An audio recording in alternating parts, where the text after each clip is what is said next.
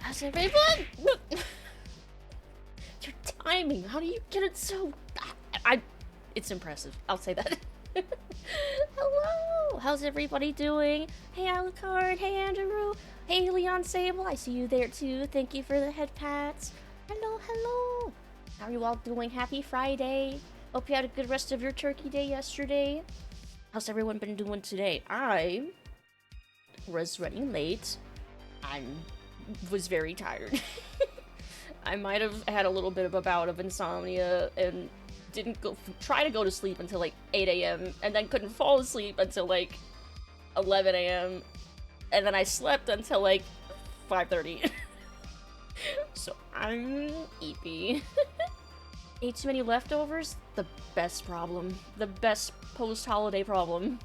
I ate too much good food. I'll go pick up a French silk pie, but that's probably a bad idea. What's in a French silk pie? I think I've heard of silk pies, but what's a French silk pie specifically? But I hope everyone's doing well. We're gonna play more Dragon Age, and since we did like a ton of personal and companion quests last time, we're gonna actually do more main quest stuff like immediately. Yay! So that's exciting. I also have more thoughts on things since I played more with my other character with the save Treviso romance Lucanus path. I have thoughts. I'm wondering if I should wait until I basically finish the game before I give them. I have thoughts. How's Varric? We'll see. Oh, it's chocolate. Chocolate silk. Is it just like, what kind? Is it like milk chocolate, dark chocolate? I assume with it being silk, milk chocolate? Like a smooth milk chocolate? I don't know, I'm guessing. I don't know chocolate, I don't eat it. Anyway, why don't we jump into the game? Because the faster we jump into the game, especially since I was a couple minutes late getting started, the faster we can start gaming.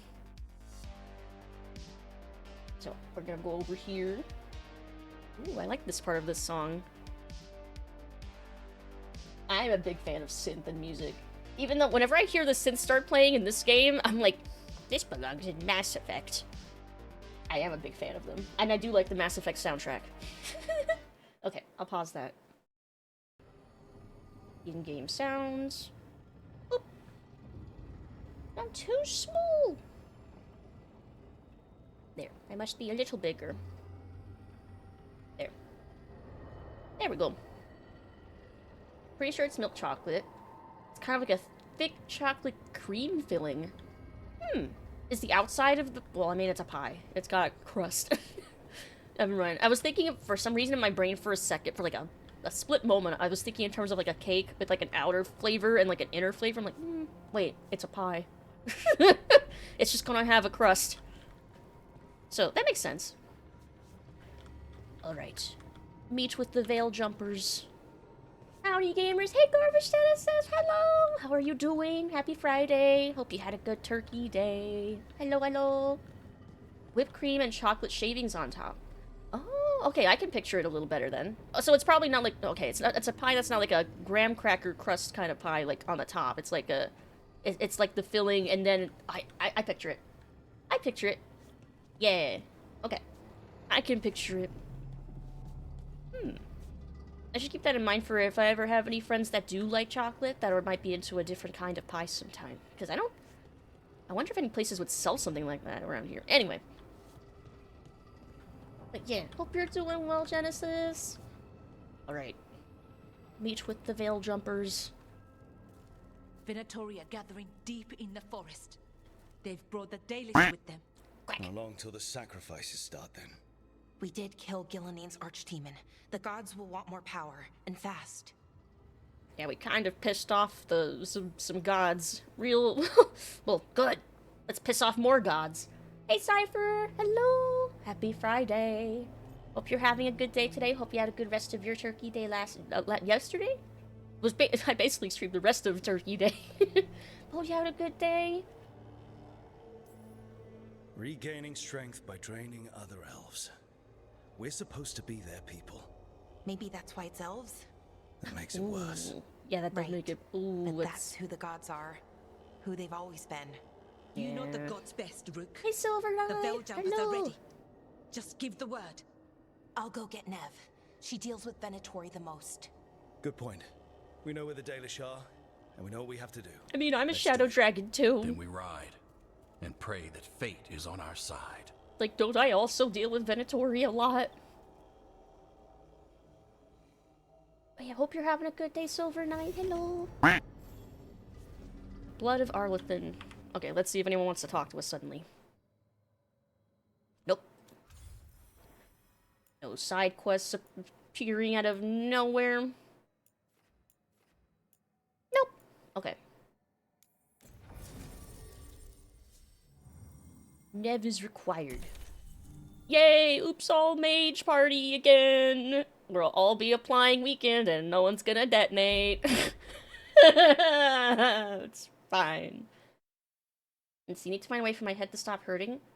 Oh no! Head hurts a little after trying the VR game. It crashed twice and I decided it wasn't worth it. Aw, I'm sorry to hear that.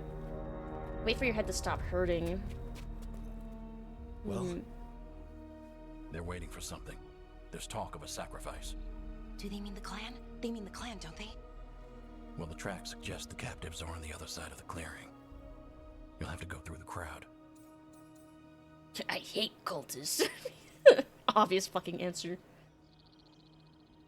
For a migraine, I guess I would suggest drinking lots of water, turning off the lights, maybe wrapping like a bandana around your head to put some pressure, and I think that's the best advice I can give.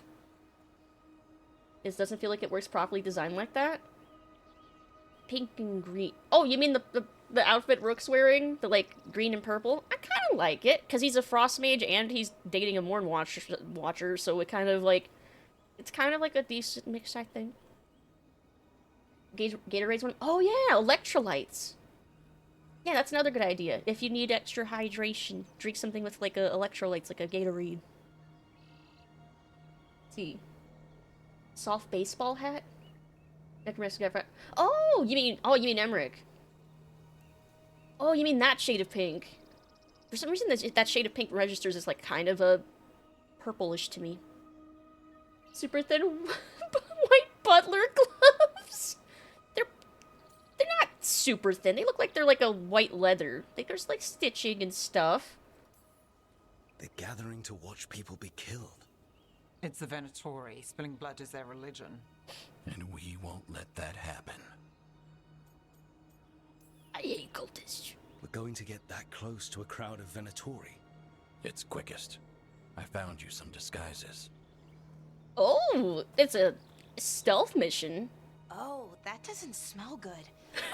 Oh, it's sticky. Why is it sticky? Blood. Hope Make sure you split Right. up. You don't want to draw attention. Nev, I need you with me. You know the Venatori best. And you're probably the only one who can convince them you belong there. Sad but true. And we'll be your entourage. I'll go with the veil jumpers. We'll try to keep the escape routes clear. Get the Dalish and get out of there. And please, try not to stand out. What? Us? God, this will be so funny when I'm playing that's my Kunari. Try not to stand out. Super tall Kunari. Lucid's Creed time. Yeah, Nev looks so much better without the hat. Like, I'm kind of wanting to get the mod that lets her have her hair down like she has in the lighthouse, but like everywhere because she looks so pretty with her hair down. You can see the bone detail on the fingers. The pink and purple in Emmrich's outfit. Okay, we can't see the original outfits in here. So, it took me a bit to realize that it's based on, like, a death flower. Like, there's a type of, like, specific flower that's, like, carnivorous. That, like, his shoulder pads resemble that flower. Once I realized that, I'm like, oh, that's so cute, actually. Because he loves flowers. And he also gets, like, super impressed by that big carnivorous plant you can walk by in Arlington.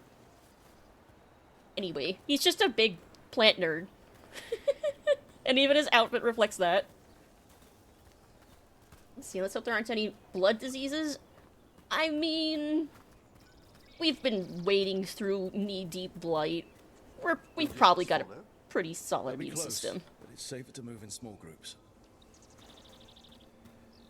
Let's see, box a tight bun as well. I do think the bun is cute. Especially with, like, certain, like, armors and stuff, like this one. It is very cute. The pink and purple were threaded differently in the outfit, different lines and sections. They might feel like it works. I could see that, yeah. I think conceptually I like the outfit. Also, sometimes the shoulder pads block the camera in some scenes, and it's really funny. Same thing with if you're playing a tall rook with, like, something with wide shoulder pads, you'll just straight up block the camera sometimes. It's pretty funny. Also, there's, like, this little divot here. Is there something hidden? Nope, it's just there to fuck with me. Yeah, we can look at the wardrobe at Emmrich's other outfits if you want to see. Because I do like the other one that he has that's more green with like gold accents on it. In the trees. Strife and the veil jumpers. Ah, they're keeping watch then. Excellent.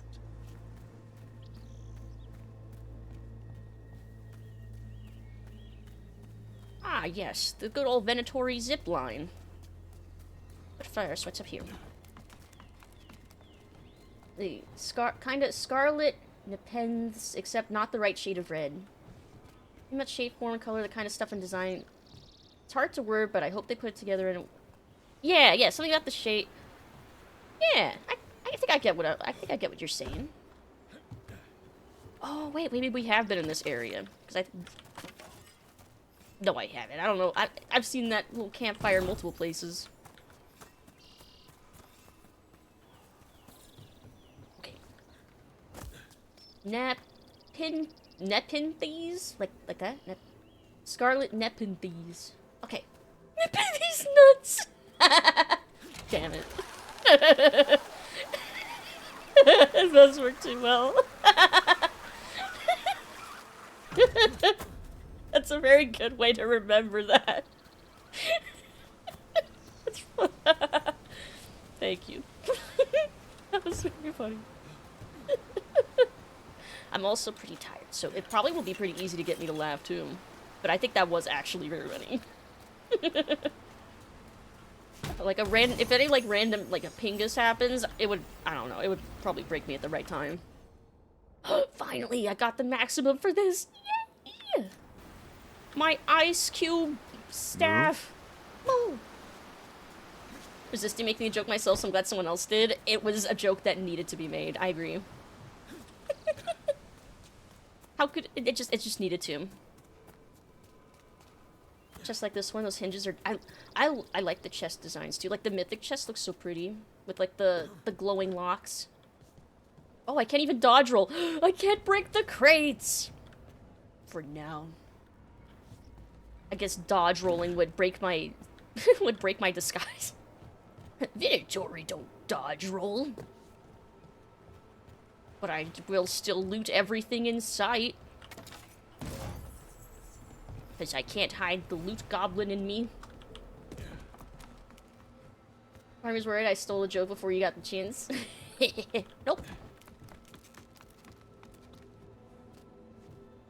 All these crates that I can't break, it's actually physically hurting me. My instinct. God, like... How did the Venatori I stand thought- the itch of these robes? We'll wear them as long as we don't have to fight. Oh, so we get to just throw them off when we start fighting. Okay. Right, but I forgot what my thought was. Oh, I remembered. So my other character where I let Minrathus fall, I was in the crossroads, and I rolled into this, like, big wagon full of crates, and then as soon as I did that, the person next to me was like, "These are supplies for the Shadow Dragons." I'm like, oh. Oops. Well, not anymore. Start stealth mission is like, must murder. Yeah, no witnesses. Let's see, brief message. Taywin, leaving you to pack up the rest of the gear. Sani's not doing well. Shouldn't have let him drink from the lake. I knew there was something off with the water. Finish your observations and get back to camp. Haniel. Don't drink the water, duly noted. I mean, with how sick the hollow looked in Davrin's quest, maybe there's something in the water.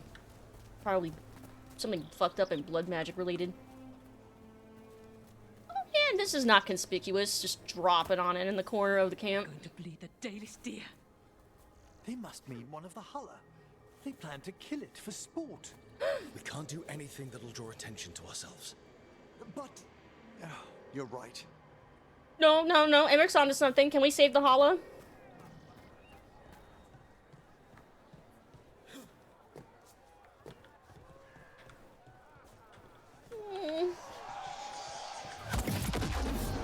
Rook, we don't have to watch this. It won't be pretty. I can't leave. Oh, there we go.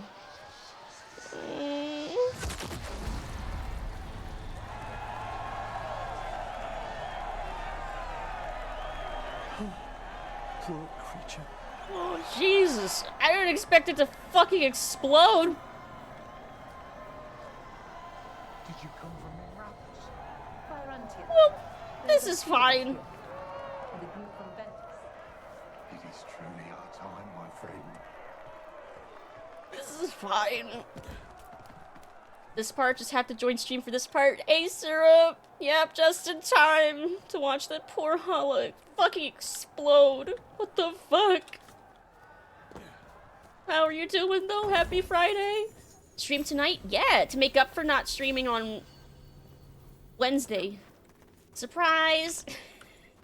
I kind of very subtly mentioned it in my cancellation message from Wednesday. Also, what did I just pick up? Well, I picked up some dagger I'm not going to use. Not complaining? Yeah, surprise stream. I am extremely tired, though, so who knows how long it'll go. What day is today? It's Friday. Okay, I won't. I'm sorry. Wait a minute. That was the mayor of Demeter's Crossing. The god's hold on him was stronger than he knew. Oh! To serve.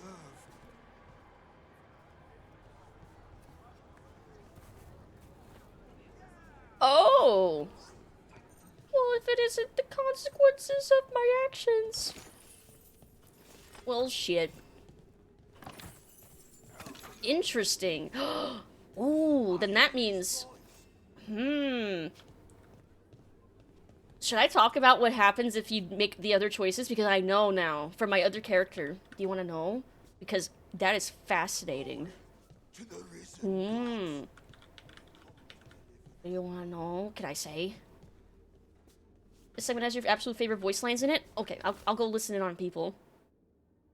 But yeah, that's interesting. So now I know the consequences for 2 out of the 3 things that you can do with the mayor now.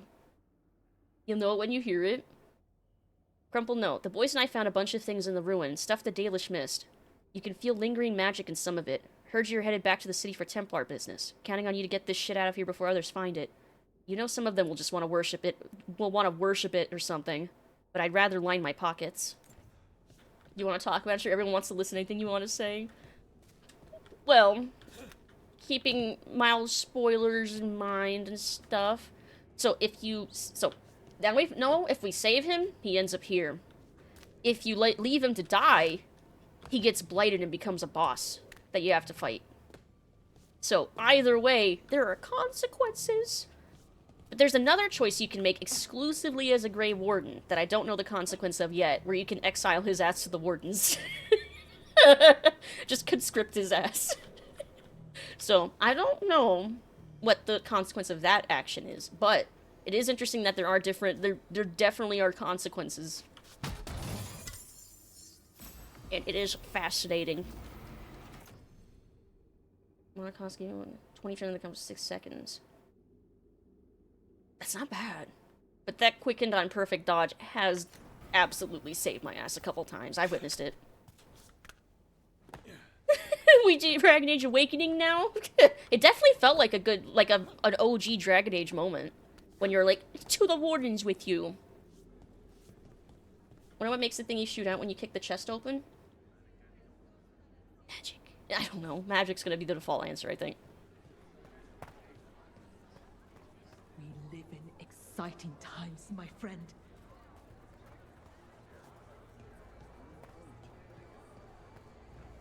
They've returned, and the enemies of Tevinter will fall. They're just all partying it up. Hey, Nightmare! Hello! Happy Friday! Oh my fucking god. They're using slaves as chairs. The Venatori are cartoonishly evil. I hate them. Why, if it isn't Aurel Vera, does your father know you're here? Please, he disinherit me. The old fool needs to die. That magisterium seat should be mine. My prices are very reasonable. We'll talk. It's almost kind of funny how cartoonishly evil they are. Like, meanwhile at the Legion of Doom. Speaking of Awakening, Nathaniel and Valana are adorable together. Oh, I liked Valana. I really liked Nathaniel, too. He was like a permanent lock in my party. Not one for mention, but what would you say is the most efficient way to kill all these monsters? Collapse the building on them. There, you'd wipe out like a decent chunk of the inventory right now. Basically what we did at the beginning of the game. Rook, do that thing again. But if they're into it, human shares make good money. Yeah, the Venatori don't pay people. If something doesn't happen soon, I'm going to go look at the Dalish cages. Why? Just to look?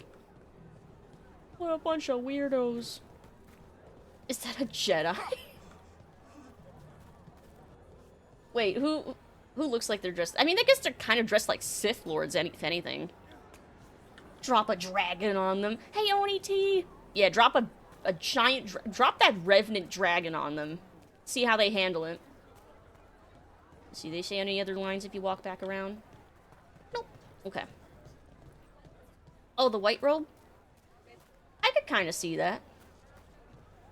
I could kind of see it. Our disguise we get are pretty sick. I do like the armor we get. Like, yeah. Pretty stylish. I like the boots. Lots of belts. Very Kingdom Hearts-esque almost. No, you don't mind me, pardon me. This whole place makes my skin crawl. Venatori are bad enough, but something's off. Something's worse than what we're already witnessing. Especially, yeah, I like Nev's outfit. Like, hers looks straight up, like, regal. What do you think Rook's like in person? Do you think they smell nice? What is wrong with you? And have you forgotten which side you're on? No. I mean, think about if we could turn them. Riding beside a Rook, at the head of Tevinter's vast armies. You've quite a fan amongst the Venatori. Keep your voice down. Okay, I see what... Oh my god. That's so fucking funny. The Minotaur just being, what do you think Rook smells like? Fucking. They seem nice about it.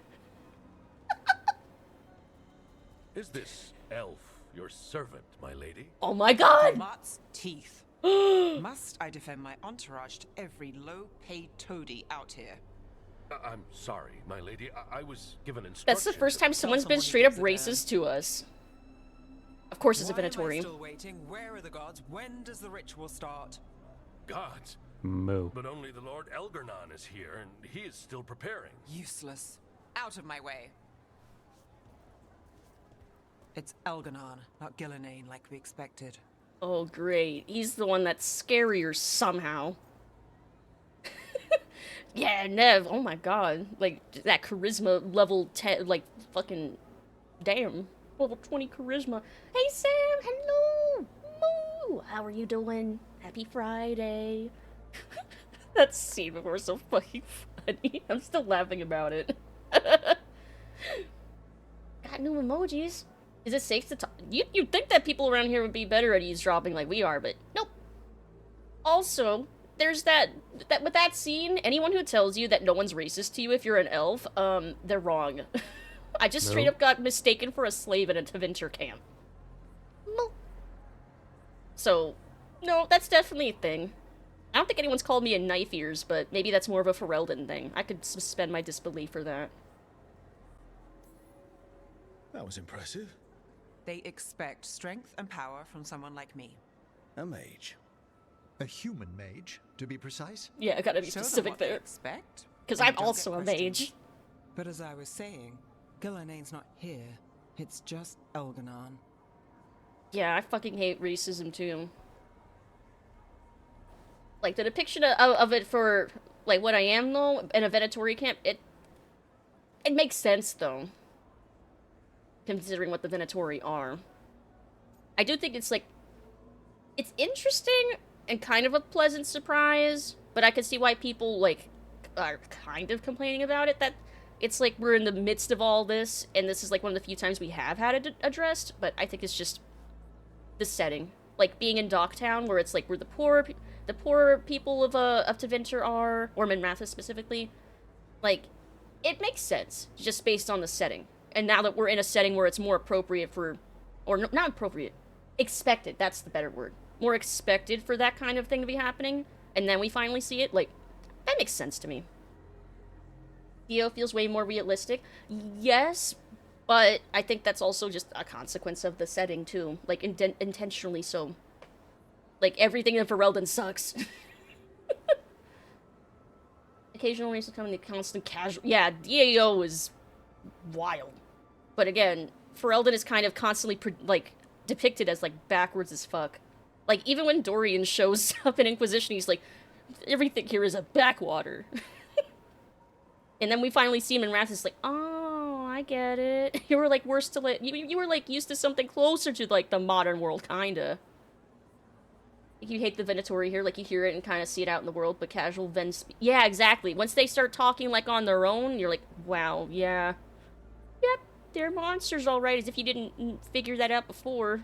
They're way more casual about it here. Adventure's supposed to be super, super racist? Yes. And then keep in mind that we're in Docktown specifically for, like, 99% of our interactions in Tevinter. So, we're in the poorer area, where there's more elves, and we have the shadow dragons running around everywhere freeing slaves. So, it's a completely different, like, environment. Tevinter raises the racism bar to new terrible heights. Yep. And yet they managed to find the one spot in Minrathous where they could have us run around and not be discriminated against constantly. But if you don't save Minrathous, I think it makes it even more pronounced just how fucked Tevinter is because of that. Because the shadow dragons get kind of perma-destroyed, kind of, in a way. Or at least are... Oh, they're definitely devastated as all hell. I think the consequences of that are way clearer if you save Treviso. They the Nords. Not wrong. Are they freeing slaves? I heard that the Shadow Dragons are closer to dudes sitting around in a hookah talking about freeing slaves. Yes, they do. They do. There's even a couple moments during quests where you do actually free people and stuff. There is a lot of talk, don't show, but I think that's just a scope issue. But you do free a couple. Oh, you do. Not as a Shadow Dragon. There's a couple of quests where you do free people, like out of cages and stuff. Like it is there. I will say it is there. It's just not like everywhere. This guy looks kind of like an Assassin's Creed Unity outfit. The Assassin's Creed comparisons just keep coming. Can be described as scope? Yes, I agree. A lot of the issues with the game could be described as scope issues, consequence of a scope issue that had to be cut, or just a consequence of rewrites that happened, or recovering from when it was a live service game. Like, all of those factors absolutely explain like 90% of the weird inconsistencies and jankiness. A lot of it hides in the comics. They do need more detail for each of the factions, though I'd love to see more things about the Mornwatch. The Lords of Fortune kind of barely exist. It was more the plan when the game was when the game was Dreadwolf. I can't wait for the inevitable Jason Schreier article about what games this game originally was before it became this one. Because I'm sure that beyond the like live service one, there were probably a couple iterations that we never heard about. Anthem 2. Consequence of the fact that they had, yep, also the new QA, also the letting go of the writers thing. Like, there's a lot of reasons for this game should have been absolute dog water. Which, again, makes me kind of grateful it's at least, for what it is. It is fun. It is decent. I am having fun, and I do like the characters. And honestly, that's what I clung to with Dragon Age 2. So, again, it just kind of feels like history repeating itself. Fewer tentacles is nice. Fewer tentacles. Yes, Elganon's resonating in the Fade feels quite different. Let's keep going. This robe is starting to give me a rash. Is it because they're all, like, I mean, they said they were sticky. Are they literally just, like, caked in dry blood? Blech. Speaking of, Schreier got his new book about Blizzard. Incredibly interesting read so far. Ooh, I've been curious about reading that. Because I've read all the other articles that he's published about it, but I imagine there's a fuck ton more in the book. 100% account. Oh, that sounds like Veilguard. Does anyone else hear that? Weird if it's just me. Then again, I do have Solus in my head, I guess. Live service version and Dreadwolf? Yeah. Yeah, plus probably a lot of cut content. Shocked we got a good to great game out of it, depending on your opinion. Yeah, exactly. It's kind of a fucking miracle. And, again, BioWare's done this before. Like, the previous Dragon Ages all had horrendous dev cycles. They really need to almost stop pulling this miracle off, because it's killing them as a company. Like, I remember reading from Jason Schreier article on Inquisition, how some of the devs wanted that game to fail, so that they wouldn't do those mistakes again. Alas. Varric? They have underclothes under this? They probably got their underwear. Actually, where did we hide our normal armor? Are we wearing it? Underneath? Remember, this is Elganon who casually ripped a hole in the veil because he felt like it. Yeah, like I said, somehow Elganon is the scarier one. Even though Gilnea's like a crazy tentacle monster thing. Elganon's the scary one. The one that makes Solus afraid. Really do love the game. Is it still bad? Yes, 100%, but it's still good. It may be a little garbage, but it's my garbage. Like that picture of the possum in the dumpster. Don't touch my garbage. That's true, Elganon does wear a wig, it's canon. Haven't they had troubled dev cycles since the early Infinity Engine era? Yes.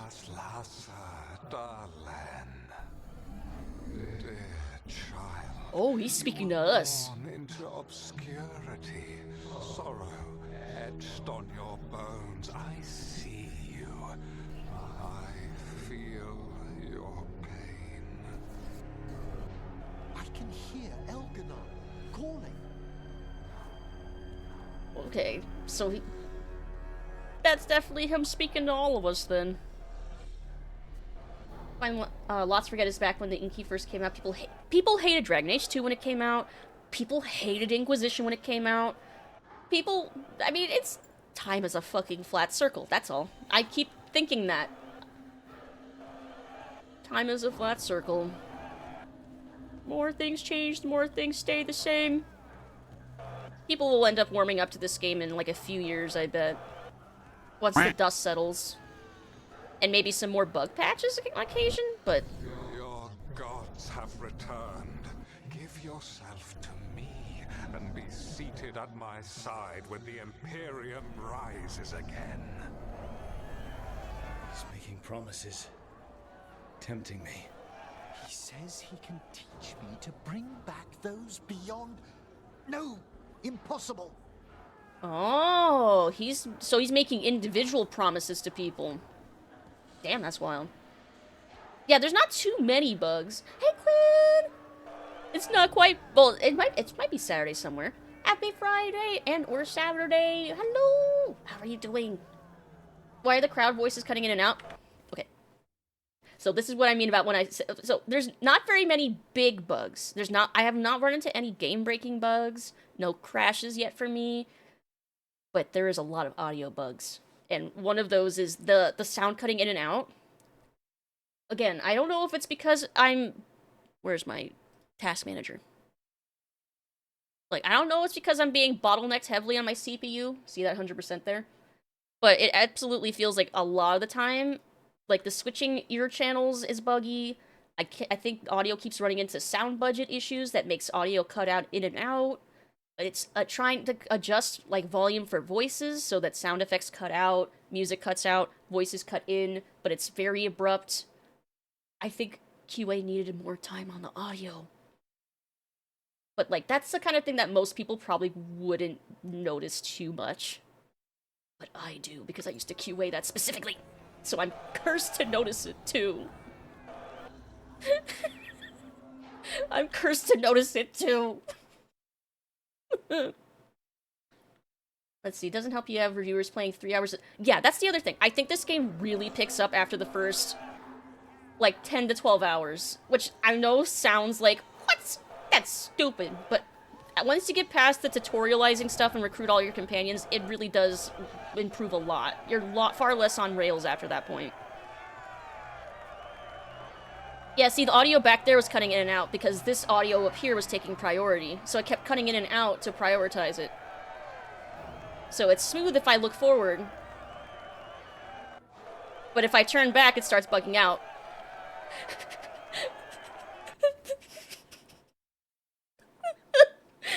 This is why I'm not going back to QA!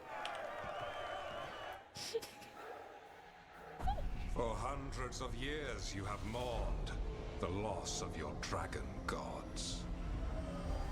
From beyond the veil. Oh, so they're just straight up posing as the Defender gods that they already were mistaken for. To deliver you Smart. From desolation.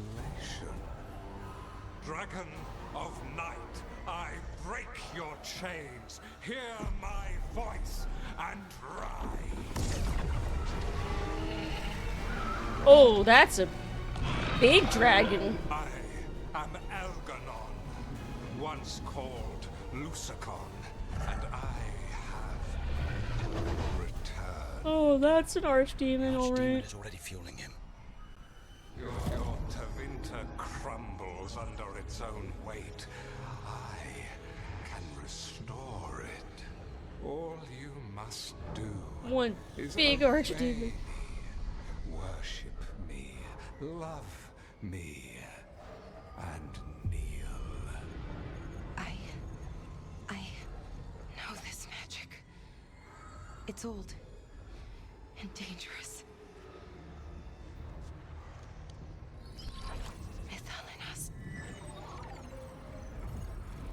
We were trying to fight against a god. We've got this. Oh.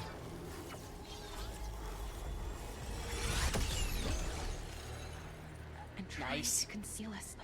He'll know someone broke his hold. Balara bought us some time, but we have to go. Now. Hey, we should get the fuck out.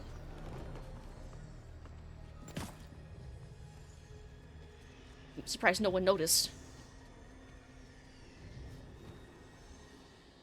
Hey, son! Hello! I see you there. Hope you're doing well. Happy Friday. There are uninvited guests among you. Bring them to me. Uh-oh. We should leave. He's sending the cult after us. We should leave. Elganon is here. We've an opportunity to... No. We can't touch him now that his archdemon's in play. I won't risk Dalish lives. That's a fair point. We should just leave. After I look around for loot. Because I don't know if we're going to come back to this location. Happy Friday! Oh, let me catch up on chat a tiny little bit.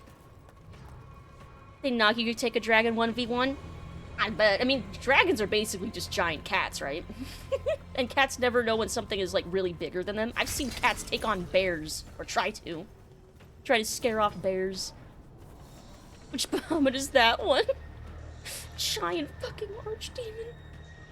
So, that means the risk is, well, I don't know, we still don't know if rules have changed about whether or not a warden has to take down the archdemon or if they die afterward. I'm still worried for Davrin. Let's see, look like a Power Ranger villain. I do think Gillinane, especially with the hat, I think the Evaners do kind of give like Power Ranger villain vibes. But I'm not opposed to that. It's fun. Why the bloody sticky clothes look so clean? The blood's on the inside. Can't risk hurting them. Yeah, exactly. The Dalish and the slaves that are in the camp, we don't want to go killing everybody. That's probably why we shouldn't have, you know... The whole dropping the building on them idea would have also been pretty bad. Let's see. You don't get to come back, so look around. Okay, I look around. Let me make sure I haven't missed anything already behind me. Nope. Okay. They're not like cats. They're said like... Yeah! Dragons are like giant cat magpies. Did I see what they looked like in concept? I don't think so. I would like to know, though. Although, unless some of the art concept stuff is spoilery. Thankfully, the stuff that I have seen hasn't really been, or I've been lucky enough to see it after I've already been past the part I would have spoiled. I've been very lucky. Like finding out the thing about, oh, like Emmrich's mom's teapot. Like, that was really cute. I'm glad I saw that.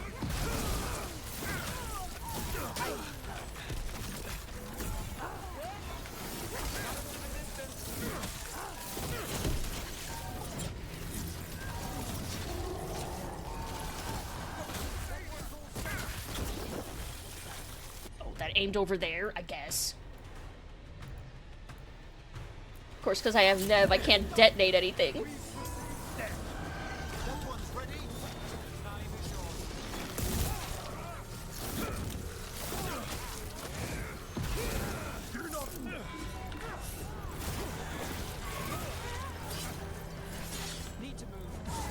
Yeah, dragons like shiny things, and apparently so does Rook.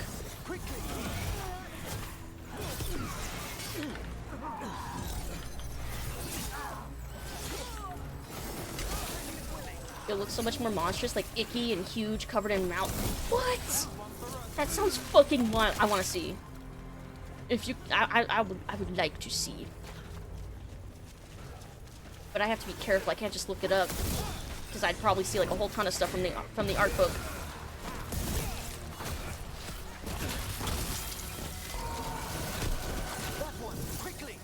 Oh, there's one up there.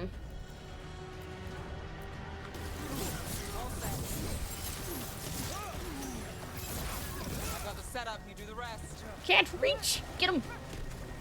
Good job.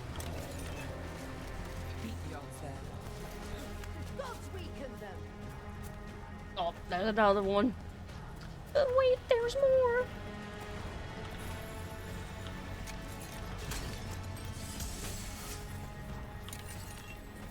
Pick up all the things.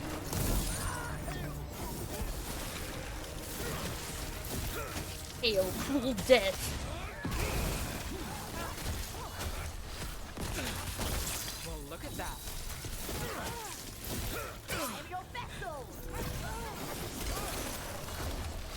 You're my ice cubes! Okay, I think I got everything. I think? Doesn't look like there's too much in the way of loot around here. Probably because we're just supposed to be getting the fuck out. The Archdemon. Yeah. So maybe we avoid its attention? Yeah, that sounds like a solid plan. God, I'm gonna have to fight that thing at some point. It's somehow bigger than the Revenant Dragon. Like, what the fuck? About to have a problem. Yes, please don't have that thing look to the side.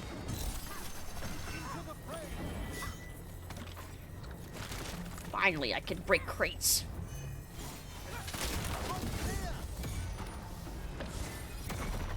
Behind you, look out. Alright.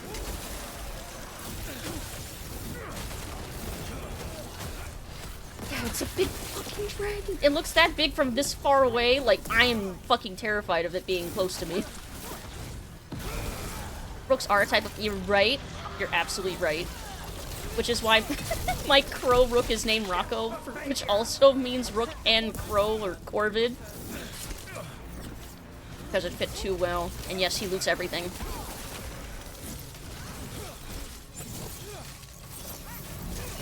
Smash! Jesus, I do like the horns that dragon has. It's really cool. And resembles Elgernon's helm a little bit, too. Which I'm assuming is intentional. That his archdemon resembles him. Wait, if it resembles him that closely, does that mean Elgernon's really, really tall? Because if his archdemon's that big, does that mean he is? I guess we'll find out. I guess we'll probably find out at some point in the future. Like. Hey, Mospo, you just finished this quest? Nice. That means you won't get spoiled for stuff. Hope you're having a good night. Happy Friday. Good to see you. I want the interlopers at my feet. Your continued failure. Wait, there's a chest back here. Disappointment to your god. Oh wait, it might be on the other side actually. Oh my god. What happens when they don't give him what he wants?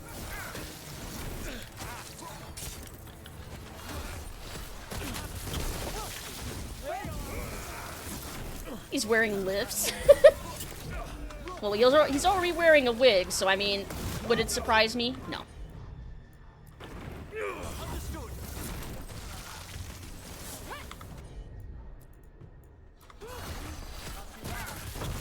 The headband didn't change? That's weird. They're attacking from afar. Let's see, reset pins. Excellent. All safe? Well, here, I manually changed it. It's a pumpkin now. Let's see, was there a chest back there I missed? Or some, I think it's on the other side. I think that's where I see it, but I need to check over here first, since that's where I'm supposed to be going. Oh yeah, that's right, you're on your 3rd playthrough. That's right. Yeah, I'm still on my 1st.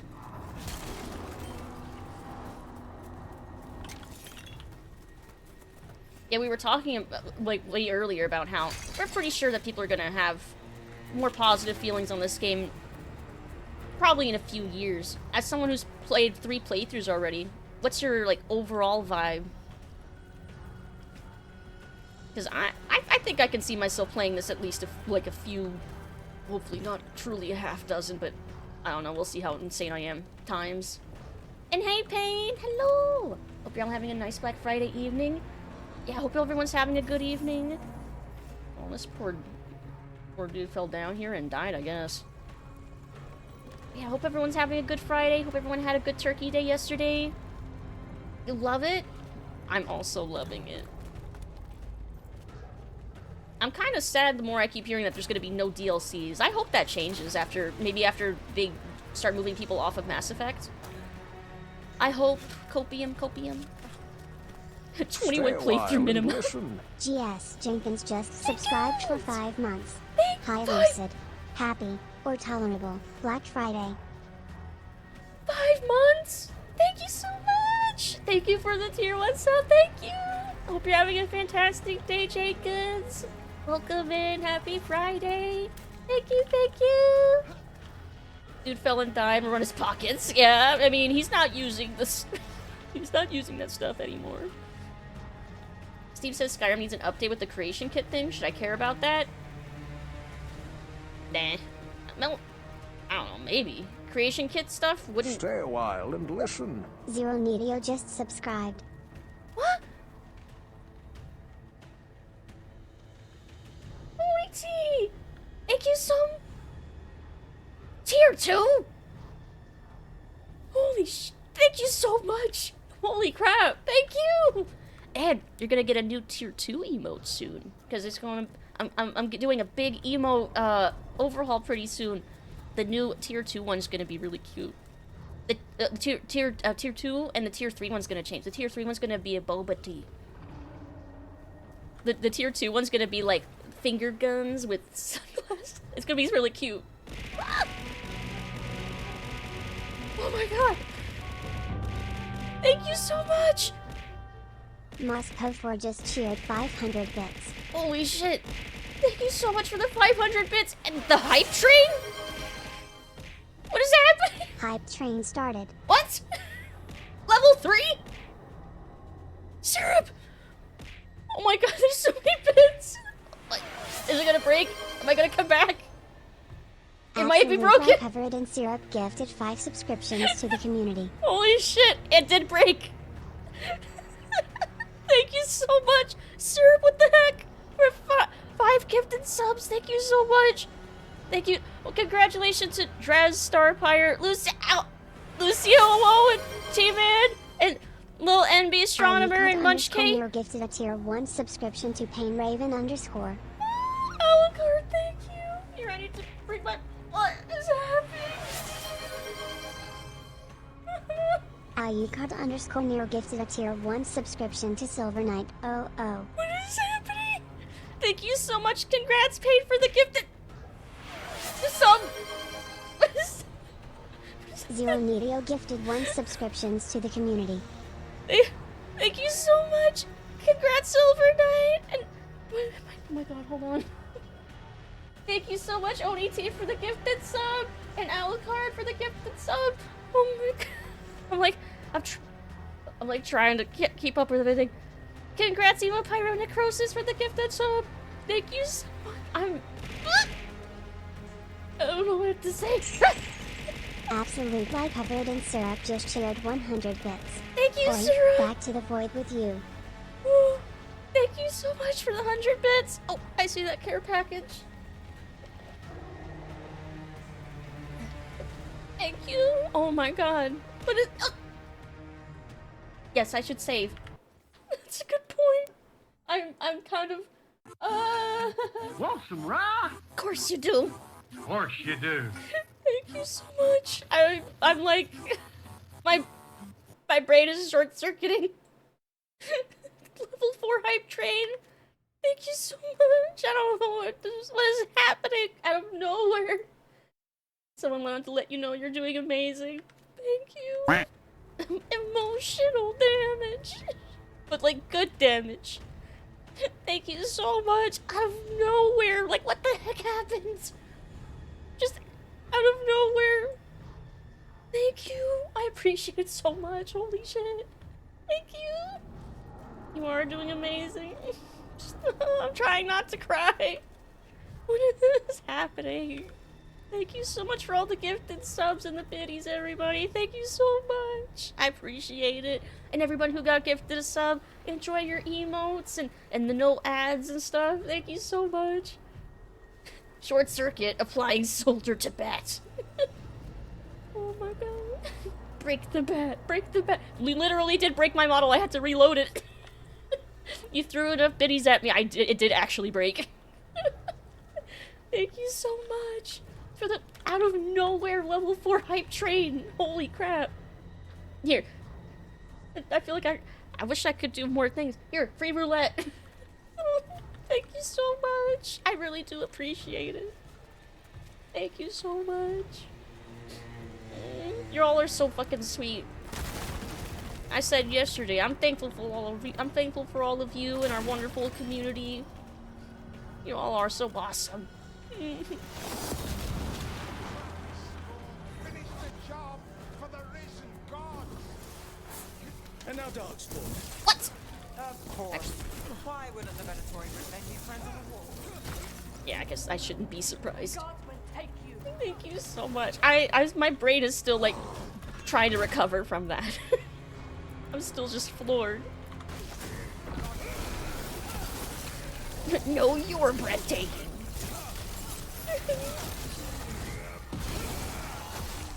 I want to try the classic Overwatch thing going on, but I've never played it before. You guys know if it's good or if it's entertaining? I know I never got into Overwatch, but my friends that do like Overwatch have been pretty much addicted to the classic mode like the past week. So, I guess you could take that as an endorsement from people who like the OG classic Overwatch, that they are enjoying the new mode. If that is a ringing endorsement. I've heard people going like, wow, Overwatch Classic is making me realize why Overwatch 2 sucks. So I guess that's an endorsement. Hope it doesn't go away if I enjoy it. I imagine if people really enjoy it that much, that maybe it'll be like with League, and it'll... Oh, they're resistant to frost. I need to switch to my Overn Dagger. That it'll be like with League, and it'll be like an occasional event mode that just comes back, like, every couple weeks or so. Like, oh, like Earth or something. But maybe more regular than Earth, because Earth only shows up like once a year.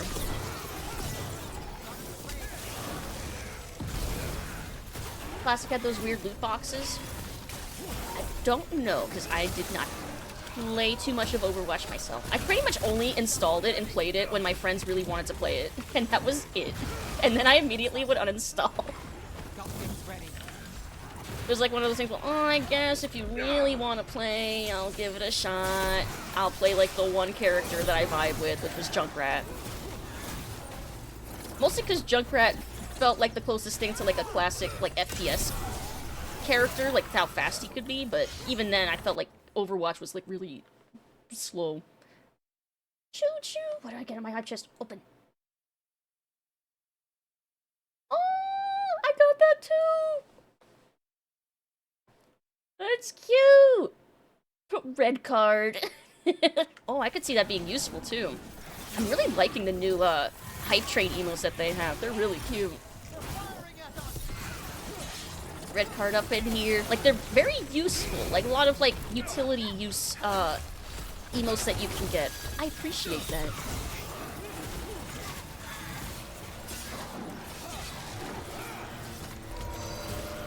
Thank you so much again for the hype train. Thank you so much. I'm still, like, mentally recovering from how just sudden and generous and amazing that was. Thank you. Stepdad's friends, people I play with some RPGs with, were obsessed with Overwatch when it came out. Sad how far it's fallen. Yeah, it's funny though, because like Overwatch was kind of like an unexpected like oopsie that happened, because Blizzard was just desperate to release something after what was going to be what was it called, Titans or something? Ended up not being a thing, and then Overwatch was just like the scrapped together pieces of what that was going to be. Kind of sounds familiar with this game, doesn't it, a little bit? It's just typical AAA bullshit for you. And then they just made like a multiplayer game out of like the remnants of that. Became Overwatch, and like, wow, this actually is doing weirdly well. We don't know what to do with this now. Well, I guess they never really did.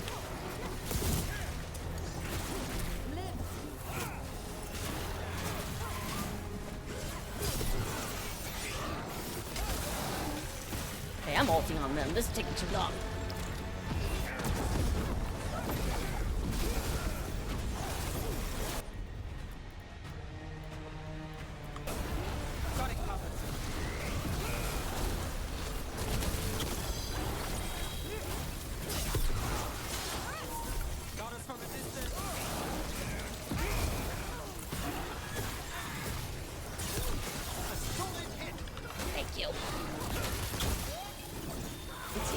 If this game was solid core gameplay and a good visual design is popular, who'da thunk it? Now, if only they did something with it. I will always lament that they didn't do anything interesting in-game with the characters and stories they seem to be wanting to set up.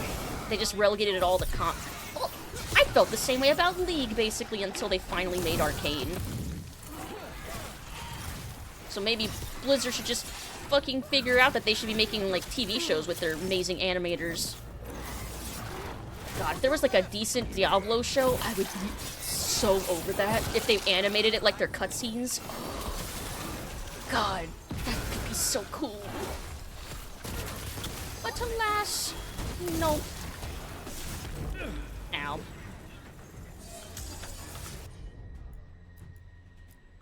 God, if only I had Davrin in my party right now.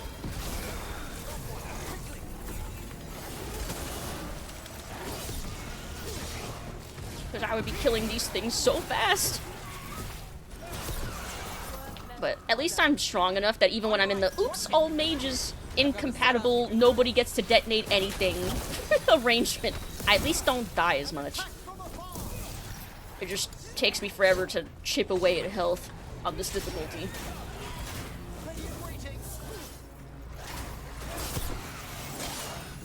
Please let that happen. I require more Diablo. God, I wish. Like, when they released that anime, what was it? It was like that anime short for Diablo 3's release. Like, God, I wish we could have gotten more of that. Like, that could have been so cool. Like a prequel series or something based on, like, the Sin War or something. That would have been fucking awesome. Moo. Hey, Dulahan! How are you doing?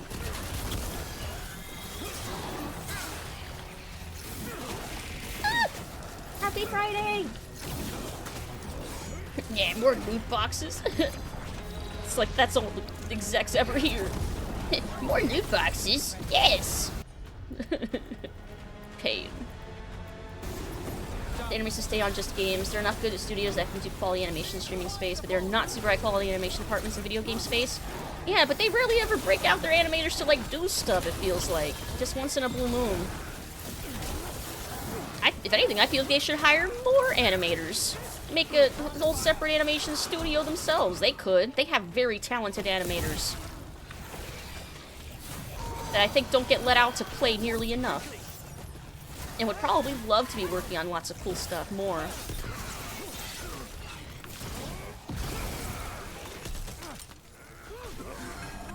Want some rye? Of course you do. Of course you do.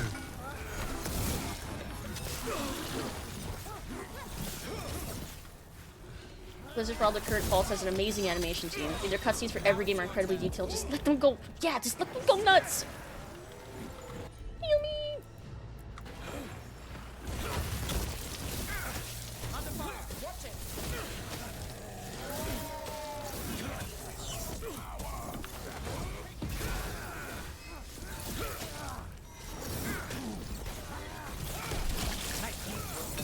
Thank you.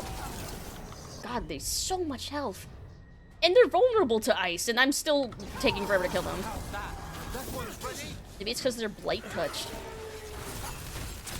Ow. It does take a long fucking time to make the stuff they put out, so they're probably busy with Diablo 4 stuff right now. I hope so. I hope they are. I hope they continue making more DLCs and stuff. I keep hoping that Diablo 4 doesn't turn out to be another Diablo 3 where they make the one expansion and cancel everything and give up on the game immediately. But, here's hoping. They learn their fucking lesson and don't do that again. Let's see. Is the Archdemon heading towards us? What? It doesn't seem to be yet. Gillen ain't lost her dragon. Might make Elganar more cautious. Good. Good, because I'm not ready for that.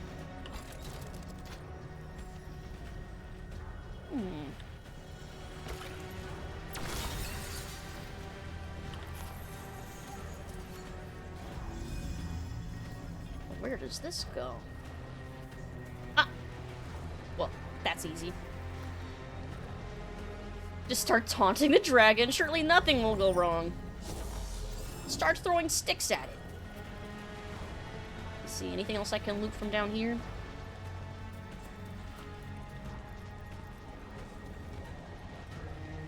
Surprisingly, no.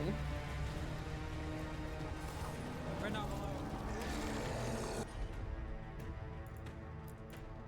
alone. Nah. Although it's Nah, it's still do it.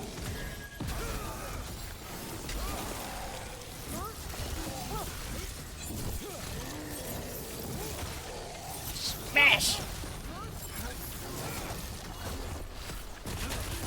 There. Shatter!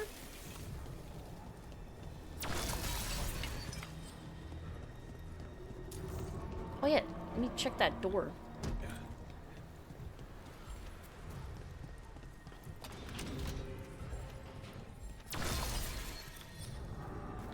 Ah! I was wondering if there would be loot back here. Ooh! Ooh, interesting. That'd be useful for my other character, my Spellblade. Sticks and stones may break my bones, but at least my hair isn't fake. Get fucked, Elgarnon. Not that there's anything wrong with being bald. It's just I know it bothers him. I just know it bothers the asshole god Elgarnon. Otherwise, I would not care. But fuck Elgarnon.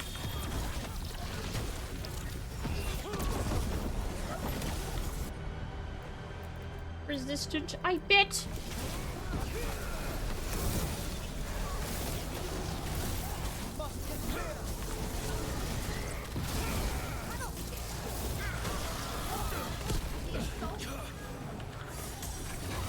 My job, son. Your turn.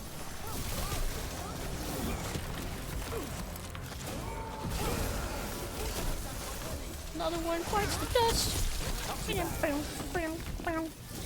Another one fights the dust.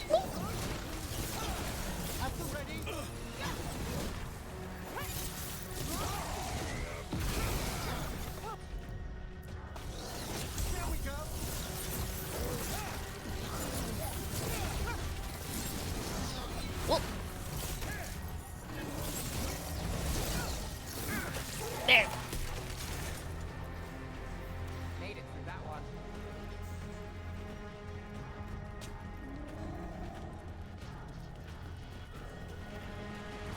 Okay, so now I go back up there. Oh, I should have activated both ladders.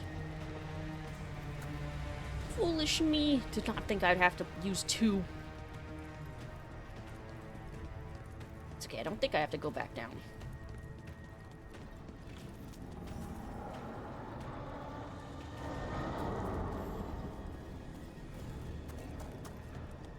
This is fine. We're fine. Everything's fine.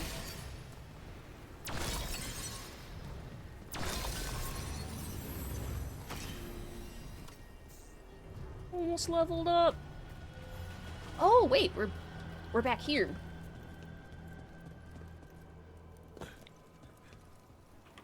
Did I ever get that one chest? Okay, I did.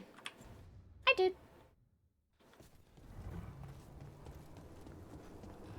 Dalish arrows.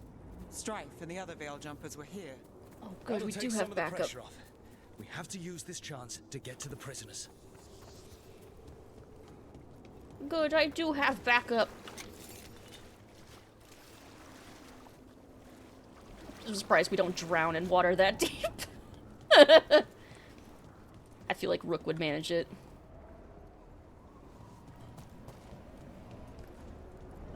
Over there. That cage. I think that's where the Dalish are being held. You're right. We've almost made it. It's pretty far away. Rook trips into 2-inch deep water and expires.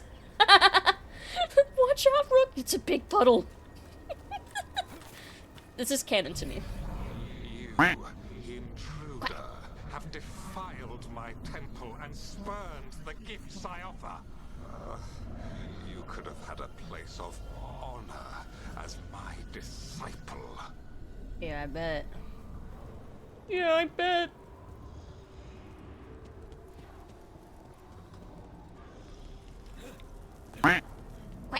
Did they censor Overwatch? Solar just said, this shit ain't over yet. Did they? What did he used to say something else that was worse? Did they used to say something harsher than the shit? Muffled flailing rook sounds. Just bubbles from the puddle. Let's see. Rook is made of cotton candy, confirmed. I mean, this rook at least is pretty is a kind of a dumb sweetie. So I mean that would make sense. Very cotton candy, sweet, melts in water.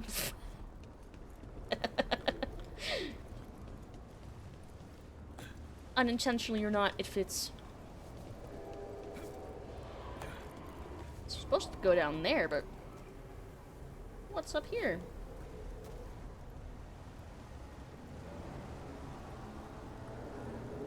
Oh, nothing. Sort of. It definitely looks like there's something. Oh?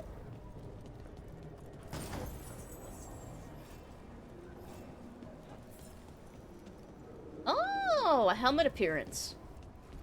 Is that all?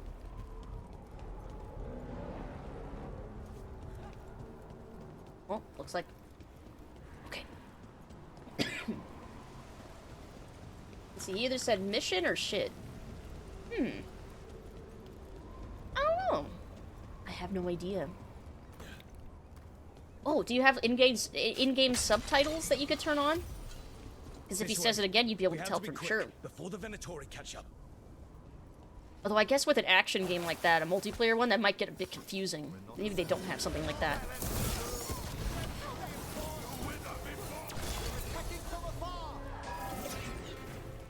Where's another crystal? They're all behind me because I'm running around. I don't see any other. Move. Move.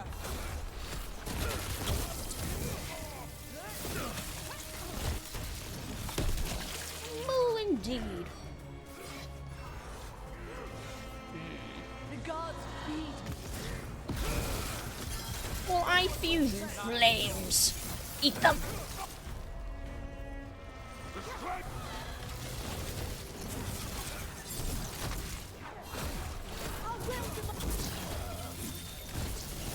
Run, Wood, they're trying to God, that conversation's so fucking funny.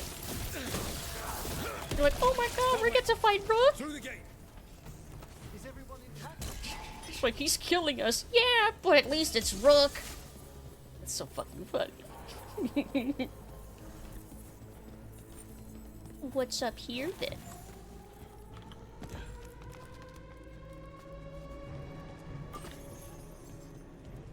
What's that? Okay. So I guess this is not gonna open until I try to open that. Shit.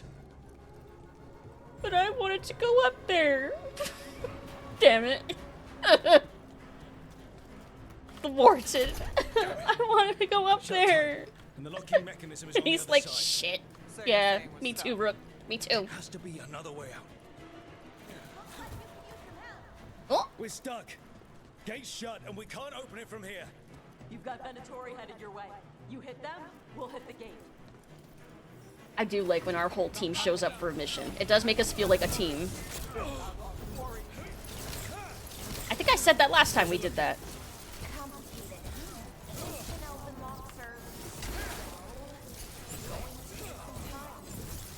Oh, does anyone have any other weekend plans? So I know I'm streaming tomorrow, probably another long stream. And we have movie night on Sunday. But what other stuff are y'all gonna be up to? Especially with, gosh, it's gonna be the beginning of December. It's December already. What the heck?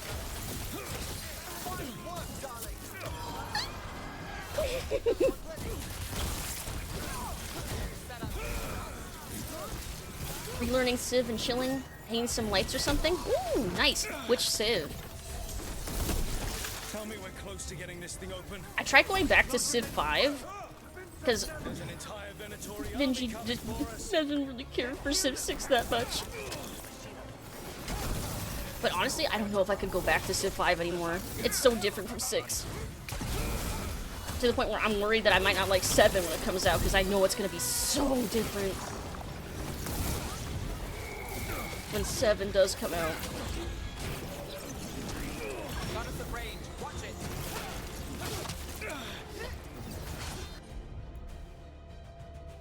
Oh, vulnerable to frost. Nice. Cat's got it.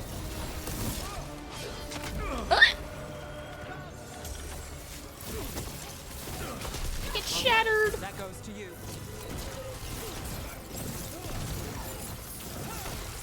Getting the Christmas tree out. Nice. Oh, I have so many cute ornaments. We need to get our tree up. Alright. Now it's your turn. See, I can get a small little... Really? Are you sure you can open this? Who made this game? Why is it like this? Why is it like this? That thing. Oh, we fought one of those before, Rook. It didn't look quite so fancy, I don't think, but we fought one. And it's thankfully weak to frost. Huh. Maybe try to actually finish Dragon Age Awakening, possibly relearn Civ 6, watch your streams. Everyone's playing Civ 6. Community Civ Night someday, maybe. God, that'd be fun. Like, a massive, like a huge world with like 14 people. God, that game would never end though. I know better. I know better. Civ. The game would never end. Yeah, look, he's just raging on the door controls. He's so fucking funny. Like during the Siege of Weishaupt too, when he was when we knocked the mirror, when we knocked the Illuvian off, and he's like, "You call this stealthy? Was this supposed to be quiet?" He's like, "Yes, you're so real. Call me out. I'm not stealthy at all."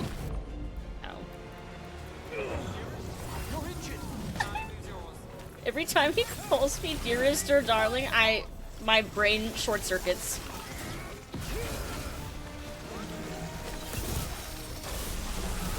Played every Dragon Age. Nice. Yeah, I'm excited to replay them because I've played Origins like 3 or 4 times, some silly number, and I played 2 like at least twice. I think I might have played it like 3 times actually. I definitely played it more than once. He's keeping me from going up there. That's so rude.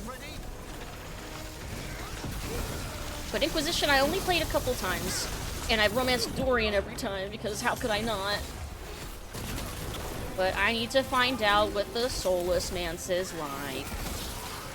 Even though I normally can't stand him. Which is weird, because you would think that I would be into that kind of character. But I think his plans are just so misguided that I can't get past that. Or I haven't been able to before. Because I just think he's fundamentally wrong about a lot of things. He's right about a lot of things, but like Emmrich's compassion for the spirits and stuff, I think is much more, is the better version of like what Solus's personality in Inquisition kind of was for a lot of it. Like the things that I did like about him. Like Emmrich is like the perfect version of that. Quickly. My job's done. Your turn. Yes, Emmrich, my love. But like in Inquisition, Solus's condescension, his thoughts on the veil and stuff, I just couldn't. I just kept fundamentally disagreeing with him on that. I was still friends with him though. Like my Inquisitor still wanted to redeem him. Oh, that was the other thing, was I could never romance him because I kept playing male Inquisitors. One time I played... No, did I even... No, I never played a female elf Inquisitor. So I never was gonna be able to romance him anyway.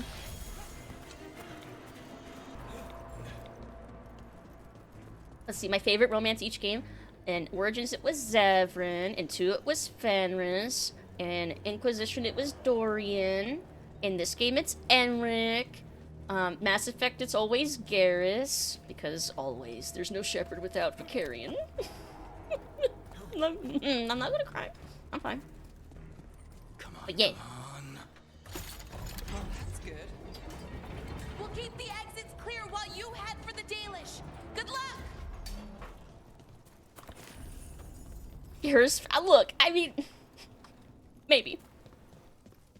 I really liked Garrus, okay? Let's see, not just a female elf, but a female elf mate. Well, is that true? I think, no, it's, he'll romance any female elf, but I think he definitely has more lines with an elf mage. But I think he has, like, romantic lines that I've seen for other classes as well.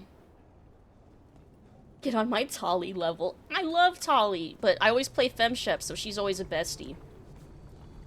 Get the secret ending in Mass Effect? Yes! Yes! The one that makes me so happy and also really sad. And I hope that it's canon because I want to see Garrus again. I want him to see Shep again. Your fight is futile. My Venatori are legion. Surrender, and I may yet show mercy. Maybe you should surrender to me. Got fall damage. Where did you manage to get fall damage? Morrigan, Isabella, Dorian, in this either Emmrich or Bellara, Tali from Mass Effect. I see the trend. I see it. Very good taste. Yeah, Oni knows what's up. Move Lifeweaver from 80 bullet needles to 100. Oh, is that an Overwatch thing? Because I would not know, but it sounds Overwatchy. Morrigan, Fenris, no one, Nev. You don't romance anybody in Inquisition? Interesting. But Morrigan, Nev, yeah. I see that. I'm still trying to figure out what the common denominator in, like, all my preferred romances is. I just don't really know. I'm still thinking about it. I still can't really tell. Because it seems like I maybe have two. Like, it seems like traumatized elf or, like, intellectual necromancer who's, like, charming. I don't know, I'm still thinking about what if that is really what it boils down to. I don't know. I don't know. I think I definitely like when a character flirts back. I like when a character shows interest back. Like, I have not really... I'll withhold my thoughts on the Lucanus romance, I guess. But I really immediately liked that Emmrich, like, showed interest in Rook once we started flirting with him. Like, immediately he was, like, charmed as hell. And I loved that. It's so hard to get on my many playthroughs I got at one time. The way I play these games, I 100% them, even when I replay them for, like, 3 or 4 times. So I tend to get, like, the secret cutscenes and shit. Like, I'm trying to get all of my faction strength to maxed out on this playthrough so I can save as many people as I can. No spoilers, of course. Because I just assume it's gonna be like Mass Effect. I'm kind of just treating it like Mass Effect, but Dragon Age. Let's do a dwarf run and romance Harding. Oh, that's gonna be so cute. I made a tall Kunari to romance her, but I made it a really sweet dwarf, Grave Warden to romance Davrin. I'm excited for that playthrough, too. Harding was your first. Inquisition, Josephine. Quack. In Mass Effect, Liara pretty much all the way, followed by Tali. When it comes to Mass Effect, Liara, I fell for Morden and Tali, because I wanted to love Legion. Yeah, Mass Effect 1, I didn't romance anybody my first time, and then I romanced Liara when I tried again, and then for my canon playthrough, I still don't romance anybody, so that when she's always romancing Garrus. Exclusively. 21 playthroughs minimum. I have 8 planned out in a spreadsheet so far. I'm fine. Waterstained Journal. The damaged journal of an Arlathan Veil Jumper. Most of the writing is now illegible, but it seems to detail the Veil Jumper's exploration of the ancient temple. Of particular interest is the following. Found a passage that took me to the top of the structure. Incredible view. We'll need to spend more time exploring. Ash was mine. First time in ME1, Liara. Which makes sense that my second character I made to romance somebody was for Harding. And that's Liara's voice, if I recall correctly. There is a chest, supposedly. Is it above me? Or is it under the stairs? Because it's not pointing the arrow up like it's above me. But where else could it be?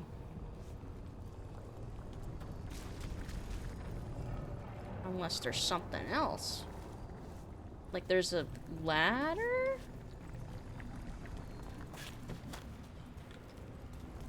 Oh, the ladder's up there. Oh, wait. Okay, hold on. I see. Yeah, fine. I don't know about that one, Chief. well, I mean, maybe I'm in denial.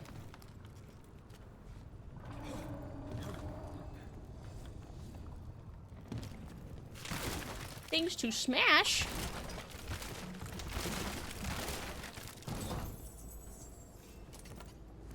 Is it anything good? Just more materials. How do I get up there, though?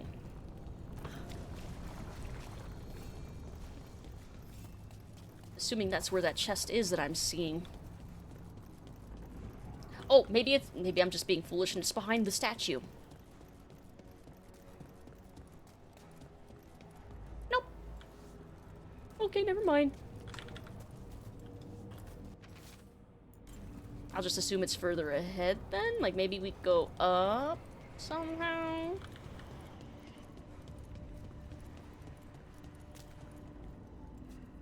I don't know. It's further up.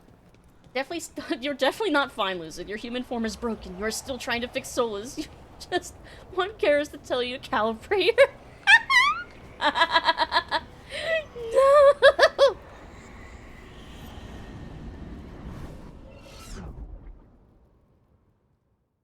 Wait. This feels off. Uh-oh. Was that a displacement? We weren't here a moment ago. Uh-oh. Vatos.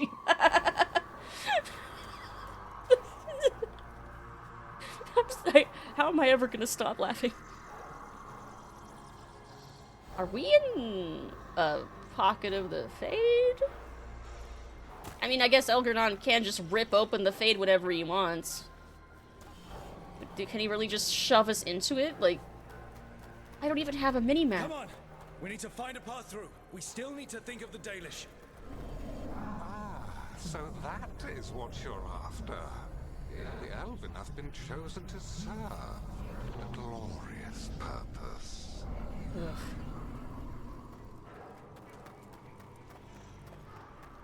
A way to make Lucy melt. Who could have done that? Who would I romance in this one? Not sure. I'd have to play for myself. Don't feel attachment to any of them at the moment. Zevran, Fenris, and Garrus. God, would they even get along? No, Zevran and Fenris would get along.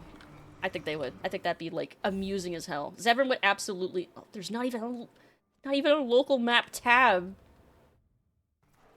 Okay. I feel like... Nah, Garrus gets along with almost everybody. Even though he's kind... Well, I don't know. Once you have Garrus, you only just go... only just go for Garrus. We are under a looping hermetic enchantment. It's Elgar'nan. He's found us. And he's got us trapped. The longer we stay here, the more danger we're in. Great. If it's looping, how do we get out of the loop?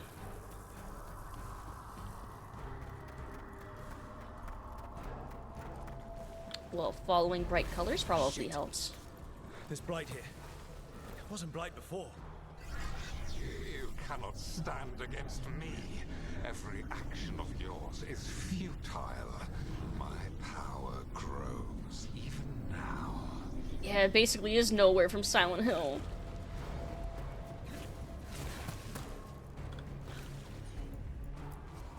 Thank you, Emmrich. Garrus would not get along with us. I think he would pretend to get along, but he's fundamentally different, like, morality-wise and stuff. Nothing but an insect. Resist if you like. I have an eternity to spare. I think Garrus would get along with Bellara, though. The Dalish need help, and we're losing precious time going around in circles. Bellara even says the line about, sorry, Brooke, I'm in the middle of calibrations.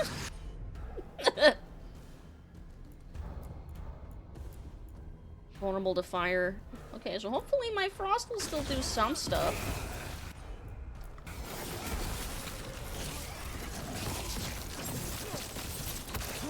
Oh. Garrus in the bottle of wine is so cute.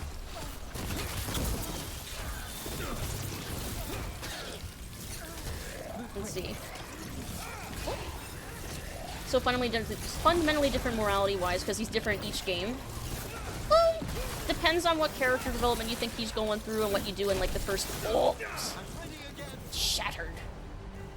What do you do with his personal quests and stuff? But he's kind of... Like, he's vigilante cop-coded at first, but he mellows out, like, towards 3. Still alright. What if Elganon sends Venatori to... One thing at a time. Let's focus on getting out. But, like, I love Garrus's character development over the course of the games. But yeah, I don't think he would get along with Zephyr.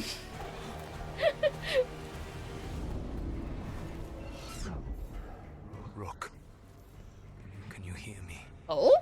Solus?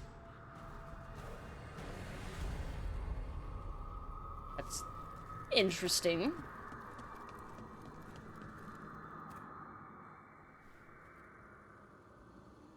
Something's wrong. I thought I just heard Solus. You are correct. Elganon's magic has thinned the veil, allowing me to speak to you directly.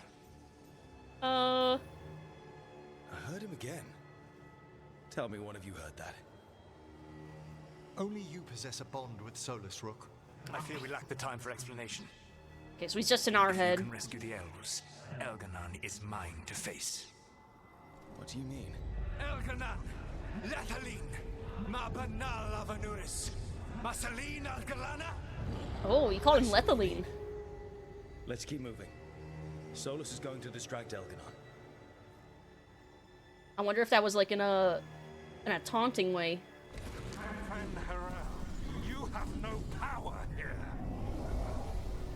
Incredible to bear witness to this ancient rivalry. As long as it keeps him off us. Yeah. Yeah, Solus, do something useful, damn it. So, the dread wolf has arrived to defend his pawn. Hey, I'm a rook, not a pawn. Get your chess pieces right. Forced my hand. 100 generations and still the same refrain. Again, you have caged our people, and again I will set them free. The girls are fighting. Well, at least Solus is definitely on our side right now. Even though I still don't trust him. But at least I can trust him to do these couple things. Oppose the enslavement of the elves and oppose the fucked up gods that do it. Everything else after that, though. We'll see. But you are always stubborn, Fen Harel. Insubordinate, unmanageable, even by Mythal's reckoning. Ooh, he brought up Mythal. Lost the right to speak her name. Yeah, he knew that would piss him off. Ooh, they are getting bitter and fighting. Bat Knight riding on Morpheus. Hitting him with the Lethaline. This first game he's all law and order, but he wants to like go outside the law so that he can, yeah. Like, yeah, Garrus initially is like, I need to work inside the law to be able to fight crime and help people. And then he's like, but then Shepard comes along and it's like, oh, you have outside jurisdiction to do whatever you want. Well, that's cool.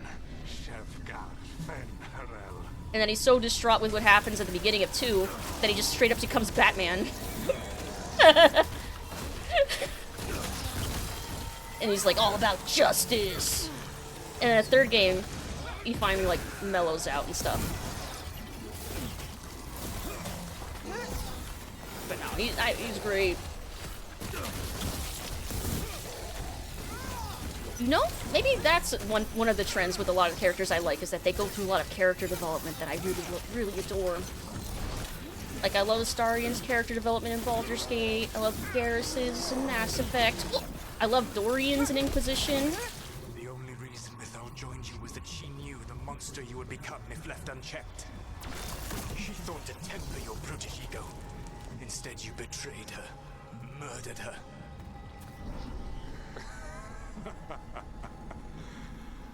Only the first time, Dread Wolf. Call him out! I can hear them in my head. Just going back and forth in Rook's head. Oh, that would suck. Only Rook can hear this back and forth. He's just trying to fight. He's just like, shut up, shut up, shut up! Chaotic good. I like sad boys. But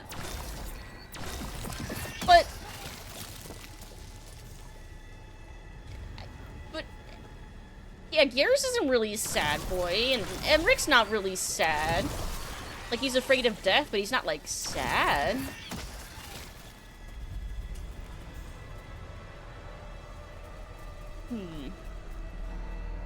Love the sad boys who wouldn't go. Also, also, are you referring to me as he? I'm she. Garrus isn't really a sad guy. Yeah, he's more righteously angry a little bit, but then, just has a strong sense of justice. I wouldn't say he's sad, though. He's sad specifically over Shepard when bad things happen to her, though. Speechless that I had to think about it for a second. I had to do mental calculations. We have to do this. Your struggle is pointless, and your faith in the Dread Wolf is misplaced. Give up. Save yourself. Save your friends.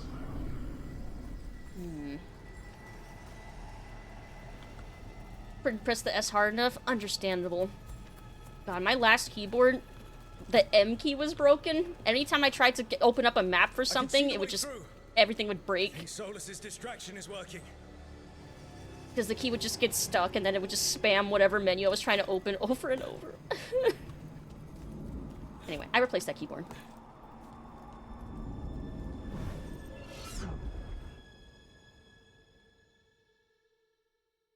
But yeah, if I was into sad boys, I would have gone for Thane. I think we're through. You should be near where you need to be. With luck, you can still save the elves. Okay. Which I did like Thane. I just really liked Garrus a lot more. Finally, this is legendary! Gain health on takedowns. Nice. Emotional boys, but not necessarily sad boys. Ooh, you know, maybe that's kind of, that you might be onto something there. Less sad boy, more of a... I mean, I was sad about Thane. Does that count? I was sad for him. The Dalish. Another one of those crystals. Break it and the case will open.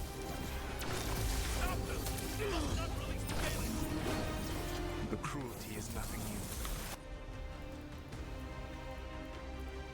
But what has happened to the vaunted brilliant mind of Algernon the Mighty? The blight has left you blunt, slow, a monster, not a mastermind. You used to be a challenging opponent. Ooh. Yeah, keep talking shit. Saw me as an opponent. To me, you were an irritation, a fly buzzing ceaselessly. I must speak to you in this tongue. It seems Elven is beyond your grasp. As much as freedom is beyond yours. Holy shit. Emmrich's just spacing out. Were you talking to me? Sorry, they're very loud. Ow. Elven's beyond your grasp. He really just was like, you're too stupid to understand your own language anymore. I'm speaking to you in the common tongue now. Solus is brutal, holy shit. hot frog. Do you mean Lazo? I'm joking, but no, I'm not. Lazo was my first romance in Baldur's Gate 3, even if... No, she's still one of my favorites. Her romance was really sweet. But yeah, Astarian's kind of ruined me for, like, everybody else. So in order to romance anybody else in that game, I had to play as him. Oh, there's the one that's unshielded. It's all the way out there.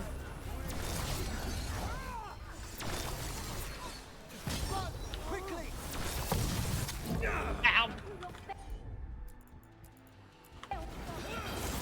And a well-deserved one.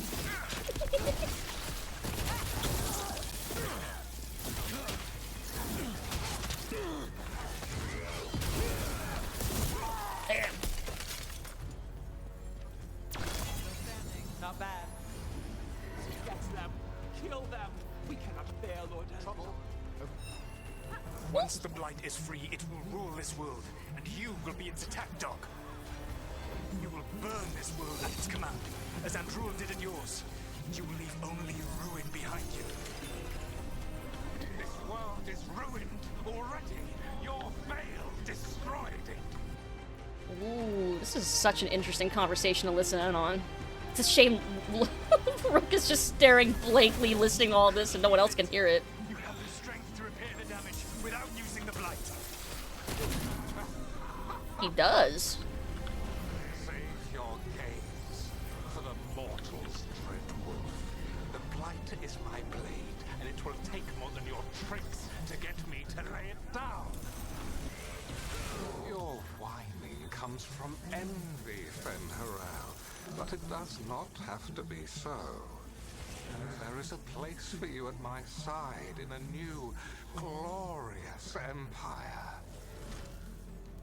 But it will not have Alluvians, will it? Juné built them. Oh, it's Now Juné is he how it's dead. pronounced. Our great cities came from Sileys. Our deepest mysteries from Dirthaman. I will restore it all. Their achievements will not be lost. You were a bully who ruled over what others had built, and now the others are gone. Who do you have left? Gillenane?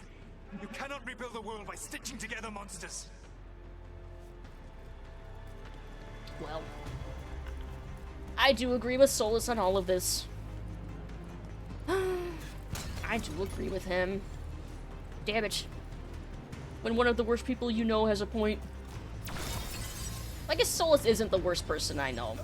He's an asshole who's made a lot of terrible mistakes, but there's clearly a lot worse.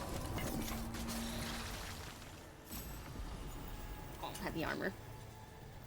Let's see. He was sad about his son. He was perfectly good. Yeah, true. Like I said, it was more I was sad for him. Which we've done tends to make... Oh. It tends to make people sad. Karl, because my Bane Barges 3, it's hard to romance others. I know what you mean. I'm glad that my first playthrough I got to...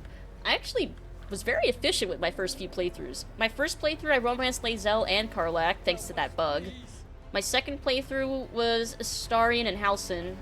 And then my third playthrough was Shadowheart and Halsin.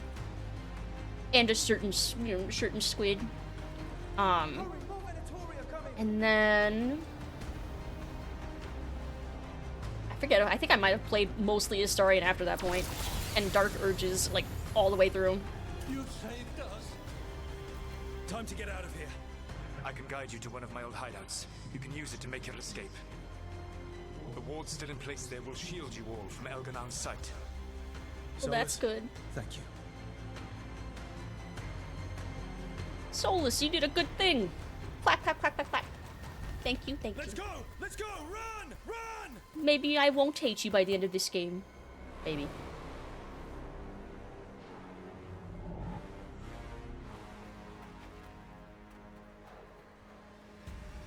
Well. It's tough. They should have flipped him off, yeah. It was their duty to secure the sacrifices. It was their duty to ensure the ritual went perfectly. But despite all their efforts, Elganon was disappointed. Useless. The cult would do anything to please their gods. The cult would give anything to atone. anything. Oh no. It really is tough being a Venatori. Well, fuck them. Oh well. I won't cry over them. They deserve it. Yeah, my first time I played as Astarion, I ended up romancing Minthara, and it was very cute. We'd lost all hope, and then... And then you swooped in out of nowhere to save us. He would have killed us to feed his dragon. Indeed. Masaranas, Lethalin. Oh, so they got fed. The Venatori got fed to the dragon instead. Looks like meat's back on the menu, boys. Venatori now in dragon chow flavor. Such a tragedy. Oh well.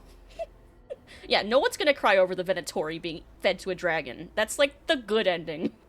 Oh no, not the evil cultists. No, I'm so sad. Yeah, thanks, Solus. Weird as it sounds, we couldn't have done it without the God of Lies. The sun rises until it doesn't. Celebrate the victories as they come. They're rare enough. And tomorrow... I do know. I think it's cute. And it will have regained its strength. Elgranon sacrificed his own Venatori to it. A punishment for their failures. The Venatori who escaped scurried back to Deventer. If the Venatori move again, the Shadow Dragons will hear about it first. The Veil Jumpers will fight our own battles against the gods. Any help you can offer would be appreciated. Cool beans. Part 10! The Blood of Arlethin. Yeah, I know who Emmrich romances if you don't romance him, and I do think it's cute. I also think Tosh and Harding are cute together, too. I'm still... I will have more of a definitive opinion, maybe, when I play through with my Grey Warden Rook, where I'm more leaning into getting Nev and Lucanus to talk more. I'm still trying to decide how I feel about them as a pairing, though. I'm still thinking about it. It might be evil, but have you seen those outfits? They're dressed to impress.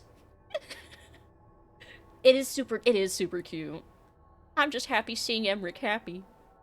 The rest of the Arlethin Forest to save the Dalish elves from the Venatori sacrifice. There they witness Elgranon awaken his dragon thrall, Lucican, once worshipped as the old god of night. Dalish blood would have been spilled to restore the dragon to its full strength, but with Solus' help, Elgranon's plan was thwarted with his captive loss. Elgranon was forced to sacrifice his own cultists to his dragon.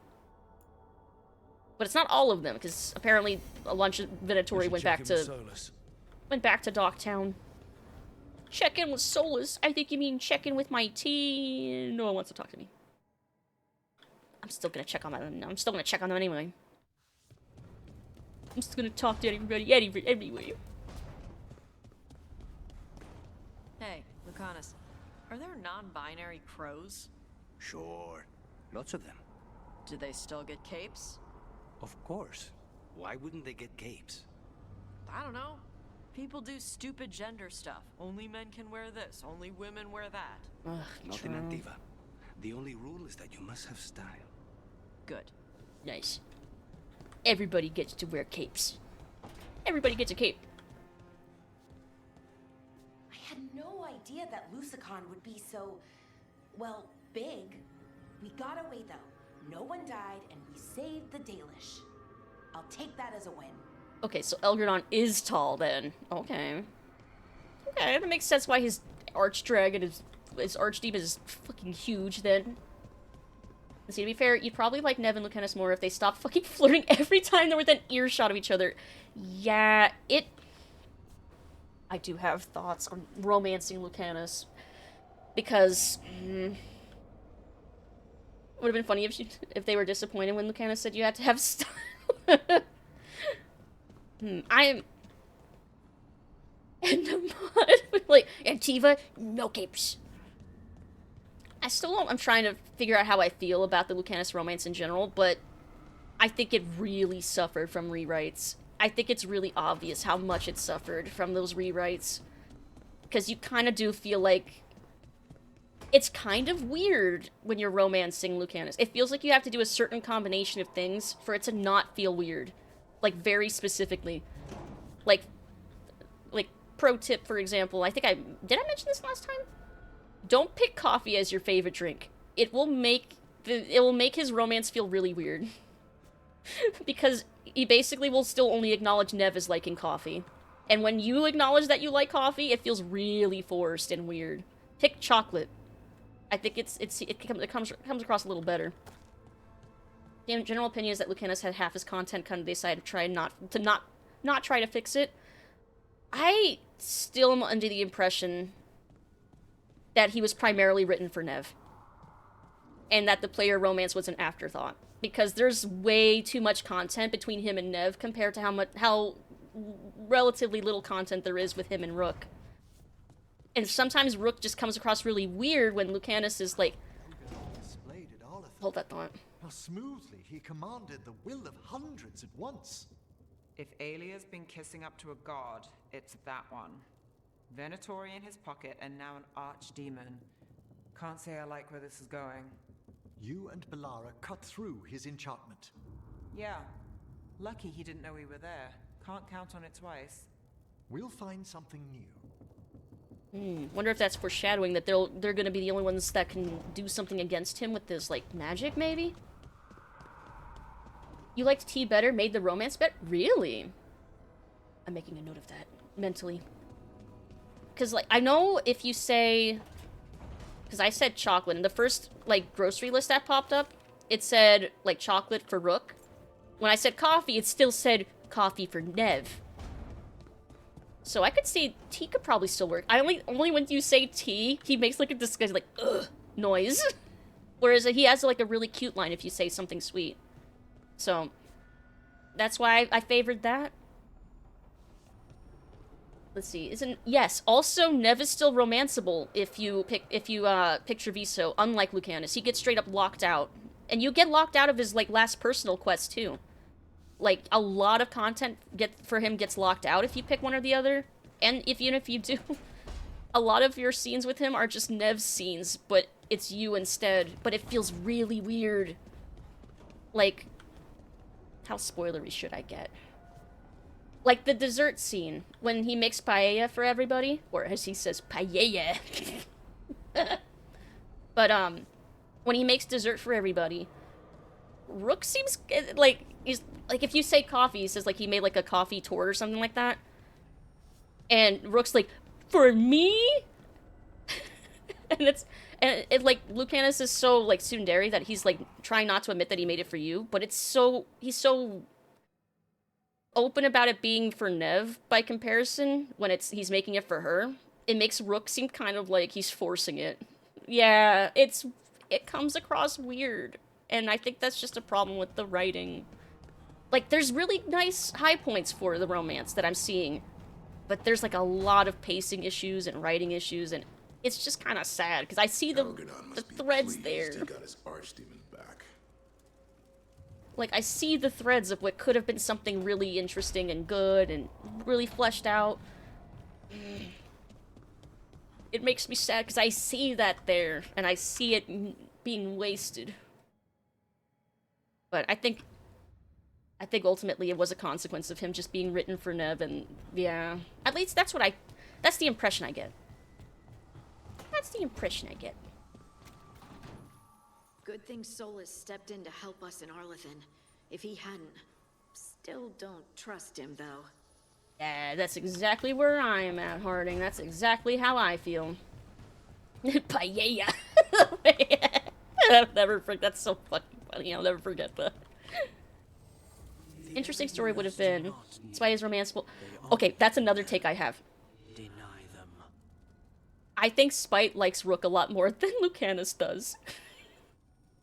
I think that's my other hot take, is that I think Spite straight up likes Rook immediately and a lot more than Lucanus does. I think Lucanus immediately has more chemistry, or wants to have more chemistry, and flirts way more with Nev right off the bat, but Spite loves Rook.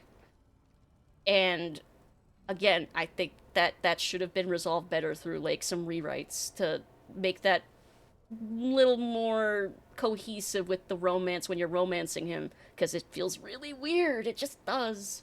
Maybe my opinion will change again in Act 3, but at least so far, it's strange. It does feel strange. By comparison, Emmrich's romance is so sweet. it's so good. I might romance him twice, because if everybody has like or most characters have like 2 different paths, I might need to see both of his.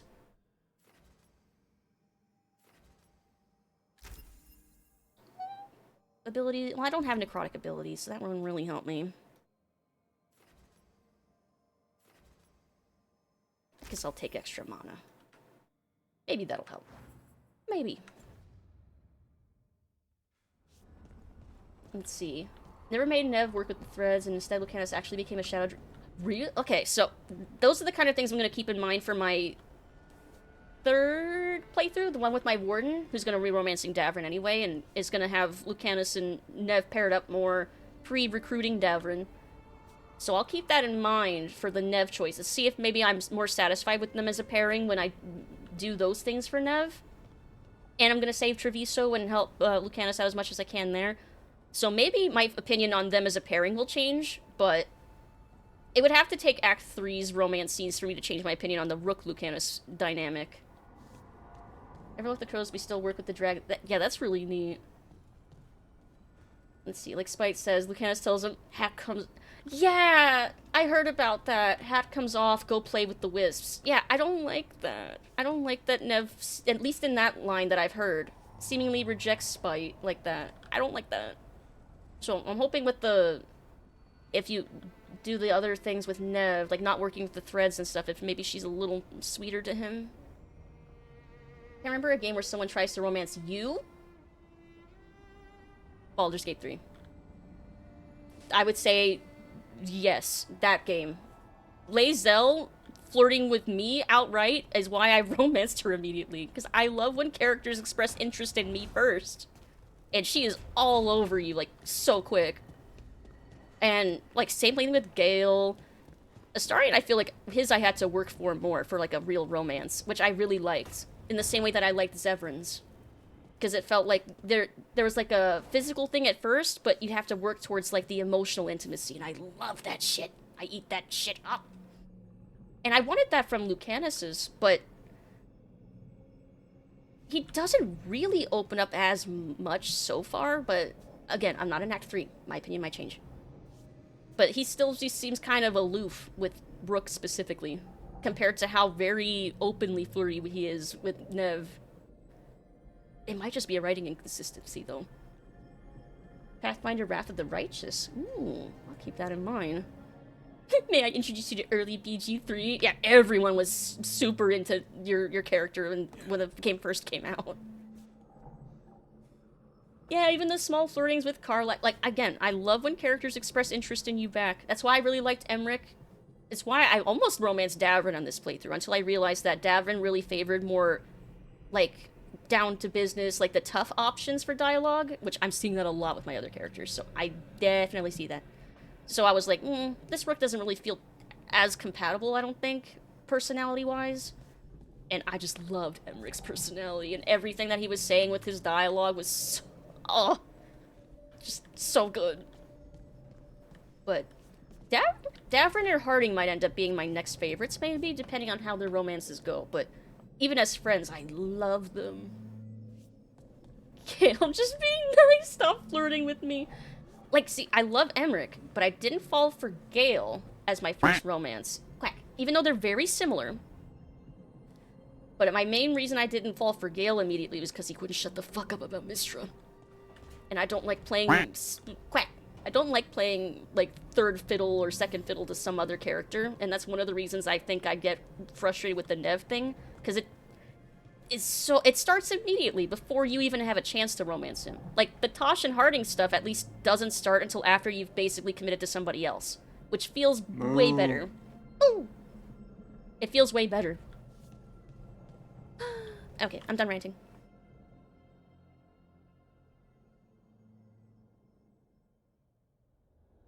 What am I thinking of doing with Emmrich? For this playthrough, if my suspicion's right about it being Lich or not, I think being a lich would be him running away from his fear, so I'm gonna probably not do that with this one. Maybe if that ends up being the choice. Good. But I'm still thinking about it. You have found your dealings with the Dalish. Whatever And that's my just also me frustrations just with them, assuming things. it was a privilege to be able to help our people again. Thank you for allowing me to help. Chance to infuriate Elganon was a reminder of simpler times. Yeah, sometimes you can be a decent dude if you're not trying to destroy the world. Are you sure you're done ranting? I can bring up Naruto if you want. No, let's not. And next I constantly talked about her. Yeah, see, like, it's not a good feeling, even with, like, a virtual romance character, for them to constantly talk about their exes, or how attracted they are to another character, and you're, like, right there, and it's like, well, I kind of don't want to get in between this. Like, this feels kind of weird. I will say that Gale's romance does way better, like, later in the game. I did appreciate it a lot more, but as a first impression, that's why I didn't go for him immediately. Tosh and Harding won't flirt with each other until you tell them both. Yeah, yeah, exactly. I think theirs is paced way better. Like, way better.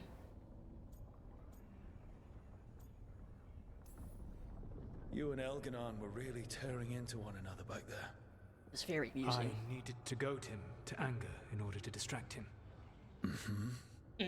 But yes, while all of the Evanuris were monsters in their own ways, Elganon was the worst. Or perhaps it is more honest to say that his were the faults I've found most objectionable. You have met him now, heard his voice hammering at the doors of your mind, and you have met me. Can you see how he and I might frustrate one another? Yeah, you're both prideful as fuck. The two of you are too much alike. Both of you want to be in charge. I have no desire to be in charge. No, you just want to be able to correct anyone who's not doing everything the way you would have done it. Call him out. I see you have been observing me as well during these conversations. Yeah. All right. I can see how you and Elganon would hate each other. He has always been what I most feared becoming. Callous and uncaring, his arrogance unchecked. To have that much power and no one to remind him that he could be wrong. Well, he had you. And I suppose I had you. Ayo? No. Interesting. Anyway. Yeah, Tosh and Harding are hilarious together. When Tosh asked what they should get Harding, immediately I was like, cheese. Have you seen the things that Harding eats? Get her cheese. She's a Ferelden. She'll love it. I still haven't seen the conclusion of that. I hope we hear banter where she's like, hey Tosh, about that cheese. I hope we... Jesus. I hope we hear that Tosh gave her like a whole wheel of cheese. Side note, did you know if you play as Gale, you get the... yeah, I heard about that new ending they added for that, and I don't much care for it, because fuck Mistra. I don't like Mistra. But, yeah, I did hear that that is one of the endings that you can get. This time's block of cheddar on the table. Cheese. Boo, Mistra. Boo. The horns are so funny. Which one? What, with Tasha's horns? Boo this god. Boo. You said you found the Dalish frustrating. Do you want to impress a lady? Simply present her with cheese. I lived for thousands of years. Guaranteed. And after I imprisoned the Evanuris, I slept for thousands more. I awoke in a world that had forgotten the ancient times almost entirely. And those who tried to remember Elven history, like the Dalish, had gotten so much wrong.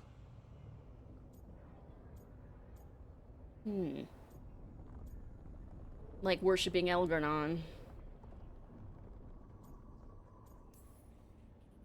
I suspect them calling Elganon and Gillenane and all the rest gods didn't go over well with you. Indeed. To see that the history the Dalish worked so hard to preserve was the propaganda of tyrants was vexing. I tried to explain the truth to one clan. When I convinced them that I was truly Fen'Harel, they attacked me. After that, Wait. I hid my explanations behind the facade of having witnessed events in the Fade.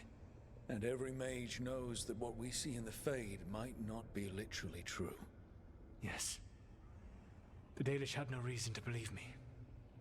I could only watch as they continued to worship Elganon. Though we may have seen the last of that tradition, at least. Yeah. Wait, so he did walk into, like, a Dalish camp at some point and was like, "Hey guys, I'm Fenhero! Haha, for really reals!" And the one clan that did believe him tried to beat him up. They're like, "Oh, you are? Get him!" Okay, that's pretty funny. That is kind of funny. Let's see, gods across the board in D&D suck ass. It does kind of seem like that. Like, Salute seems like okay. This is coming from someone who hasn't, like, done too much D&D stuff outside of Baldur's Gate. But even then, they're so hands-off with a lot of stuff that it's like, I feel like you could have done more if you really cared. But, anyway. Very nice marriage scene. He only can get it if he goes full god. Yeah, I've seen that scene. I like how happy he is, but I don't like that he's with Mistra, because I don't like her at all. Let's see, some of the OG Greyhawk gods are pretty cool, even if they were just Greek god influenced. Mistra actually is the only god that wants it to end early. Yeah, but not for altruistic reasons. Like, she has her own motives that aren't necessarily just saving the world. She specifically just wants, like, to destroy that crown.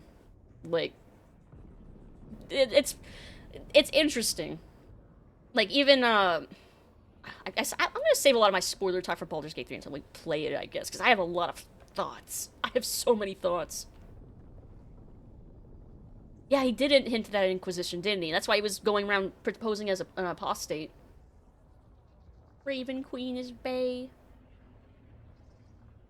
Let's see, he goes into it in detail, with detail if you date him. Yeah, exactly. Mistra's manipulative as hell. Basically groomed him from when he was, like, a young teenager, basically. Like, it's pretty fucked up. Laughs in Dragonlance. Feel salty they took all the cool Greyhawk characters and teleported them. What? Yeah, Mistra's worried that she's at risk. Like, she is worried about herself. That's why she's, like, all pissed off about the crown. I hate her. I hate her.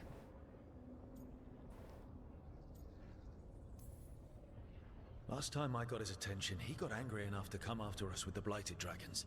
Hopefully this baits him into a mistake we can use against him. Every act of resistance is a thorn in his side. He will break soon. When we first met, I saw you only as a foolishly confident child who disrupted my plans. You were an irritant. I gave you information to oppose Elganon out of necessity, but I expected you to be nothing more than a tool.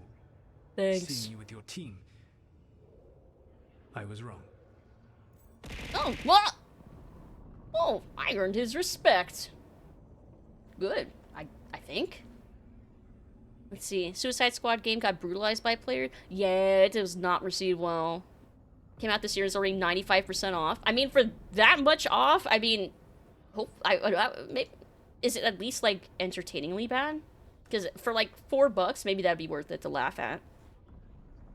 Or maybe it's one of those games that was actually secretly better than everyone gave it credit for. I don't know. I'm not gonna assume that, though. Suicide Squad. Let's see.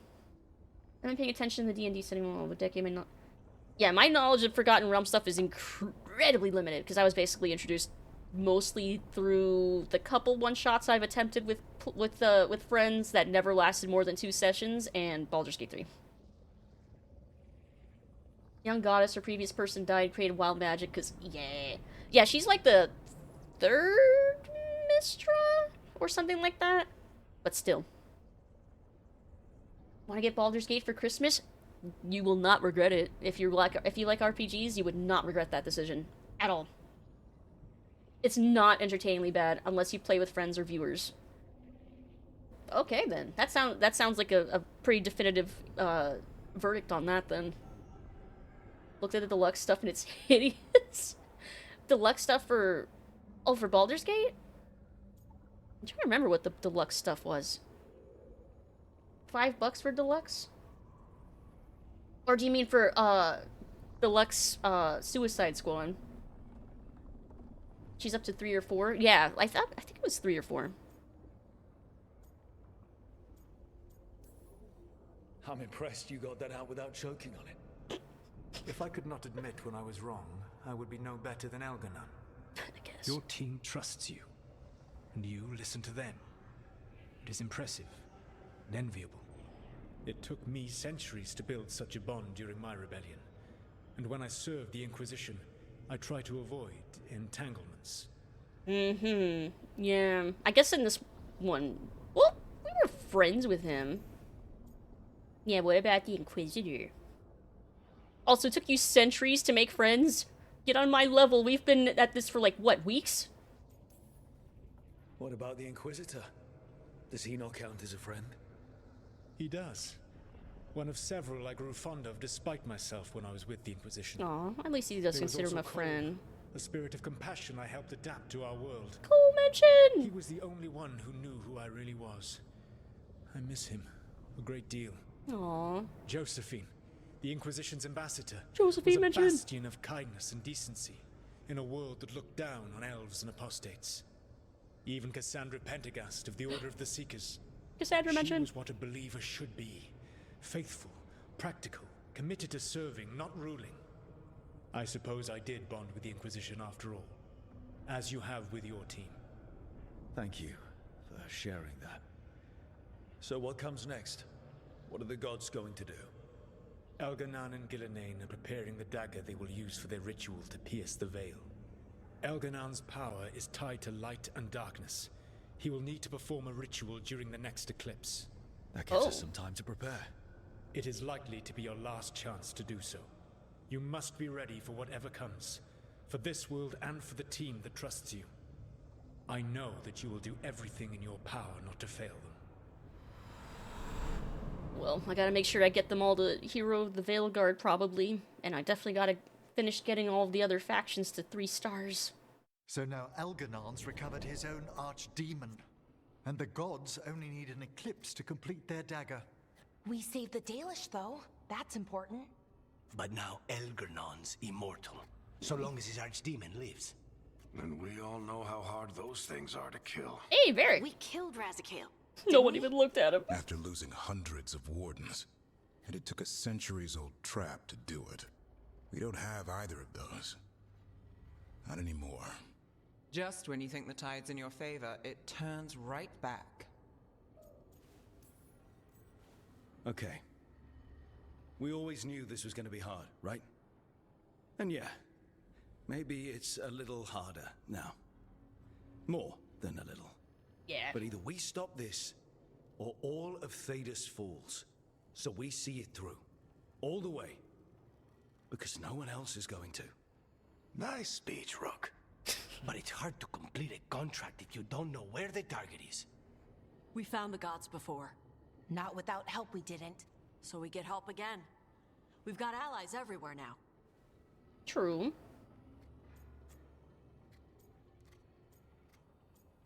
Your cat's watching. Hello, kitty. 2 stars work? I'm still gonna try to get them to 3 stars, though. Just in case. Cole was originally planned to be in this game as a sidekick. He would have been like his conscience on his shoulder. The good cop to Souls' bad cop. Aw, I would have loved that. What could have been? Let's see. Just before version of Mistral, who was the first goddess of magic and mysteries. When the Netherese made that crown, it killed Mistral. Yeah. Let's see. Why does Elg have to do his ritual during a Twilight movie? One race this game name, but they look much cooler in past. Oh, the Kunari? You can make really cool looking Kunari in this game. But I agree that the NPC ones look a little... Well, I think Tosh is one of the better looking ones. I think they did a good job with making their brow furrowed enough and their hair and stuff. I think that they look the least weird out of the Kunari NPCs. I can think of a few options, but I'm open to suggestions. Wardens have run dry. Yeah, like I love Tasha's design. Deep roads. And the Veil Jumpers couldn't find any trace of Elgranon or his archdemon? The crows may have something.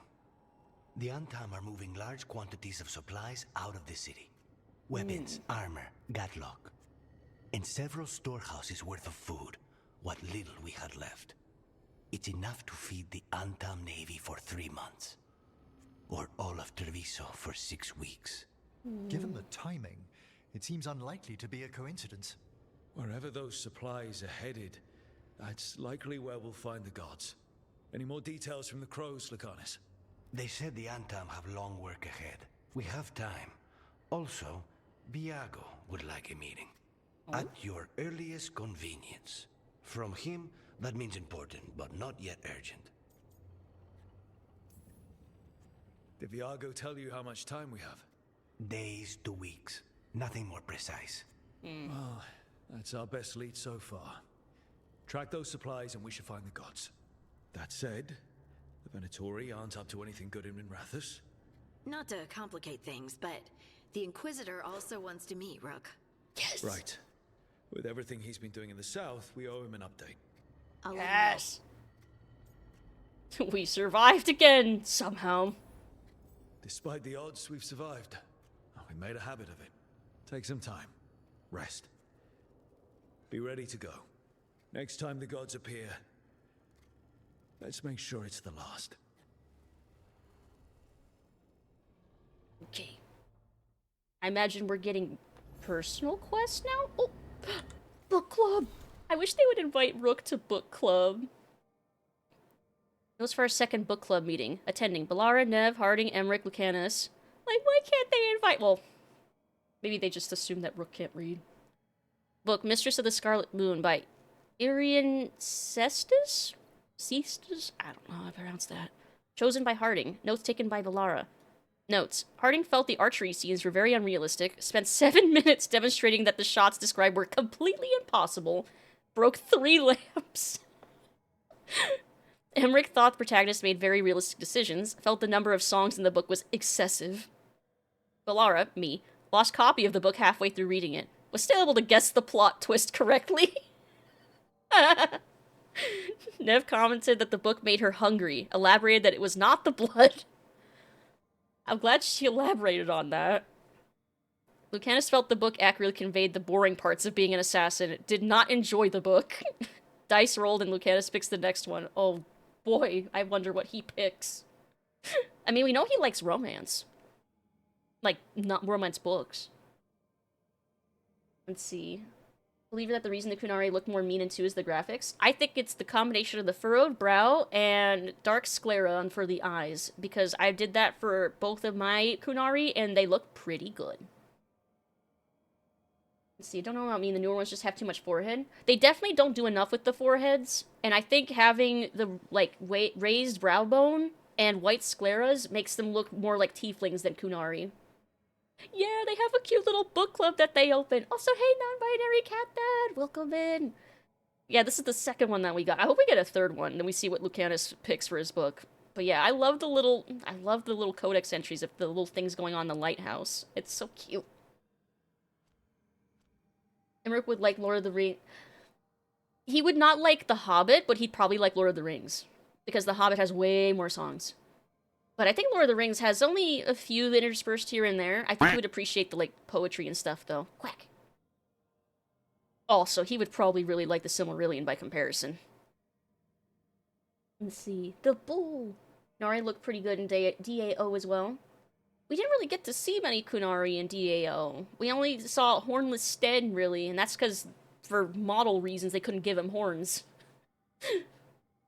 Probably pick the Antivan equivalent of a Harlequin romance. I hope that's what he picks, and I want to see everybody's reaction to that. Project a movie on the forehead. Caring for your knives, 101. The opposite. I hate Lord of the Rings, but enjoy The Hobbit. I love them all. When it comes to the movies, though, I love the book The Hobbit. I love the Rankin Bass Hobbit. I hate the Peter Jackson ones, but I love the Peter Jackson Lord of the Rings extended editions. Love them all. I really wanted to like the Hobbit movies more. I saw them in theaters, but man, there was just a lot of weird choices they made with it. But the animated movie for The Hobbit is just all around solid. Love it. So great. Sten was just a tan dude with a, yeah, stern demeanor. Unending patch. Yeah, they should have been just 2 movies at most. I agree. Making a 3rd one absolutely bloated the hell out of it. Yeah, exactly. The Hobbit ones. No, Lord of the Rings is borderline perfect when you watch the extended editions. Because you definitely need to watch the extended edition for at least, like, Return of the King. Like, you straight up don't even find out what happens to Saruman if you don't. Let's see. Animation for The Hobbit was a classic. Yes, I loved it. Okay, the Arlithan Crater. Veil Jumper report on the Arlithan Crater. Site of the ancient temple dedicated to Elgar'nan. His symbols are everywhere. Interesting inscriptions have been sent for study. Strong, lingering magic that feels tightly controlled, like water behind a dam. Wards somewhere? Managed to climb one of the floating towers. Seems stable. Might collapse if magic decays or wards are disrupted. Irulan reports feeling disturbed on drawing close to the lakeshore. Further observation needed. Valara's notes. Translated some inscriptions. Full translations attached. Found reference to a thing called Elgar'nan's pride, resting in a place of honor. A weapon? A magical artifact? Temple was stripped of valuables by Tevinter ages ago. Elgar'nan's pride, whatever it is, probably long gone. Volunteering for next expedition. I want to poke at the wards and see the disturbing lake. I want to see the fucked up disturbing lake. Battle 5 armies did not need to be that bloated. Yeah, I agree. Especially when Bill's knocked out for like 95% of it. They definitely didn't need to show it. Yeah, all the Legolas stuff that was added. Yeah. Consumas the Shadow of Mordor and Shadow... I still haven't played those. You'd think as someone who loves Lord of the Rings that I would have, and yet I have not. Maybe I'll stream them someday. Ooh, I bet that would be fun, actually. I kind of want to also play the old Hobbit game, like the old one. Like, oh, there's a few Lord of the Rings games I do want to play. I didn't mind that romance. Why does it hurt so much? Because it was real. Like, I didn't mind that. I do think it was funny that they made, which dwarf was it, Keely? They made him, like, conventionally attractive compared to, like, every other dwarf. Oh, and Thorin. Because he was the romanceable one. And it was so obvious. Like, come on, don't be cowards. Make him look like the other dwarves. The old Hobbit game's a meme machine? I've heard it's also just fun. And I love that. They're fantastic gameplay-wise. It's a good song to have in your head. Where there's a whip, there's a way. You don't wanna go to war today. Okay, I'm gonna stop. Yeah, Keely just looked like a small dude. Like, he just looked like he was just... He looked like one of the dwarves. He and Thorin did not look like they belonged there. Let's see. In praise of Elgar'nan, from a wall inscription inside a ruined temple once dedicated to Elgar'nan, translated from ancient Elven by Valara. Offer yourself to Elgar'nan, first of the firstborn, exalted amongst the lords of Arlithan. Drunk on adulation, we pour out praises like wine, to him who has dominion over all, and to whom all glory is owed. For he is Lord of the day and night, who calls the moon and sun to him like doves, who commands the wind and the tides, who quelled an unquiet earth, and raised upon it a paradise. Note from Valara.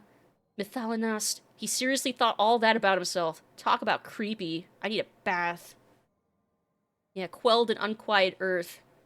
Pretty sure he's referring to the Titans there.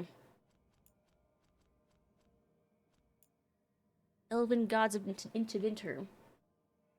Let's see. Old text-based Hobbit game. Ooh, I don't know if I've heard of that one. A lot of the same quality of the PS1 early... Yeah, it looked like it was one of those, like, yeah, old-school, like, adventure platformers, which were really fun back then. Don't think they're in any way lore accurate, however. I would expect that, to be honest. I don't really expect anything that wasn't directly written by Tolkien to, like, be truly lore accurate. Even the stuff published by his son. But I kind of have come to accept that. I was also a huge Lord of the Rings fan. You have to consider the Shadow of Games as alternative timelines, or else madness will happen. I'll keep that in mind. I think I remember hearing that they pulled some things from Silmarillion to like, inspire some of the things they did, but yeah, I imagine there's a lot of, like, shenanigans happening with lore. Also, have my head pass just been going permanently? I just noticed. Did they ever stop? It might be that they're broken. Yes, they have? Okay. I saw you mention, I was, like, thinking about it, and then I forgot about thinking about it, because my brain is weird like that. And then it reminded me again when I looked over and saw it. No, leave them. Just perma head pats. Gonna make you bald. What do you think of Rings of Power? I've not watched it yet. I've heard mixed things about it. I feel like I don't know. I'm tempted to watch it, because I know that it takes a lot of, like, Silmarillion stuff, too. I'm hesitant, though. I'm hesitant to start anything, because every show nowadays gets canceled or has a sucky ending, and I've been burned so many times that I kind of tend to wait until a show is over and then catch up really quick. Except with Arcane. That was a recent one that I've enjoyed. And Dragon Prince. I've been watching that one, too, as they've come out. But yeah, I've been burned a lot by shows that just got canceled or disappointed the hell out of me forever. Naruto. You like the story of the Shadow of Mordor games? I am excited to play them, even if I am resentful of the copyright keeping the Nemesis system from being used in literally any other game. But anyway. Found on a fallen Venatori. Why should we feel shame for following an elven god? Yes, our old gods were elven, and I say to you, so what? We have always known the elves possess magical aptitude, surpassing even some of our Altus. Their deficiencies lie not in their natural ability, but in their failure to recognize it and bring it to its fullest potential. Think on it. After the loss of their leaders, the Elven Empire fell. All their magic could not forestall their ruin, and Tevinter took what was left and worked miracles. Now upon his return, Elgar'nan seeks out the Venatori, not the Dalish or any other elves. Raw power is worthless if not used artfully. Our Lord Elgar'nan understands this, and he honors the Venatori by choosing us. Remember that. This is insulting, right? I should be insulted. Balara, you should be. Nev. Yeah. Yeah. Pretty fucked up all around. Fuck up the Venatori and Elgar'nan. Like, jeez. Mourning the lack of a boop redeem? I could figure out how to do that. Lucid's elf bat confirmed. No. They're on sale right now? How much? How cheap are they right now? Are they like affordable? Like $5? Because I might jump on that. They also apparently developed the Shadowrun at SNES game and co-developed the fucking Star Wars Force Unleashed. What? From the devs of the text-based Hobbit game?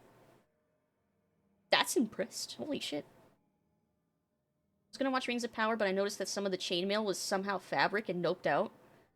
Oh no! They cheaped out on the costuming? Oh, that would make me sad if true. Did it win awards for costuming, I thought? Or am I thinking of a different show? I'm probably thinking of a different show. Nev's case notes, Elgar'nan. What do we know? Dalish tell the tale of how Elgar'nan overthrew the sun. Balara says details differ depending on the clan. Told one way, Elgar'nan sought vengeance against the sun for burning the earth. In Bel's clan, Elgar'nan struck down the sun to bring the first night. Either way, defeating the sun gave him control over day and night. Oh, that's probably foreshadowing something, if he's waiting for a fucking eclipse. Oh. There's always a little truth buried in the legends, but never enough. The real story, or what we put together. Elgar'nan was the greatest elven general. He led them to victory in their wars, then declared himself god and king. That's the control angle. But it wasn't enough, so he bound a dragon to himself and used the blight to take even more power. He was a tyrant who subjugated his followers, mind and body, demanding love and perfect obedience. And now he's back. Great. Fabulous. Fantastic. Let's see, is there another unread one somewhere that's not sticking out to me? Or is this that bug again? I think it's that bug again. Freed from the Evonuris. Today, in coordinated strikes along the eastern coast, agents of Fen'Harel liberated slaves bound to Andruil. The slaves had their life forces cruelly bound to magical wards that were supposedly set to defend Arlathan against enemies from across the sea, but which were in fact being siphoned for Andruil's personal empowerment. Holy shit. These slaves are now free, recovering their strength and safety. People of Arlethan, the Evanurus would have you believe that such suffering is necessary, that your only worth is in service, and that they must bind you to protect you from outside aggression. They are lying. You are the strength of Arlethan, not them. When you see the truth and are ready, call to Fen-Harel, and he will break your shackles. I want so bad to not like Solas because of the one thing, him wanting to tear down the veil. If he could just stop wanting to break the world to fix it, I would be way more on board with him. Also, there's still Varric, and I don't know how I feel about that yet, because we haven't technically had a reveal about what the fuck is going on with that yet. But I already suspect things. I've strongly suspected things for a while. Kind of sounds like the Chantry. Kinda, yeah. I mean, they're kind of all like a Venn diagram, right, of like all the world religions in Thedas, like the Chantry and Andrastian, like the Evanurus, the Tevinter dragons, like it's all basically like the same thing. We're finding out. The Titans, like everything's like it's all coming together. As long as we're on a BioWare game, note that Steam currently has Mass Effect. Yeah, I mentioned that yesterday. If you want to play Mass Effect, it's on sale for like stupid cheap right now. Like, you should absolutely grab it if you can. But before creation, you must destroy. Tearing down the veil, killing lots of people, and being the god of fucking lies. You know, other than those things. Yeah. All these squares make a circle. About the freed slaves. We got word from the warding sites. Many dead, far more than the casualties we inflicted. The story being spread is that we killed everyone. Andrew's servants made examples of a few and claimed the Dread Wolf is trying to weaken Arlethan by attacking servants and destroying the wards. It's hard to tell what people really believe now. I know you're likely berating yourself reading this. Just remember the faces of the people we saved. We can't control what the Evanurus do. And yes, we have to keep playing up the Dread Wolf. The people need someone they believe is strong enough to protect them, or they'll never join us. Don't worry. I promise to mock you viciously if you ever start believing those stories yourself. Pelisan cared about him so much. And playing through those fights with the Veil Tears in the Crossroads again, I realized, I think I understood what those bosses were, like, after fighting them a second time and listening to their, like, battle cries and stuff. Like, Betrayal of Pelisan, yeah, that's... Because they mentioned that they were all manifestations of Solas' regrets that the gods were using against him. So, obviously, Betrayal of Pelisan is he felt regret over betraying Pelisan. So I'm guessing, or I think I can extrapolate from the Codex stuff that he killed Pelisan, probably because of the whole veil thing. And then one of the second bosses was like something like a pillar. What was it? Pillar of something. I'm pretty sure that was his guilt over the Titans. And then it was like Protector of something. And I think that's his guilt over Mythal. And then the big blighted dragon, I'm pretty sure is just his guilt over the blight? Maybe? I mean, I guess that would make sense. It's like the biggest regret. Biggest and scariest and most fucked up. But I'm still curious why. In each of those boss rooms, each room is themed for like a different area, like Navarra or a Dwarven Tig. But the thrones are all Arishok thrones. Which I thought was interesting. Remember when I took the camera and zoomed in on that one throne? I was like, why are there Kunari here? That same kind of throne design is in the other boss arenas for those. And I picked up the Kunari Parvalan throne decoration for my Kunari Rook. And saw it was also the same design. So, I'm wondering if maybe the gods took Antam leaders, and maybe had them possessed with those regrets, and that's why they sit on Arishok thrones? Okay, there's my theorizing rant for now. I don't know if it meant anything, but that's what my thoughts were. Letter from the Hosberg wetlands. Rook, we've continued to study changes in the Blight. Our latest findings are very interesting and disturbing. We can't let this spread continue.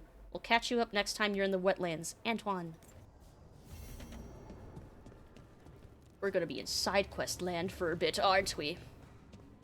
What does Varric think of those theories? I don't know. Let's go fucking ask him. In a second. Message from Minrathus. Rook, we heard the wonderful news coming out of Arlothin. You're doing, we're told. The Venatori are still reeling from their failure, and Dorian's caught wind of some of the most recent plans. Drop by the shop when you can. Averis. So many quests! Oh my god, everybody wants to talk to me. I'm hydrating.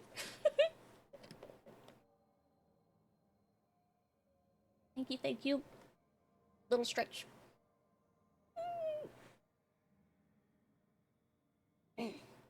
Shadow games are 90% off with all DLC. I might have to budget for that. Oh, that's a pretty good deal. I guess we'll go left to, well, not really left to right, but like we're gonna bounce back and forth. But we'll start with Emmrich. And I'm sitting up straight. Another care package.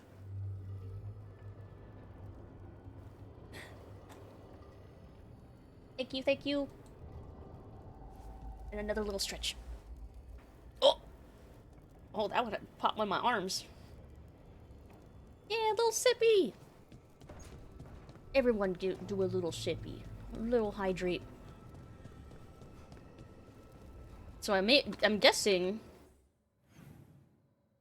for the love of Treviso. Okay, so we'll do side quests and then we'll carry on. So I'm guessing that these are going to be maybe the ends of all the companion quests? Maybe?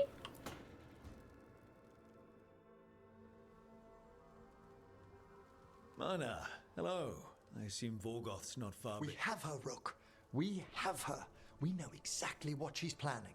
Oh, the professor asked us to research the artifact that came into the possession of Johanna Hezenkos. She carries a gloaming lantern. Bad as it sounds. They were fashioned in ages past by unscrupulous necromancers. The lanterns steal and concentrate life. Johanna could use it to leech life from hundreds at a time. An endless source of power. Huh. Dangerous and dumb. Ingenious.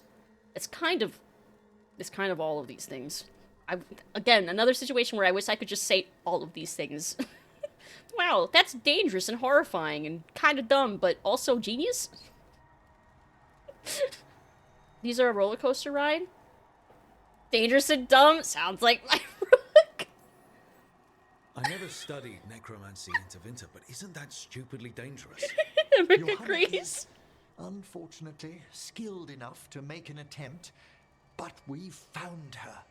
She has returned to Blackthorn Manor. Ooh, we get to go back to Spooky Hezenkos Mansion. intends to hold a soiree. A That party? can't be her whole plan. No, but I propose a small group infiltrate Johanna's lair while she's distracted and destroy her lantern. Let's do it. Vorgoth and I must return to the necropolis. Hunt well. If only we could make Johanna see reason. You tried before. She seems stubborn. Perhaps that's why she attained immortality, while I quake on the threshold. If I make my own bid for lichdom. Oh, it's no use pretending this hasn't stirred up that old dread of my own mortality. I'm always here to talk about it. You know that, right? It's a comfort, darling. Truly, but... Oh, Johanna was never beset by these sort of fears. Little fear's healthy. You'll feel better once we crash her lair and destroy that lantern. Promise. Yeah, let's go break up her party. I also love how he uses darling. I love how he immediately switches to saying dearest and darling once you commit to the romance. Like, yes, give me more of those crumbs. I also noticed that my ult swapped back again. I hope they, like, when I say, like, I hope they keep patching bugs, that's one that I hope they patch, because it's annoying. And I feel like it'd be relatively easy to figure out why it's happening, and fix it. Okay. So then we'll bounce across. Go talk to Tosh. Ooh. It's a moon now!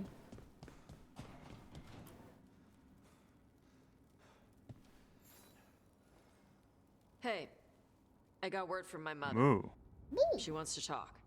Have you talked with her since? Nope, not since I told her I was non-binary.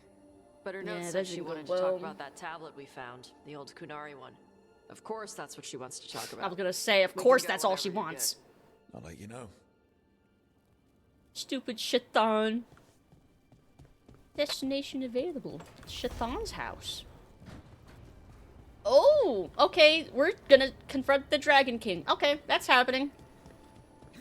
So yeah, these are all the... Okay, yeah, this is like endgame stuff. We're getting all the conclusions to everybody's personal quests. Which means probably Balar wants us to go after Syrian and Anaris. Oh boy! Oh, that's not good. Not even a little bit. Rook, we have to go.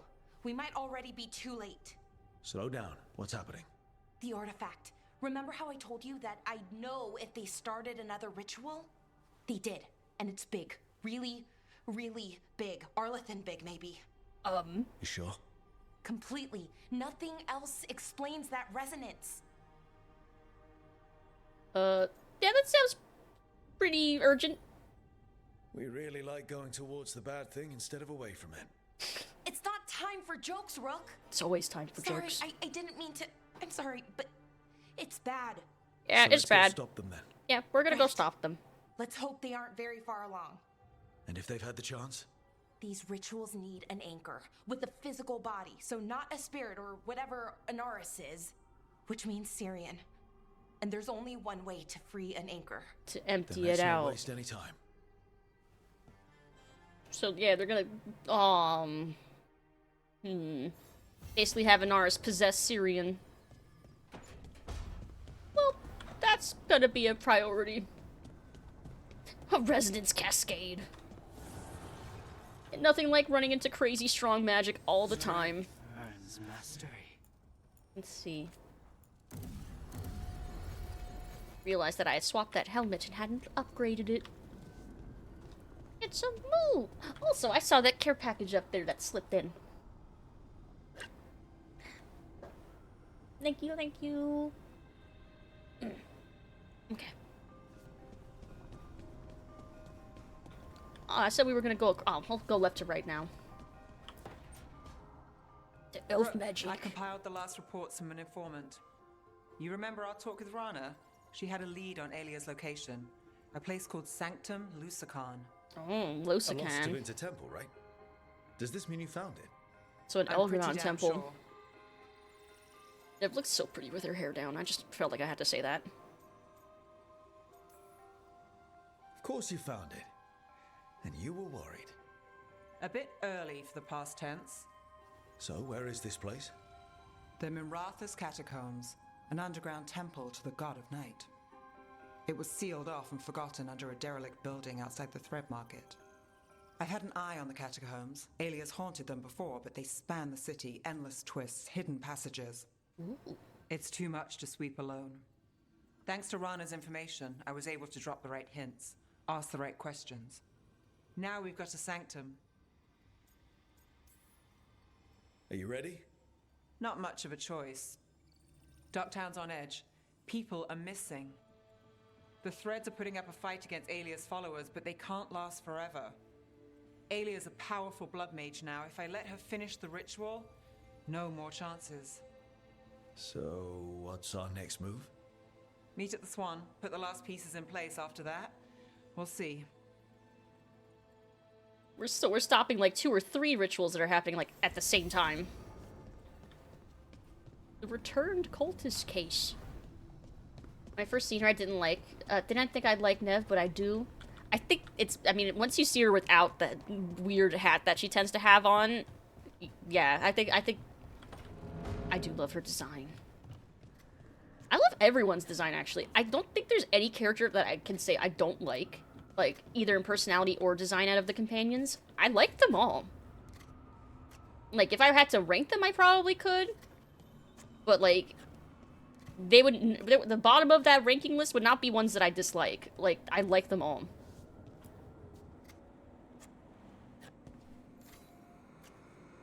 Rook, Evka and Antoine sent word. A warden's arrived at Lavendale with news. You might have a lead on Isaiah. Then we've got to get to Lavendale. Agreed. Thanks. All of the quests. All of them. But yeah, if I had to rank them right now, based on just the partial playthroughs that I've done, I really like Emmrich. I don't know, it's tough to pick. I really like Davrin. I really like Harding. Really like Tosh and Nev. Valara's so cute. I like Lucanus, but I feel like I need to play more through the playthrough where I get more content with him, with the saving Treviso, before I can really say for sure, but I do like him. If you're I like Spite. I'll make a pot of Chocolata Calda. See? See? He'll offer to make you hot chocolate if you say that you like sweet drinks, and that's really cute to me. Anyway. Yeah, I know a lot of people like Sarah and Vivian from Inquisition, but I never liked... I wanted to. I like Vivian as a character, but not as a person, if that... Yeah, that makes sense. It's the entire... I liked it. I said, I like the entire cast of this game. But, like, compared to, like, previous games, there's usually, like, 1 or 2 characters that I don't like. Like, Dragon Age 2... Does anyone even like Sebastian? I don't think I've ever met anyone that actually likes him. And yeah, like, Inquisition... I think Vivian is an interesting character, but I never got along with her. Because she was very, like, pompous, very into, like, the defending the circle mage culture type thing, and I just was not down with that. And I didn't like Sarah's whole anti-elf stuff, especially since I usually played a male, Dalish elf. So we never got along for that reason, because she's very, for an elf, very anti, like, kind of elf racist. So I kind of didn't get along with her for that reason. But I like having a different, like, a wide cast of characters where you like and hate some people. And for a small cast, I like everyone here. I think they did a good job of doing that, if that was their goal, which I'm pretty sure it was. Pet, pet, pet. I like that one. Little gentle cats. Let's see, he's just an apologist for the chantry. Sebastian, who's that? Oh wait, you mean the bitch that sits on my party screen doing nothing unless I'm doing a quest related to them? Yes, that guy. I hated that guy. Yeah, I can't even... Wait. You can't even date Sarah as an elf? I thought you... Oh! Moss4 gifted 5 subscriptions to the community. What the heck? Thank you so much. Thank you, Moss. Thank you so much. Congratulations to Sleepy Streamer X-Ray, Mr. Sauceman, Dee the Vamp, Trigger's Boneyard, and JT Lawson. Congrats on the gifted subs. Thank you so much, Moss. Thank you. I appreciate it. Thank you so much for the 5 gifted subbies. Thank you. Thank you. Thank you. Hero Ferelden gets along with Loghain surprisingly well. See, Loghain's another example of a character that I don't like as a person, but I think is a fascinating character. And I do, like, enjoy, like, learning more about him and stuff. Like, he's fascinating. Like, there's characters that I can not like or get along with, like, as people, but love them as characters. And I think that's a good sign of, like, a well-written, like, antagonistic character. Like, even Solus, I partially got along with him in Inquisition, but I still, like, thought he was an interesting character, even if I never liked him enough to, like, romance him. Hey, what's shaping? What's shaping? No one says, what's shaping anymore? I thought it was a dwarf thing. Yeah, if you lived in Orzammar 20 years ago. Wow, just trying to be nice, and what do I get? Sass. Aw, well, Rook, I appreciate please. it, and I'm doing okay. I think I just need some time to think and sort things out. Our Rook is such a silly guy. Cannot date her as an elf. If you're a female elf, she just legit says, yeah, I'm not all for that stuff. Wow. Yeah, I never got along with Sarah. You made him a warden? In my canon playthrough, I I think I ended up having him killed. But I have saved him before, and it's really interesting getting to talk to him. Yep, Sarah, the elf racist. Yep. I do, like, I love Dorian, though, because, like, he starts with some kind of weird hang-ups on some things, but he has, like, such good character development, even in Inquisition, and then hearing the, like, conclusions of his character arc in this game, love him so much. I love Dorian. Only a dwarf doesn't say that to... Love the fact that only a dwarf doesn't say that to her at some point. Really? Wait, only the dwarf rook won't say that? That's so funny. Because they would know. They would know that's outdated. That's fucking funny.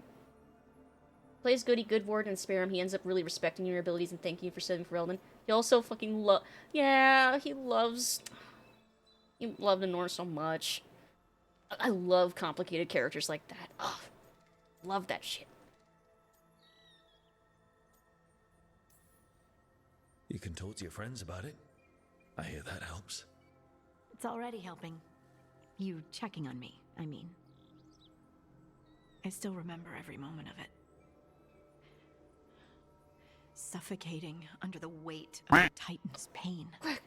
I couldn't... Startle me. I couldn't see a way past it. And all I wanted was for the rest of the world to suffer too. And then...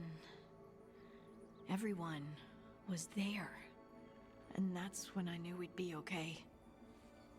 That I'd be okay. I know you would have done the same for me. You helped me remember who I was. Not some titan, but just Lace Harding. And yes, if you ever need me like I needed you, I will be there. That is my promise to you.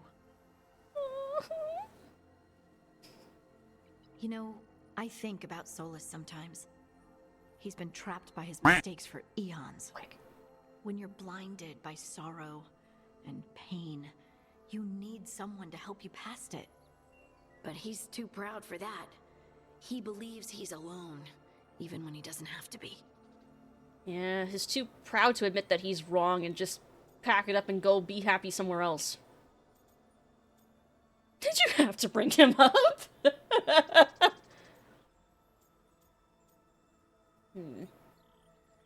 Canon playthrough was the head of the Wardens, and I fixed Alistair's alcoholism, threw him in the Wardens, then after Neil Morgan, because yes! Followed her through the Illuminate only to leave and try... Aw, yeah, I wish Kieran would exist for playthroughs like that. Or at least get Hero for Eldon, like, even mentioned in passing or something by Morrigan. Bring Tosh to Harding for final mention, you don't mention... Tosh instead of saying everyone. Interesting. Interesting. I'll keep that in mind for when, I'm pairing them up, like, intentionally, I guess, in one of my later playthroughs. I'll bring... Wait! No, probably not. I'll figure out a playthrough to do that. Particularly, Warden knows that Logan deeply cares about Ferelden, and if joining the Wardens would make a valuable asset. Yeah, I definitely understand being able to spare him. Usually I'm not able to, because I harden Alistair to put him on the throne with Honora. So, like, he's not too keen on letting Logain live when that happens. Using a website to tie the story together boded poorly for continuity. I thought, in theory, that the Dragon Age Keep was a good solution for being able to have save states across different platforms. But they just didn't do enough with it, and they really should have done more with it and kept it updated and stuff. Like, but in theory, I think conceptually it's not a bad solution. He'll never ask for help, but that doesn't mean we can't offer it anyway. Do you think he can be helped? The Inquisitor and Solus were friends. I know he wants his friend back. He's reached out. All Solus has to do is take the offered hand, the simplest thing, and yet... No one's beyond help, Rook. No one. I have to believe it. Or none of this matters. I want to believe that too. Yeah. I want to believe that too, Harding. Oh, returning to the stone. Let's see. Is he still... Logan must finish his sentence. I could not. I was at least glad that I could leave Stroud, because it would have killed me inside to take Hawk away from Fenris. I would have cried. Don't have to harden Alistair to put him on the throne with Honora. You have to harden him if you want to spare Logain and put him on the throne, I think. Yeah, if you want him to be more enthusiastic about being king, you have to harden him, basically. Otherwise, you have to, like, kind of really coerce him into wanting to be there. And which is why I usually harden him. Let's see. Hawk was done. There's really nothing else he could have done. I wanted him to go back to Fenris, wherever they were. My headcanon is that's where my Hawk and Fenris are now. They're off gallivanting around somewhere. Being happy, damn it. Away from all this bullshit. Let's see. Returning to the stone. Harding's thoughts scribbled in the margins of her journal. They say we return to the stone after death. In Orzammar, only those laid to rest with the proper rites get to return to the stone, and the privilege of a good burial is reserved for the upper castes. No luck for the casteless or surfacers. Rejected by the stone, they say. But I'm a surfacer. The stone, whatever it is, hasn't rejected me. But if we do return to the stone, every single one of us, why can't I sense the others that have passed? Ooh. That's interesting. Kind of deconstructing the dwarven religion there, or at least their burial rites. That almost implies that there's no afterlife for dwarves then, when there could have been. And it's all Solas's fault. No, it's not all Solas's fault. And Mythal's. For sundering the Titan's dreams. Let's see. Only single persuasion check. Remember thinking that it was surprisingly easy as long as you tell him he's a leader and Honora's the ruler?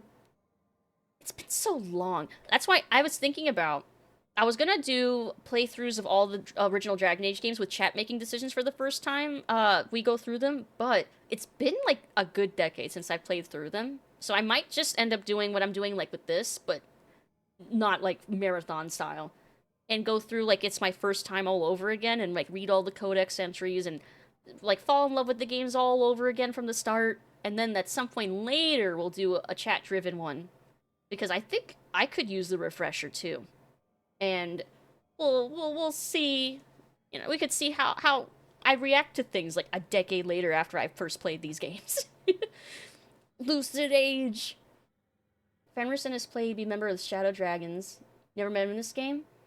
Yeah, I read on Twitter that that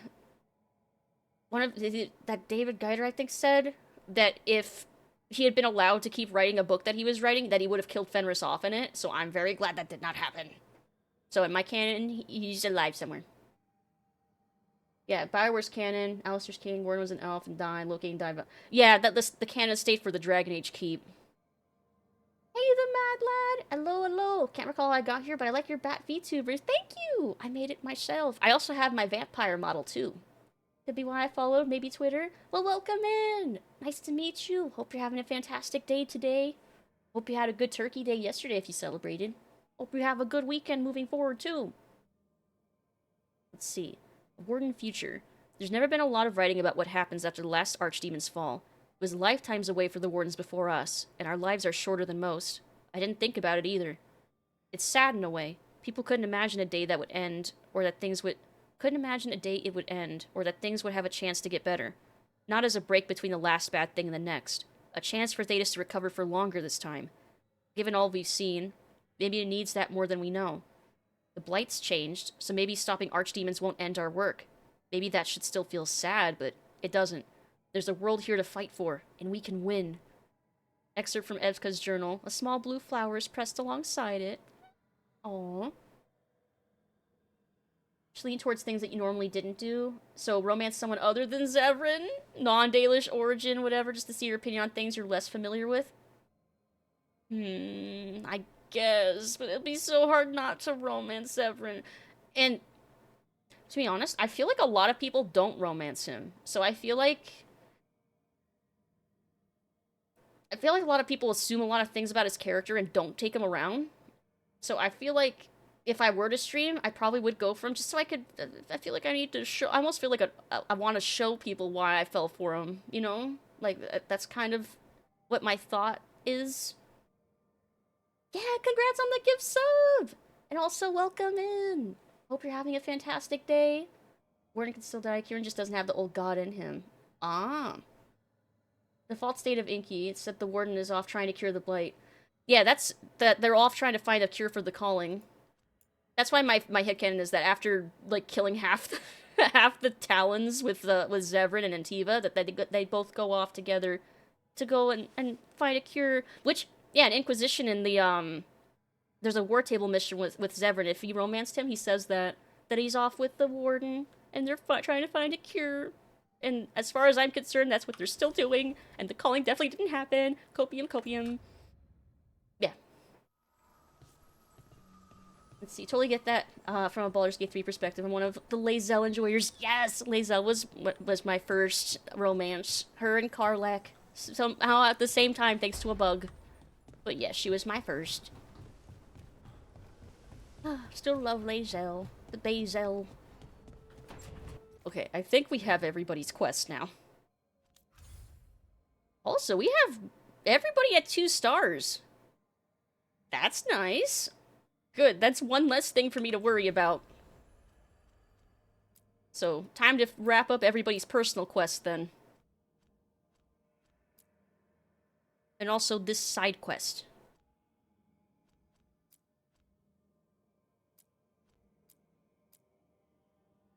Like, I wonder if that's accessible yet for Shark's Mouth. Okay, but companion quest first. I want to do this one first.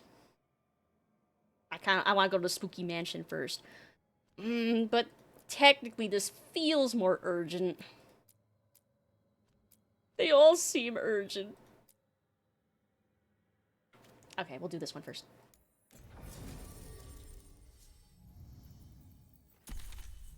And I think I want to bring Davrin. Yes. I think. Yes. Let's see, Inquisition, you can actually kill off all the Talons with Zev, so they have to do the opposite where Zev was not chosen. He kills all the Talons, just wipes them all out. Okay. Good for so him. The plan is basically to sneak around, find Hezenkos's lantern, and smash it. Sounds simple. That's quite a crowd over in the manor. Johanna's gathering. If she's mingling there, we'll be spotted. Manfred! Fortunately, we have someone who could pass as a servant. Will he be safe? You don't think he'll stand out? There'll be other undead servants. I'd be surprised if Johanna recognized him. You know, she never truly appreciated Manfred's cleverness. Right, Manfred. He's so cute. You're to find Johanna's guests and help us gather information That's my son. on where her workshop might be. We'll be watching in case anything occurs. There he goes. That's our boy. Something's going to occur. Once we find and destroy Johanna's lantern, we'll end whatever she's planning. Hopefully before she introduces the lantern to her guests. Our boy Manfred. There should be enough time for Manfred to blend in as a servant. Let's find a place inside to observe him, quietly. Right. See, Lae'zel gives off huge Vegeta vibes. You know, you're not wrong. DA2, you should romance Anders and do the stab. I might do that. I love Fenris. I would be willing to romance someone else in DA2. I guess I'm not as enthusiastic about. No, I'd be willing to romance. I'd be willing to get my heart broken over that. We'll see. Maybe for DA2 we'll be a little more loose with figuring out who I'm gonna romance in that one. Since especially with that one, you're not restricted like at all. You can romance everybody. So we can have fun with that one. Also, rivalmances being a thing, like conceptually in 2, makes that also like, yeah, we can have fun with 2. We can get weird with that one. Let's see. More popular character is, the less I like them. Little fellow contrarian. I feel like if a character's overhyped, I might like them less. But kind of don't like Astarion and Karl anymore, even though I initially loved Karl. See, when it comes to that, I have to really ignore fandom. Because I adore Astarion. I love Karlach. I love Will. I can't stand watching people talk about them. It's painful how many people misunderstand their characters or can't stop complaining about their characters and how little there is for some over others. And it's like, it's been over a year. I kind of just want to enjoy them. Especially Astarion. Oh my god. The discourse around Ascended Astarion just kills me. Because I like both of his versions. But I think you have to have the right, like, Tav or Dirge or whatever for them. But I think they're all fun. They're all entertaining. It doesn't have to be a morality contest. It's a video game. It's a role-playing game. You control the buttons you press. It's fine. It's fine. Have fun. Anyway.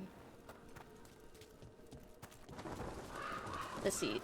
It's called Always Dog. Yes, I love that mod. I actually do have a mod list on my card. There's a section I have for mods, and I do have my mod list for Origins that I plan on using. And yes, the extra dog slot is one of them. I guess we already went down there.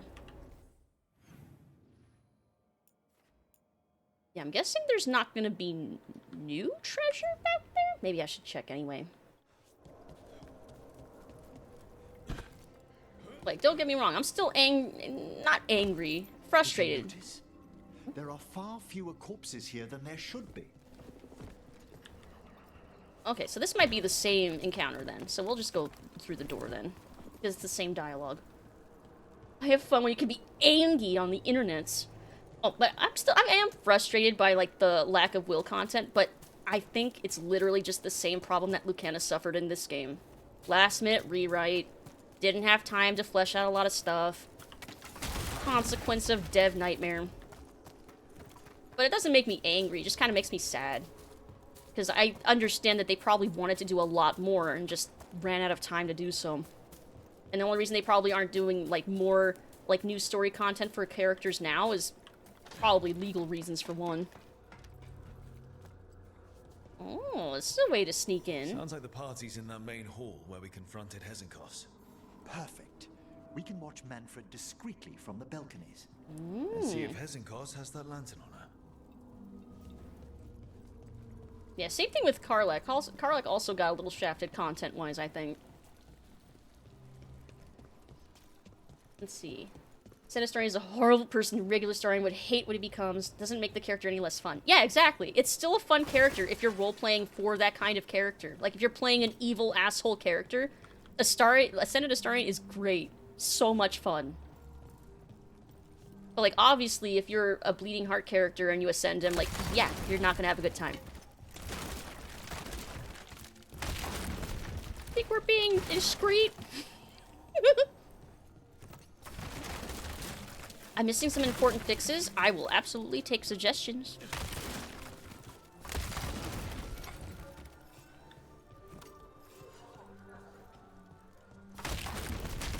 I think they had guest noticed all the crashing wood sounds across the hall.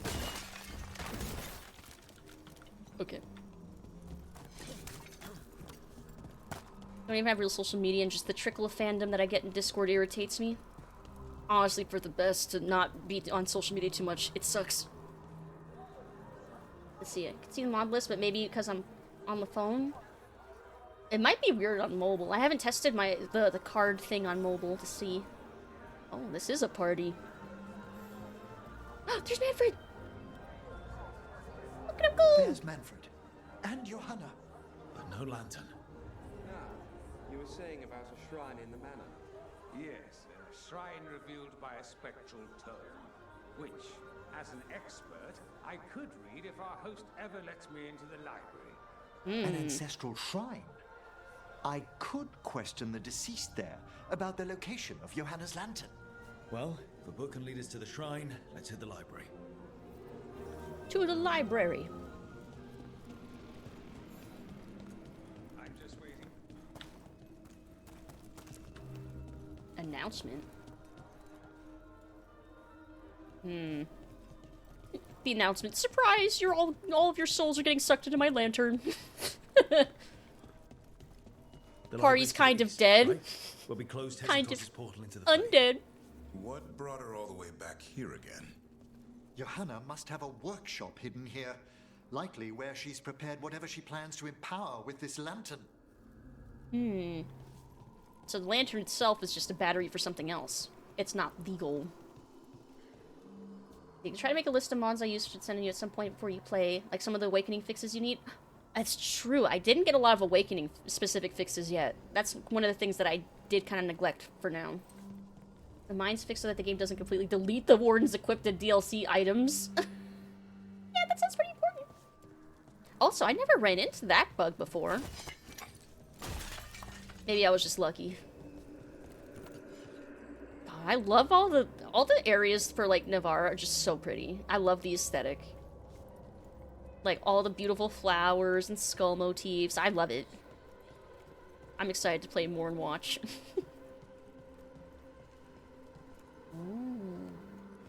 Like I probably would have gone more and watch if it weren't for like the thematic reasons that I chose Shadow Dragon.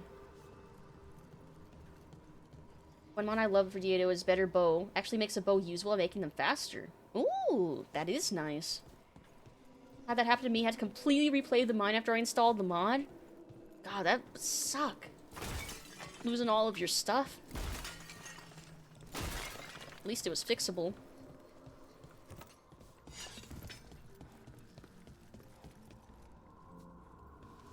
Oh, we just went back in a circle. Irikoff loves Navarra. Like, I feel like it's the only place where I actually, one of the few places where I actually feel bad breaking the vases. Vases. Because they are very pretty. But I did notice last time I was doing a quest in this area that the vases actually respawn if you leave it, like, into a different area of the mansion and come back. So technically, you can get a lot of valuables by just smashing all the pots and stuff here. Because they respawn a little bit. At least that's what I discovered. Watch it. We've got dead people. I see dead people. Deal with them quickly. I had to remember that as dead, frost doesn't work on them very well.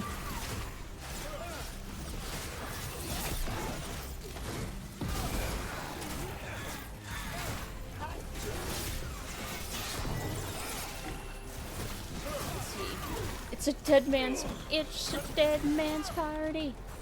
Who could ask for more? Everybody's coming.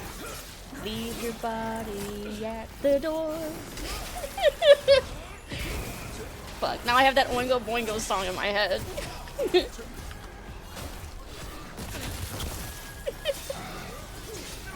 Worse than that, you didn't lose all your stuff, just the items equipped and the DLC items in your inventory. That's so fucked up and specific.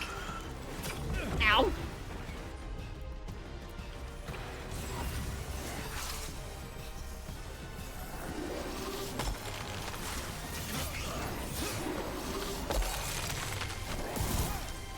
I was hoping I could knock him off the edge. Oh!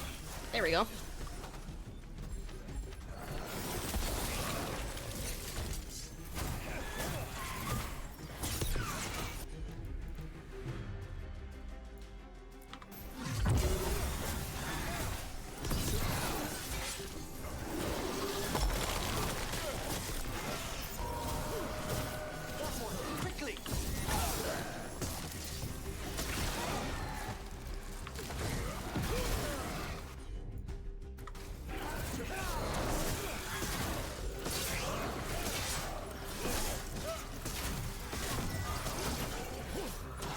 Luckily, I'm able about saving, so I had to save some before I entered the mine. If you don't, then you're fucked.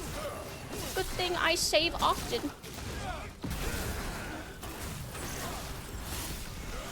Yeah, aside from save redeems, actually, I have not been saving nearly as often, because I've noticed that this game, it auto-saves a lot.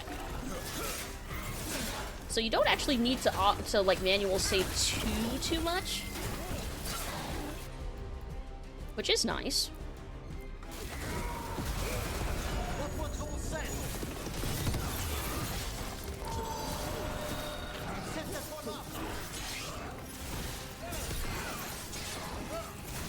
Almost.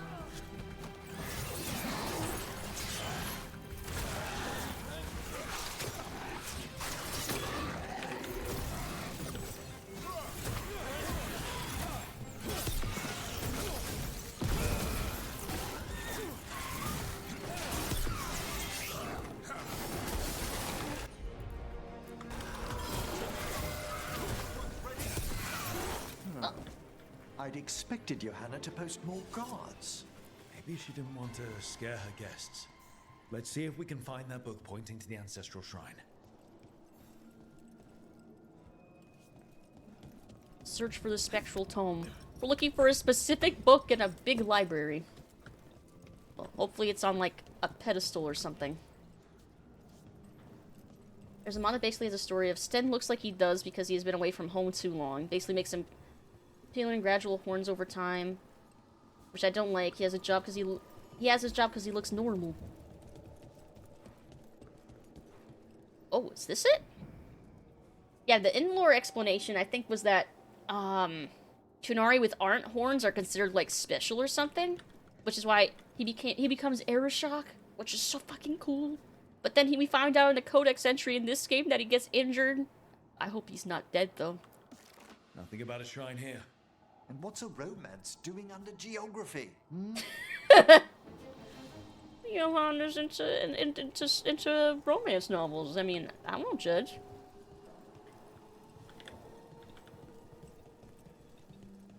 Okay, so we are looking through different books then.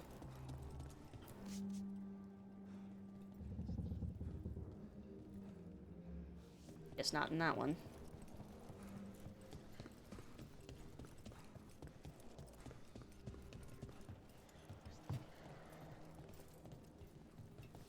One of these ones? This isn't it? Oh, a handsomely bound volume, but no. Nah. What about this? That book just snarled at me. Ah, there's our spectral tome. Well done.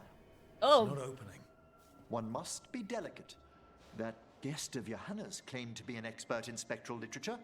And was interested in the shrine. Let's have Manfred hand him the book, see what he says. Well, hopefully you won't speak too much and give away our plan. Notes and calculations. Sinking a stable tether here is worth the effort. No prying visitors so far. Time to plot the etheric variables.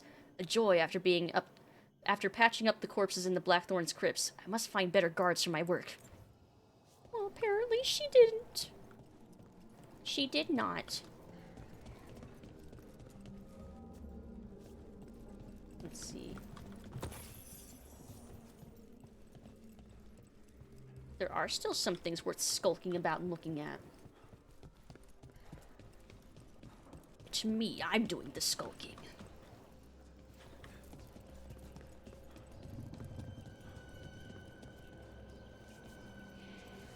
Guess that would have been another book to check.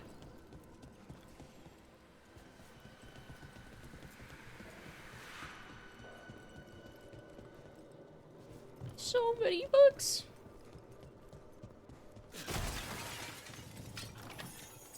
Oh, hold on. I think I saw something in one of these cases over here. I did.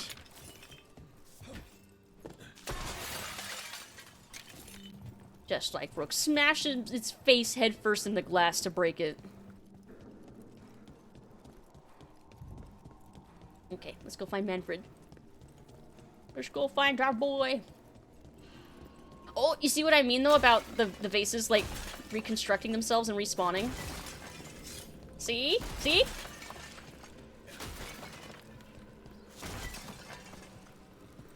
That's true, I do not lie.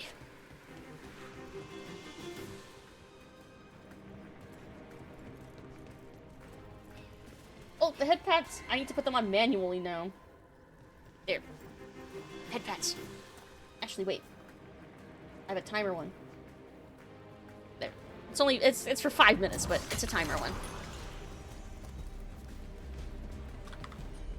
Superior undead. That one, quickly!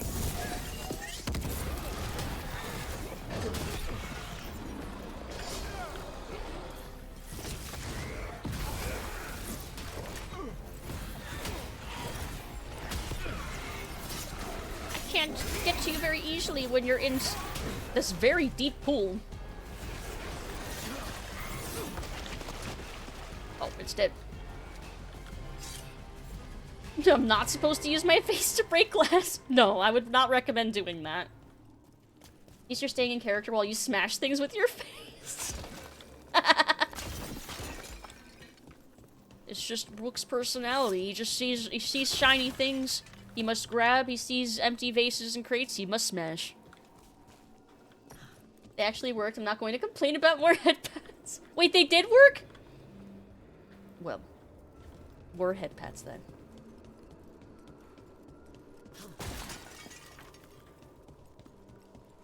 Okay, go around. I see it on the map. I see it. This way. All the wood respawn too. Oh! Roy Dresden just raided with 1 viewer. Harry! Hello! Thank you for the raid. Welcome, raiders. How are you doing, Harry? What were you up to? Hope you're having a good night. Happy Friday. Welcome, welcome. Welcome, raiders. What were you up to tonight? We're smashing stuff. And also, we're wrapping up the personal quests for everybody. So right now, we're doing Emmrich's. Ooh, you're playing some Left 4 Dead 2? Nice. Did you have fun? I hope you did. Which campaign did you play? And did you win? Oh, I do remember this area.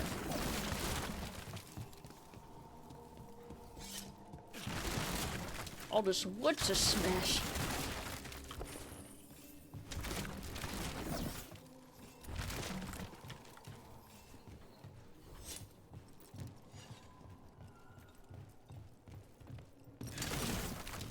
I think this is the closest that we get to an almost tactical camera. Is like in this area, I've noticed. Because the camera will actually go like above Rook.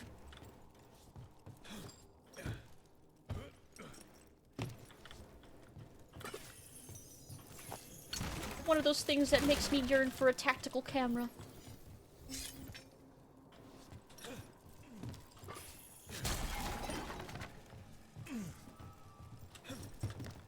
Let's see, we played some modded Left 4 Dead 2 with buddies. We played a modded campaign of Resident Evil 1. I might have played that. My friend Venji loves Resident Evil. And I think one of the times we played Left 4 Dead, I think we might have used that mod. Or maybe a variation of it. It was a blast. Ended up being the only survivor due to a friend betraying another friend and then getting karma'd. That sounds like so much fun. I'm glad you had a blast. Very cool. Ooh. What's back here?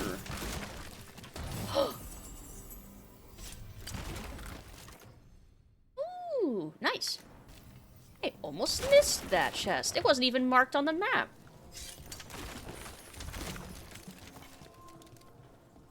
I wonder how many other, like, secret areas and stuff are in here. Like, I see another passage, technically, that might be underneath?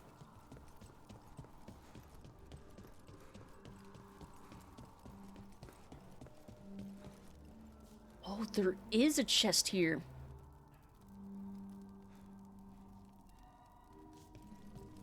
How do I get inside, though?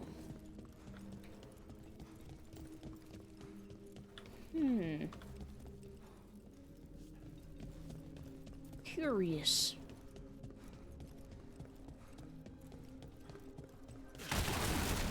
Also, more things to smash. Let's see, RE1, RE2 side A, RE2 side B. Yeah, I think I've done one of the RE2 ones as well, for the same reason. Benji loves his Resident Evil. Let's see. Have to gather everything like RE games, so it's so cool. Except when you kill the giant spider and then it spawns 10 tanks at once. Holy shit. Ooh! Is that a secret passage I see?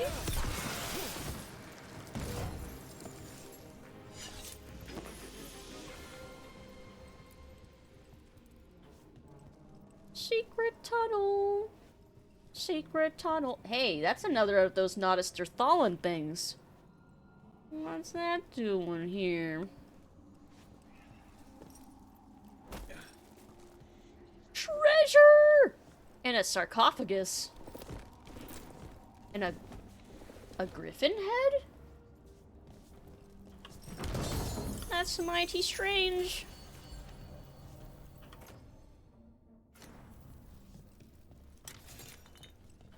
Interesting. Coffin treasure, best treasure.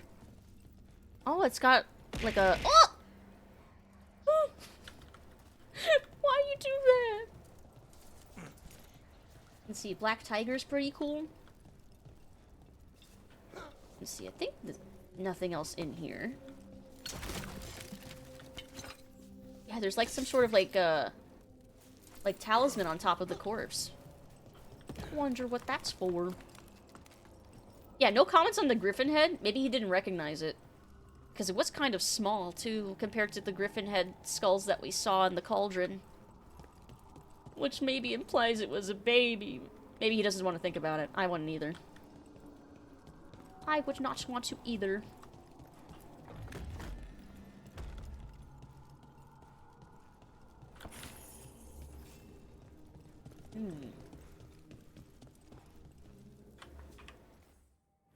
I'm still trying to figure out how to get through that locked door there. But I'm guessing maybe you have to go from the other side, which maybe is the through the first floor? I don't know. Manfred! It's Fred!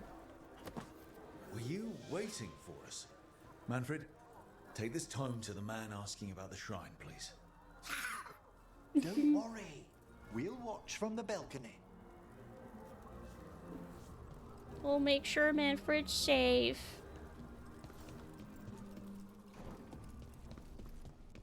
That's our boy. See, maybe he's too busy thinking about how Rook is touching weird things again. It's like, well, there he goes again. Rook being Rook.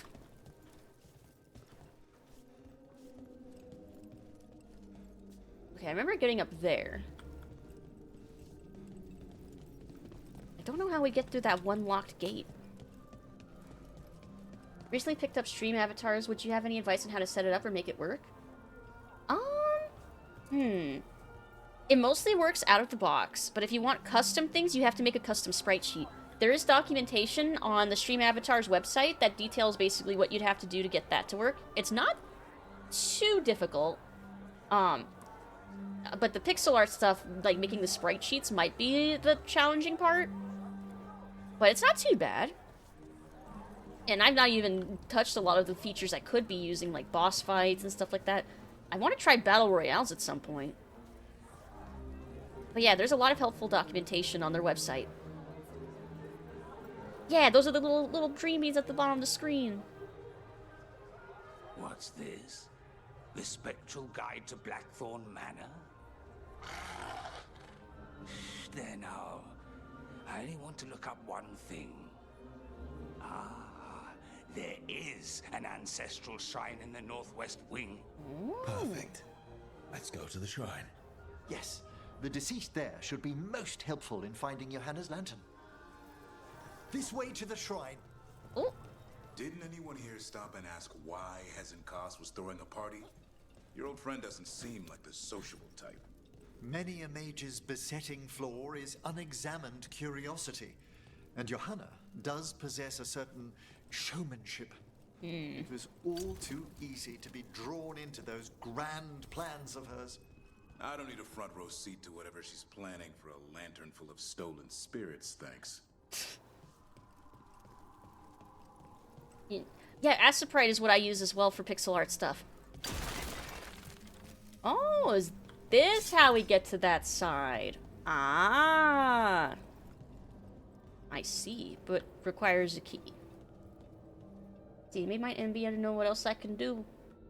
There's hats you can do. I have some wings. I have some animal, like, tails and ears and fun stuff like that. I have, like, some helmets, like a fishbowl or a pyramid head mask. I want to add more. It's just a matter of, I have to, like, I need to, like, schedule out some time, basically. Manfred! Oh, he crawled out through the hole in the wall. Scarves? I do have a couple scarves.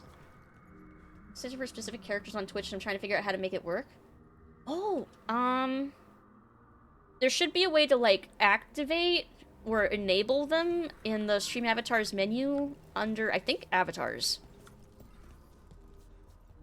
You might have to feel around for the menus, though, because I don't remember the exact, like, sequence of buttons to press. The shrine's locked. We must find a... Manfred? What's he got there? Is this Oh! Excellent, Manfred. I love him so much. That's our son. That's our boy. He's so helpful. Oh my. A body from the house of the Verheims, prepared during the Storm Age. Our Rook is just like, you nerd, I love you. You're adorable when you get excited about things like this. He is. Well, who wouldn't be, darling? Such a rare find. Time to find Hezenkos. He is cute, nerdy. Damn it. By He is. flame and seal, by light and flood. Open your eyes once more. Who dares disturb? Friends to the dead. Friends, this one was abandoned, lost. Emmrich, it's getting noisy. He's unusually obstinate. Speak! Where is Hezenkos? Prove yourselves. What claim have you to the deceased? This skeleton's got an attitude. Oh, Manfred. A willing dead companion. This one concedes. Manfred vouched for us. Oh, and he said hello. Red tapestry. Look there. Rook! Did you hear that? Manfred just... I know. Also, we should move. Baby's first word. He said a word. I love him so much. He can talk. Manfred, say something else. Come now. You just spoke. We have to go. Yes, yes. That's so cute. I'm fine. I'm mentally fine. I'm okay. It's so fucking cute. He's growing up so fast. Yeah, the way Emmerich's like, yes, darling. That's so cute. Oh, that's right. We're looking behind a tapestry.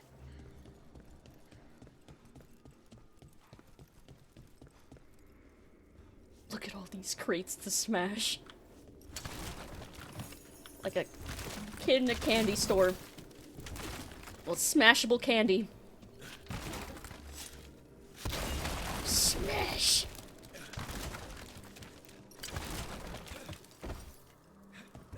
Oh, these look like they're too big to smash.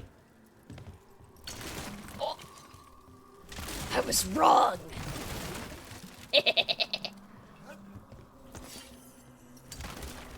And there's that chest I was trying to get to. Ooh. Deals 25% damage versus demons and undead passively. That's kind of really nice. Like a bull in a china shop? Yes. Yes. Can you blame me, though? Oh, get him.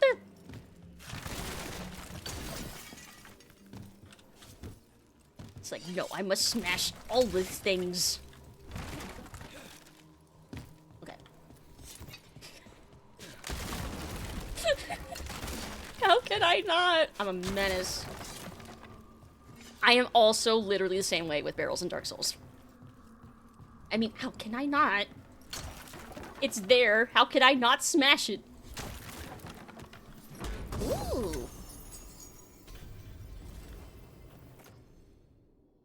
Ooh, that will be good for when I eventually do my Mornwatch character. Because, yes, I feel like I gotta. I feel like it'd be too much fun.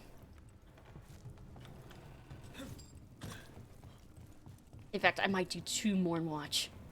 One to romance Tosh and one to romance Emmrich again.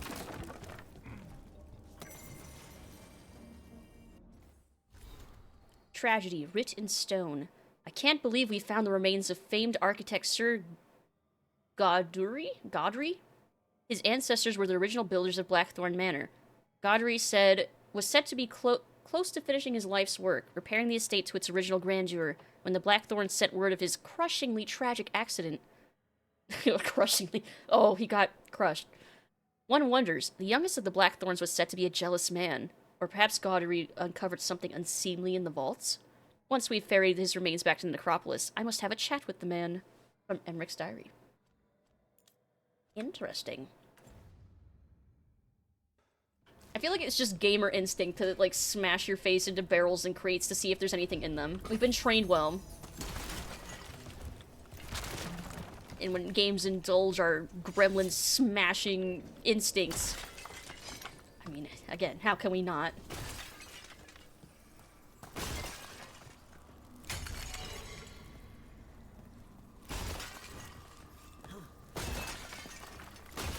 Because I'm picking up so many materials, like, it's insane.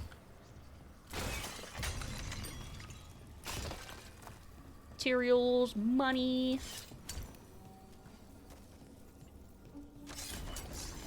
More undead. Ow. Nice work. They're on the right track.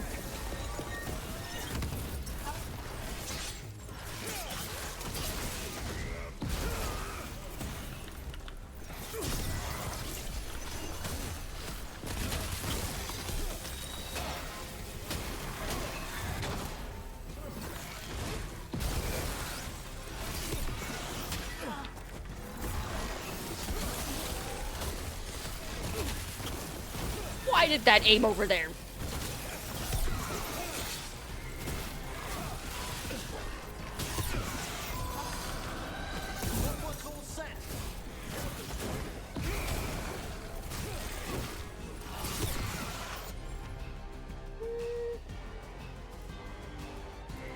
Detonate.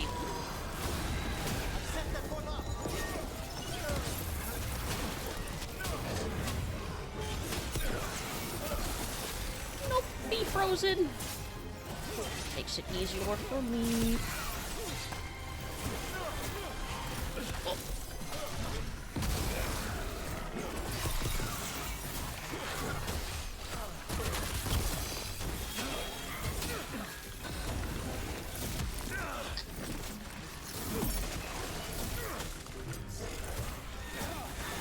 Come on, you're almost... Every time I get them staggered and then they die. Because their health goes down at like the same time as their stagger meter goes up.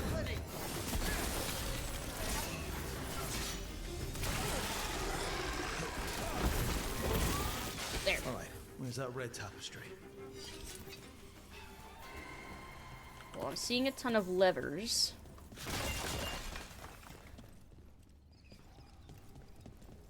Oh! Hey, Manfred! There's a lot of levers.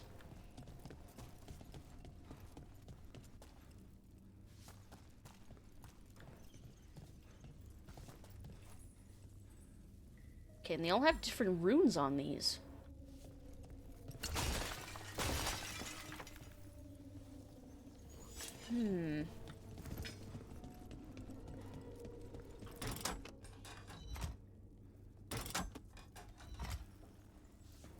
Okay, so you can't just pull them randomly.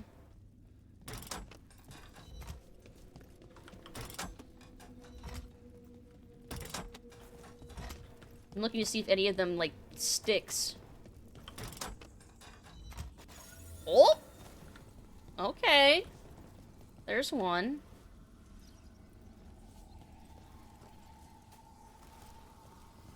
Wonder if there's any clue as to what order they're supposed to go in. There has to be. Like, it wouldn't make sense otherwise, but... What is the clue? See, there's candles. I don't think that's a clue. Can't just be trial and error.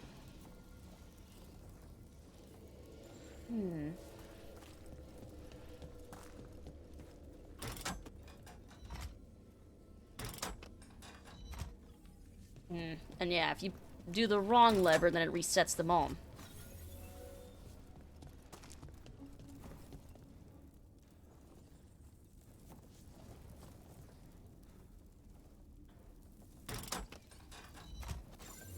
Oh my god, that was luck! Can I just wing this?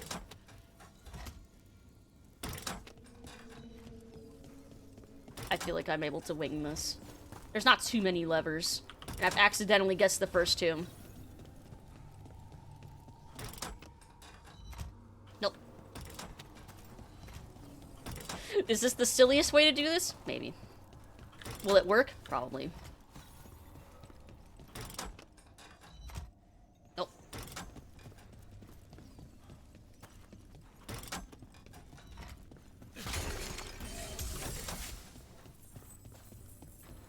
But is this the most ridiculous way anyone has seen this puzzle be done? Maybe. Ooh, but wait. Which lever haven't I tried? I think I tried all of them for the third one.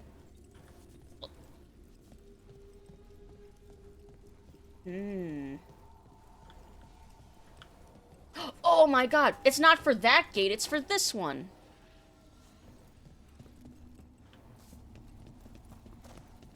I see. I see with my eyes now. Okay, so it's one with the angle on the left side. That's none of these.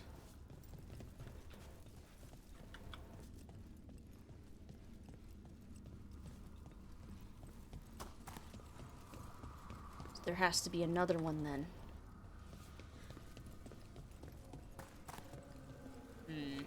Maybe it's back here then. Just thinking out loud. This wall looks... Huh.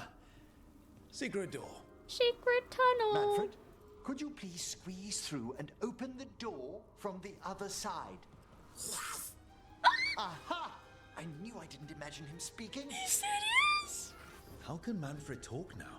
He began as a wisp that embodied what most wisps do. Curiosity. I knew he was learning quickly outside the necropolis, but this level of complexity is remarkable. Hassan's enough racket for me.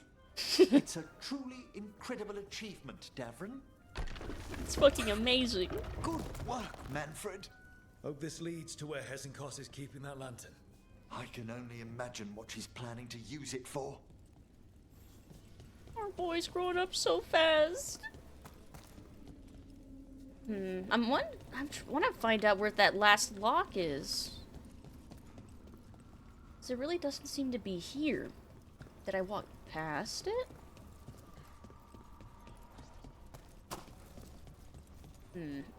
No, it must be ahead. There's no way that it's gonna let me miss it. I don't think.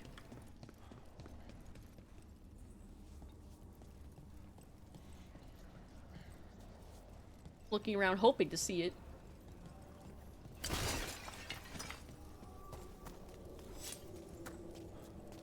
Ooh.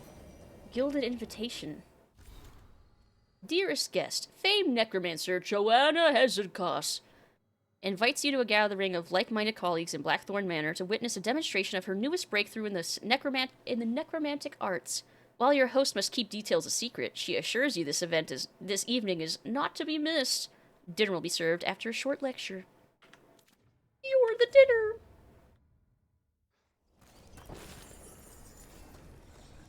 A chest. Essence Vortex. Plus 50 mana to activate, plus 30% ability damage. Using the ability now heals you for 1 health per mana spent. That seems pretty cool, actually.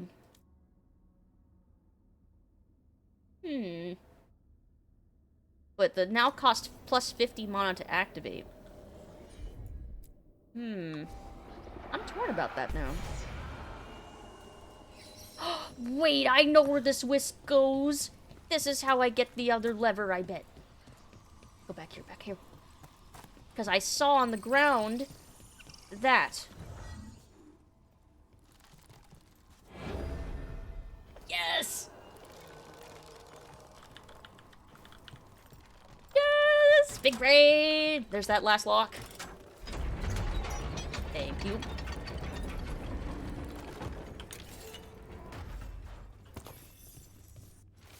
Seneschal's Notebook. Recent acquisitions. Grey Warden Helmet, Promising Providence, Third Blight, Tapestry from Tantervale, depicting Our Lady Andraste, or Legion Theater Masks, never worn. Perhaps these will bring his lordship out of his mood. He's been low ever since we uncovered those tombs in the cliffs and what lay inside them. Well, that's weird. That's foreboding, maybe. Yes! Hope you're nice and cozy, Neo Silverthorn. Hope everybody is. Another shrine. Dust is undisturbed. So how are those flowers still fresh? Also, we have maximum mage knife. Plus 1 maximum arcane bomb.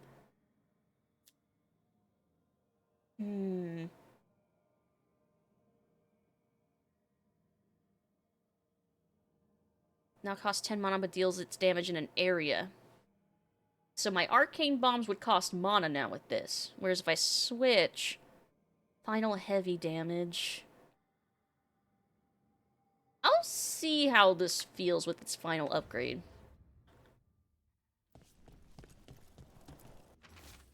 For the fairest of flowers, may she keep her bloom in death.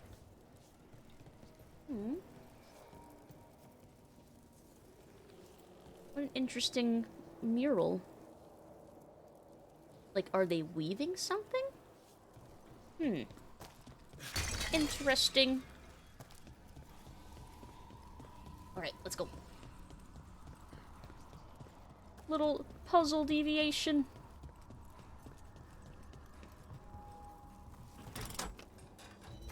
Oh, we're going down. This must lead to Johanna's workshop. What's that through the wall?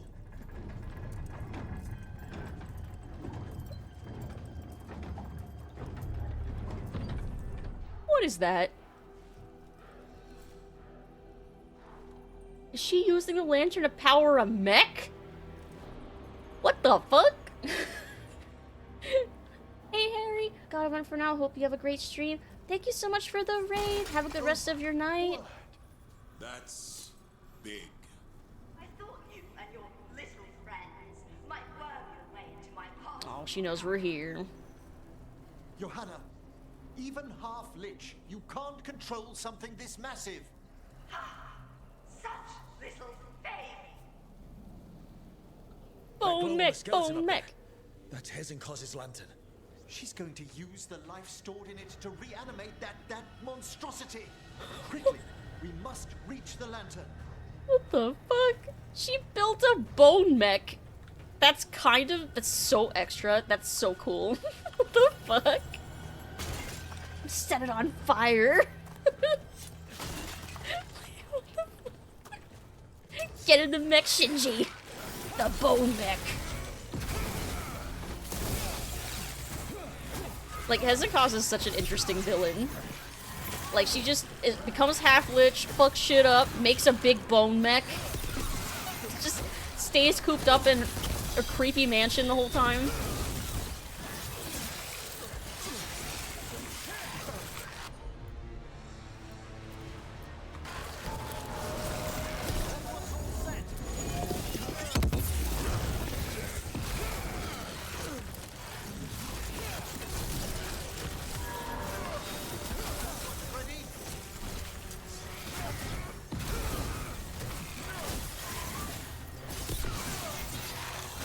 They have so much health.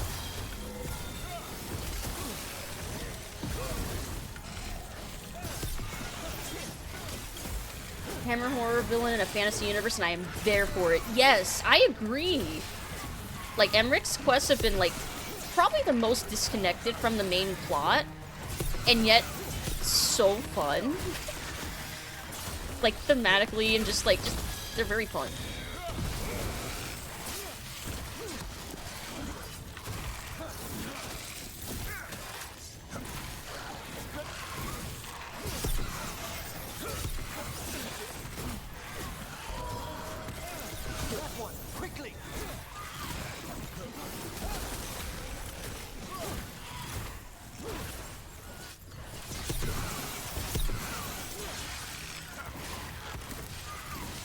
I don't know how I feel about each arcane bomb eating my mana.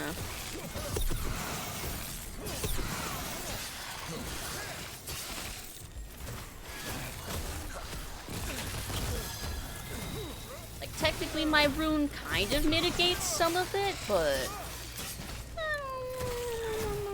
I don't know how I feel about it yet. I might swap.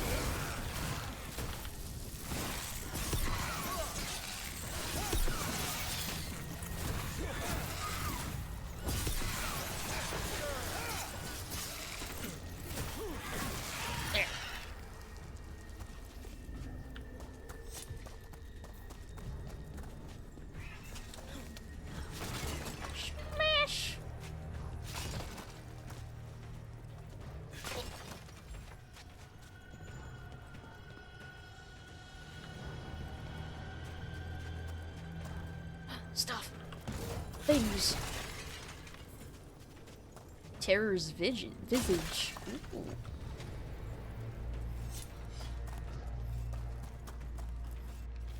Ink-splattered note. Last invitations to send. Stravelton, the dullard.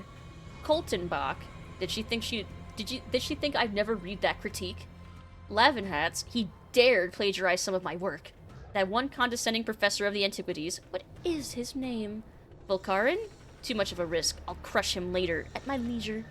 And that preposterous skeleton he drags everywhere nowadays. How dare! This is a revenge list. Johanna was never one to refuse a long and complex grudge. People from the party. You. Unsurprising? Manfred. How dare she? That's what I said! He said me! He said me! He's speaking! Yeah, how dare she bring up Manfred? Oh. I will protect Manfred.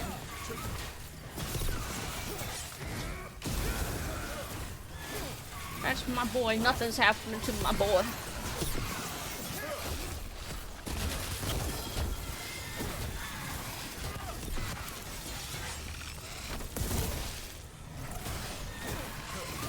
Ravenous dead. Is that why they have so much damn health?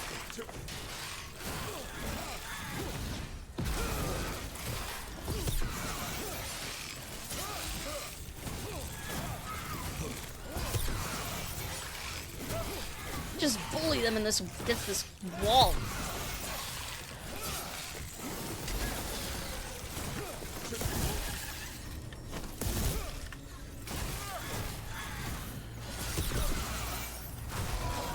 Almost. Set that one up. There.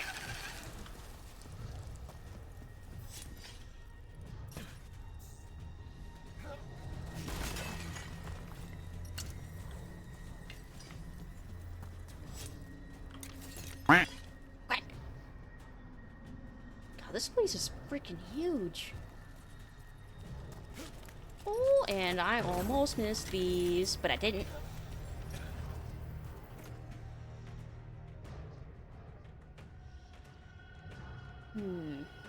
Damage increases with your current mana. That almost seems like it would be a good mix for the time knife that I'm using right now. Just, if I just like get a ton of mana and I just never run out because I have like tons of it, and then it doesn't matter if I keep using it to fuel my arcane bombs.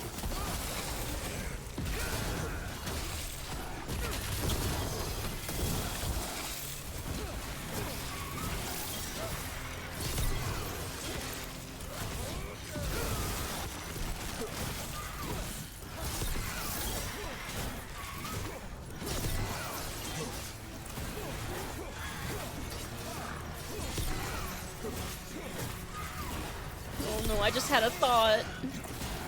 With this being the culmination of, I'm pretty sure, Emmrich's quest line, and Manfred being here, and her making threats against him, I just had a worrying thought. But maybe it's nothing. Maybe. I'm just gonna say that nothing better happened to my boy.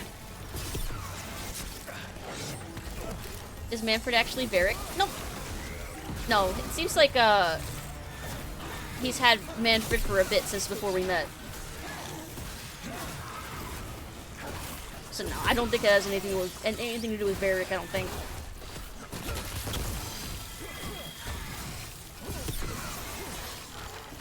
Then again, I guess I don't know, but I'm gonna say no. I don't think so.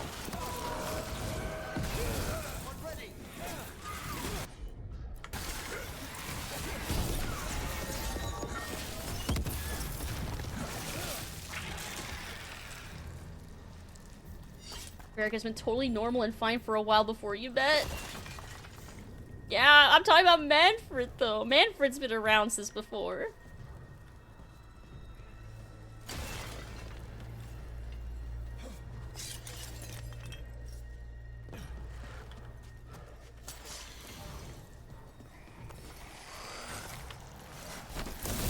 Bye!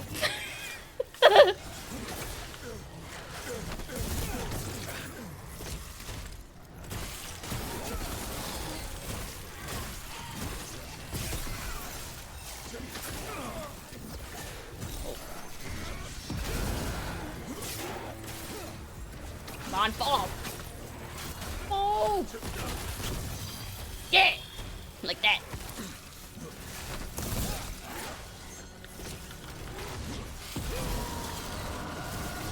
This Ray Manfred's gonna start writing a book? Okay, then I would be concerned.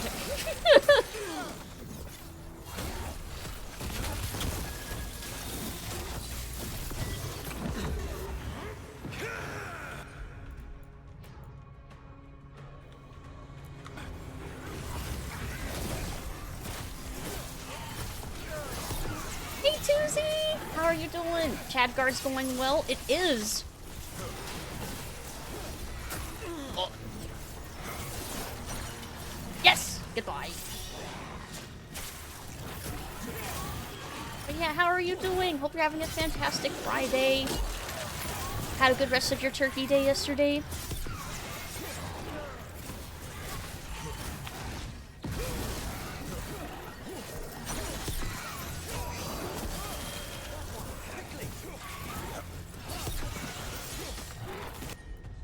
Detonate.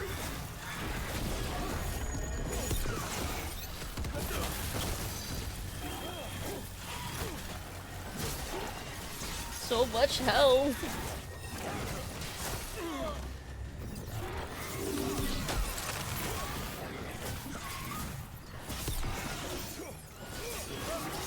Yes. That was a lot of undead. Yes, it was.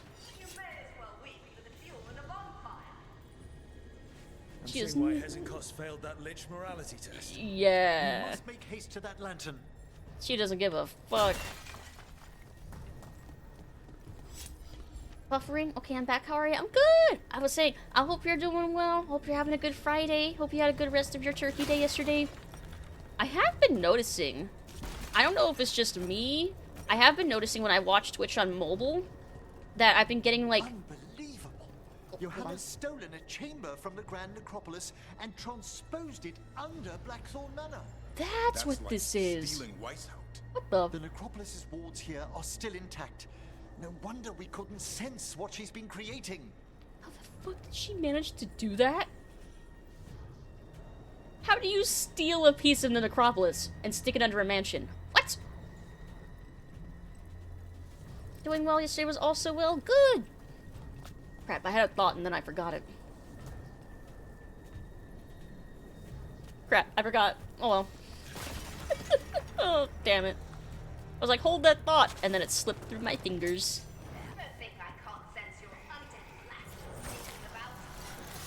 Don't you talk about Manfred like that! Manfred had stayed above. They'll be fine. We'll handle this. I am also worried about Manfred. Ask Carmen Sandiego. She's stolen plenty of landmarks. Throw a hard hat and carried a clipboard. Nobody stopped her. Unironically, you can get away with so much by just walking into a place with a clipboard and acting like you belong there. Like, it's proven. Like, it is demonstrated.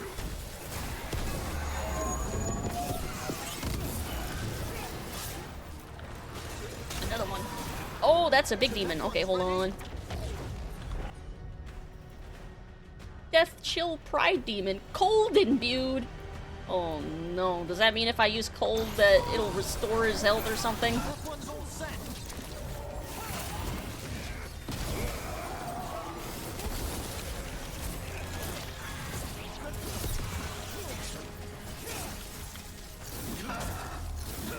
Doesn't seem like it, maybe. Oh.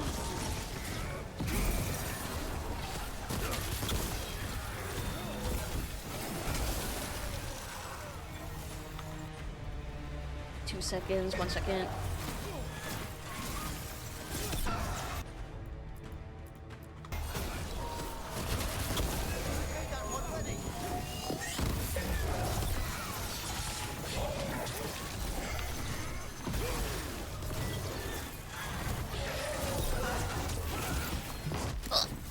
Trying to kick me.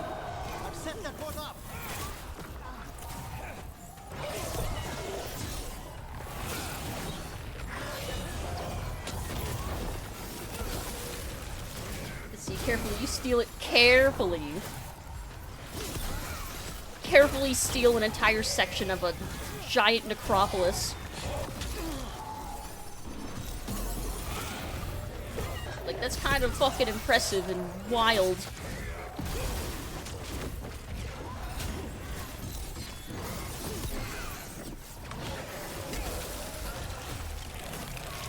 Hard hack clipboard and slightly annoyed or concerned expression. Nobody will say, well, nobody will say a fucking thing. You're like, oh, they've got stuff to do. They clearly belong here. They're busy. Won't even question it. Stop poking me!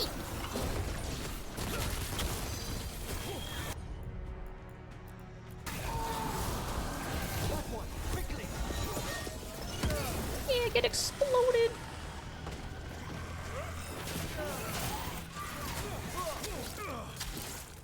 Ow.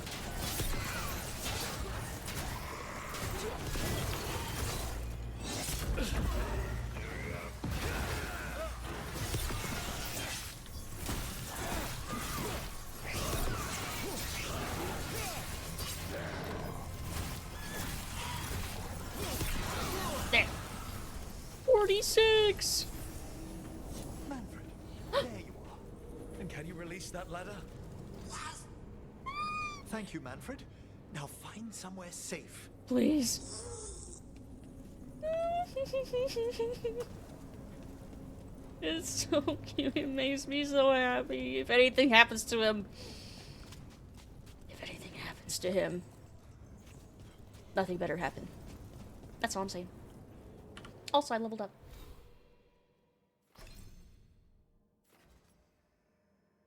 Sure. That'll give me cold resistance, I suppose. Yeah, that's something. Maybe. No, don't you dare! Don't you dare. Especially not when we suspect that of them. No. You should be somewhere safe. This isn't safe. There's the lantern. You're gonna free the spirits inside. We must, before we can destroy it. Like back when you were freeing those spirits Hesenko's trapped in the manor. That took a lot out of you. I must try, Rook. Okay, now I'm worried for Emmrich.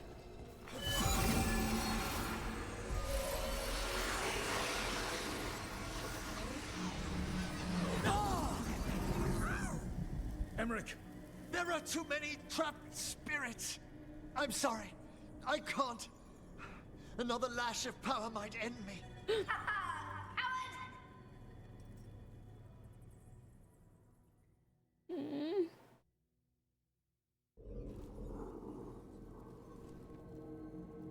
What's that, Volkaren?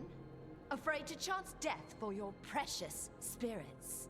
For all your fine words on the subject, only I had the courage to risk my life for our art. He's still better than you. He's still got twice your backbone. I see Volkaren somehow did net himself a paramour. Johanna! Listen to me! You're right!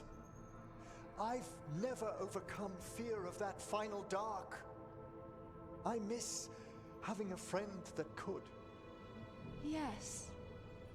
Always the idealist. I'm sorry Lichdom failed you. I swear I would have helped you had you come to me. But puppeting this creature...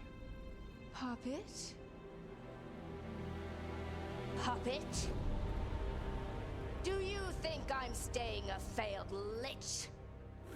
I won't command my greatest creation! Oh! I will become it! Oh! She's gonna become the mech! She's gonna be giant mecha lich!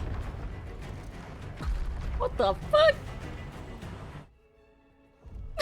Meanwhile.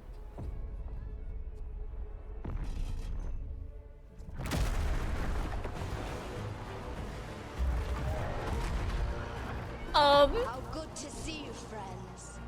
Scoffing colleagues, interfering Templars, inept rivals. You all have a place in my heart. Oh, and tonight you will fuel I see what my she's getting ascension at. the cost of your miserable lives.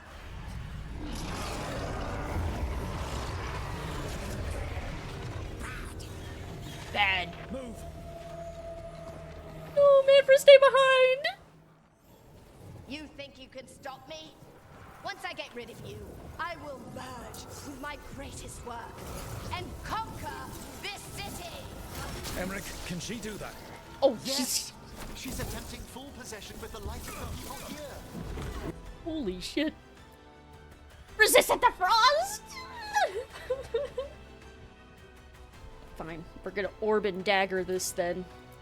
We need to stop Hezenkos long enough to destroy that lantern. With that much life inside it, the backlash could... We don't have a choice. Once I destroy you, wretches, my union with my creation will be complete!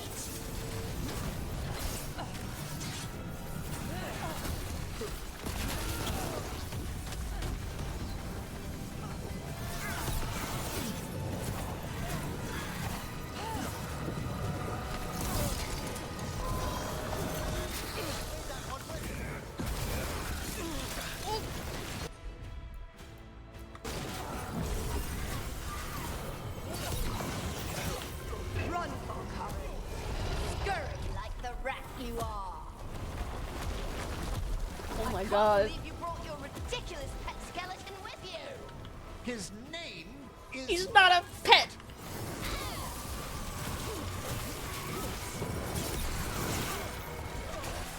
This boss fight arena is so cool too, like all the bodies suspended in the air.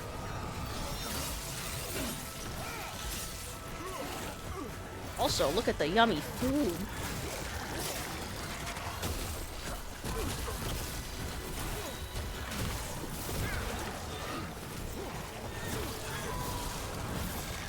Aren't you persistent? Fine! I'll go down there myself! Ow. Time. Silence!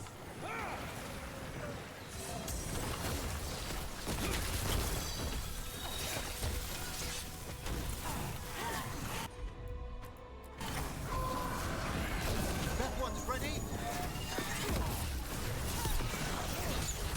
Halfway almost.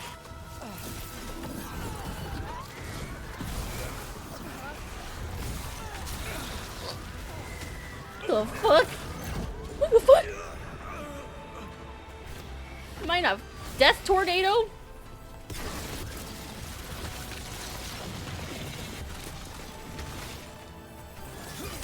I'll crush you myself if I must. It's touching that you brought your new friends to die with you, Volkaren.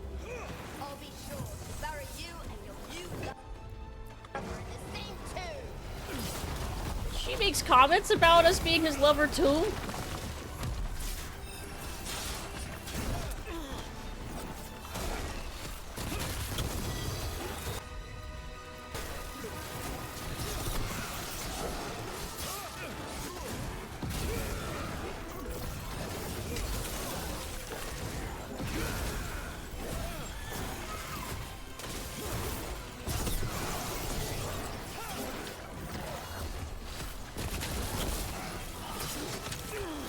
I don't think she's an ex.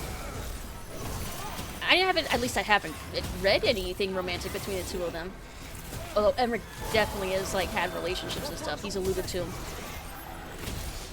But apparently they didn't end happily.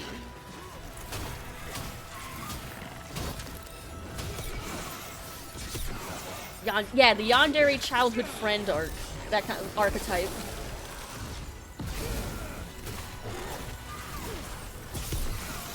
But yeah, there was some banter I got between Emmrich and Nev, though, where he talked about how he once thought about having, you know, kids and getting married and stuff, but it just never happened.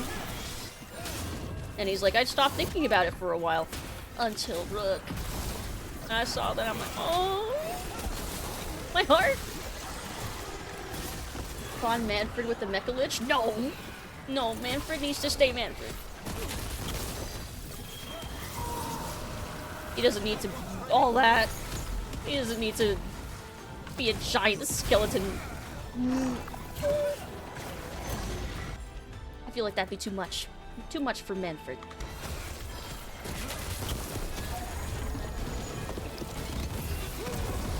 Manfred but 3 stories tall, I feel like would be too much chaos.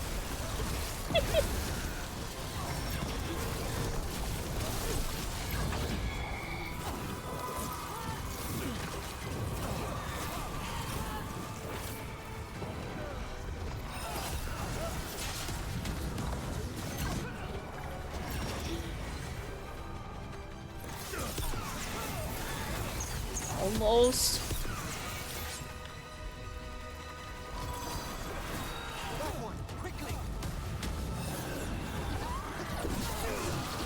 Oh, that's that tornado thing.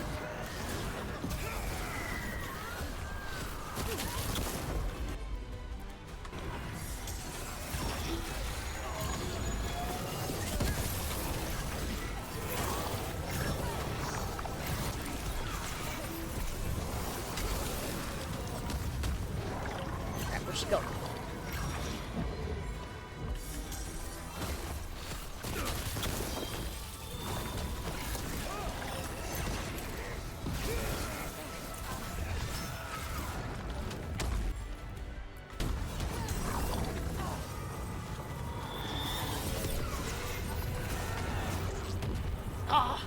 This isn't working. We can't break the lantern. You think I'd leave myself vulnerable to you? Enough playing! Your pointless lives will fuel my triumph! I can't breathe. She's draining life from us. We must find shelter. Right.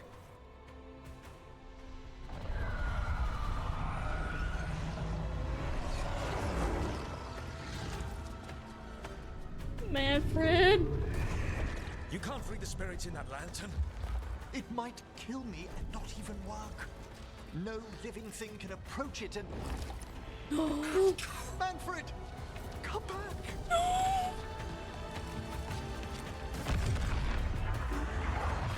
Any last words for Karen before I... No!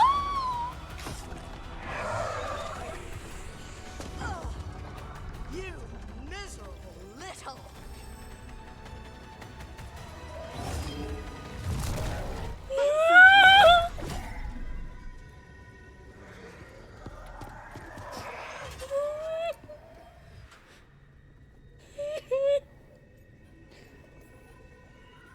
Kick her ass, Emmrich. By the spirits bound here, night and shadow, light and blood. What are you doing? Let your chains loosen. Let the fade draw close. You'll never succeed, you old fool! I release you to the air. You small-minded! Yeah, kick her ass.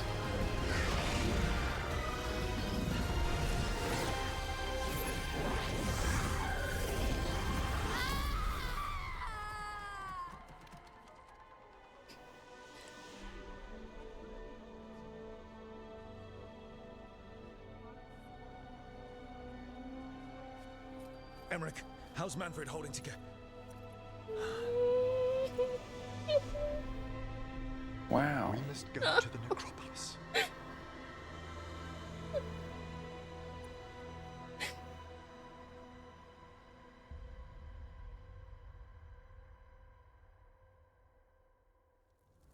His body could only take so much. But I underestimated him, Rook. What bravery in the heart of the dead. And how he grew. Manfred disobeyed me beautifully. He was his own soul at the end. Can you bring him back? I will ask.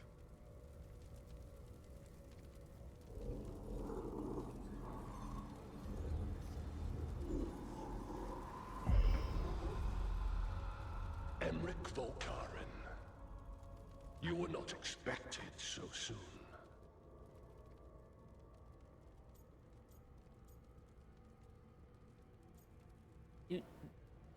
Do I say hi? Do you say hi to a lich? So, handshakes now, or? Not quite yet. My lord, I come regarding Manfred, my fallen companion. Yes, there are ways to return his spirit. But should you do this, Lichdom falls from your grasp. Oh. What? Why? Lichdom is long.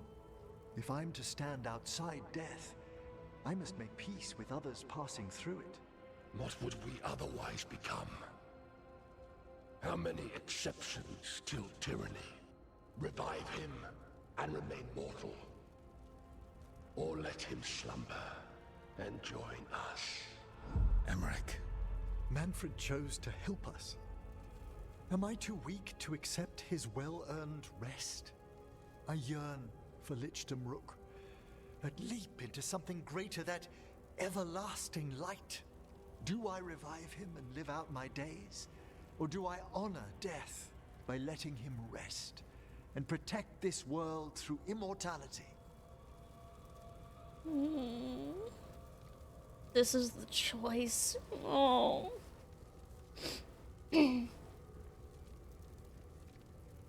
I still maintain.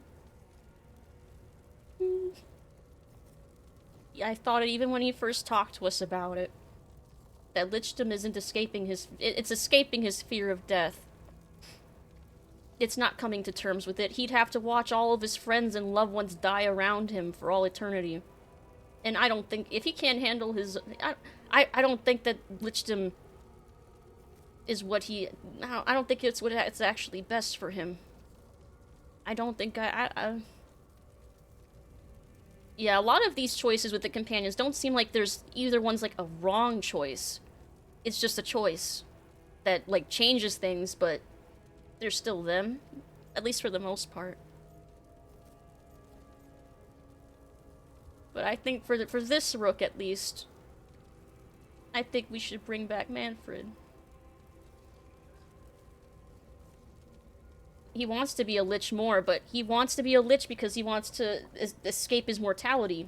But if he has a hard time accepting his own mortality, I feel like if he were a lich, he would have a hard time accepting the mortality of others.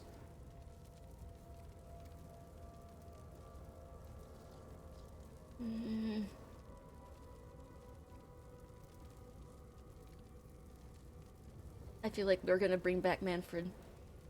But I was right with my thing where I was saying that I was gonna make another character to romance him. I probably will.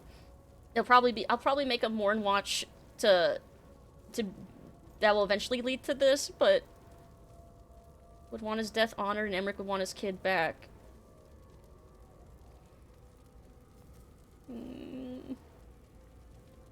I think we're gonna bring back Manfred. As cool as the Lichdom would be, I don't feel like it's the right path for Emmrich's character arc. Personally, that we've been writing with him through all this, I think. We would always choose paper with us if Manfred's gone. And Emmrich was so enthralled with how Manfred was learning and stuff and finally starting to speak. I think this is the right answer for this character, for this Rook. Mortality's a hard price, but you'd miss Manfred. Oh, of course I would. But a Watcher should be more accepting of loss, of grief, of his own death in turn. You're braver than you know, Emmrich. You've always risked your life, against Hezenkos, against the gods. Death's abyss always recedes with someone to brave it for. I think facing a lot of things would be easier if Manfred was back. Oh, he was fearless. He has so much potential, Rook. So far to grow. Then help him do it. You're absolutely right. I'll need your help. Rest easy, Manfred. We'll soon have you back amongst the living.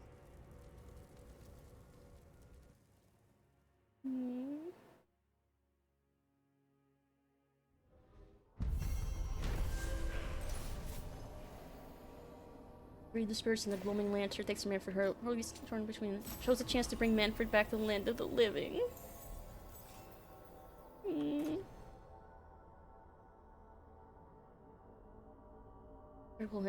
Ooh, that is nice. But I do like the ability cooldowns being lower, so I think I'll keep that. I should check on Emmrich and see if he's ready to bring back Manfred. Yes. Yes. Check redeems. Oh, 10-minute. Oh, I'll take a break after we resolve things here with Emmrich and Manfred. Oh, there's nice banter from Spite and Emmrich. Okay, I'll definitely make sure to do that then. I mean, we're gonna go do Treviso stuff probably after this, maybe. So that'll be a good opportunity. We appreciate amusing banter. I do appreciate banter. I'm head off to bed. Good night, good night, Alucard. Have a good rest of your night. Good night, good night. I've made my preparations, Rook. Will you help me restore Manfred to the world of the living? Yes. I'll do whatever I can. Thank you. We must go to the necropolis once you're ready.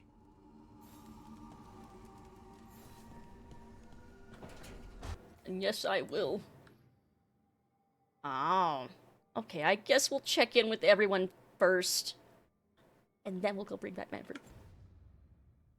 With the Lich Root, it hurts every time I go in here and don't see Manfred. I think I need to mentally and emotionally prepare myself for the consequences of picking Lichdom because of that.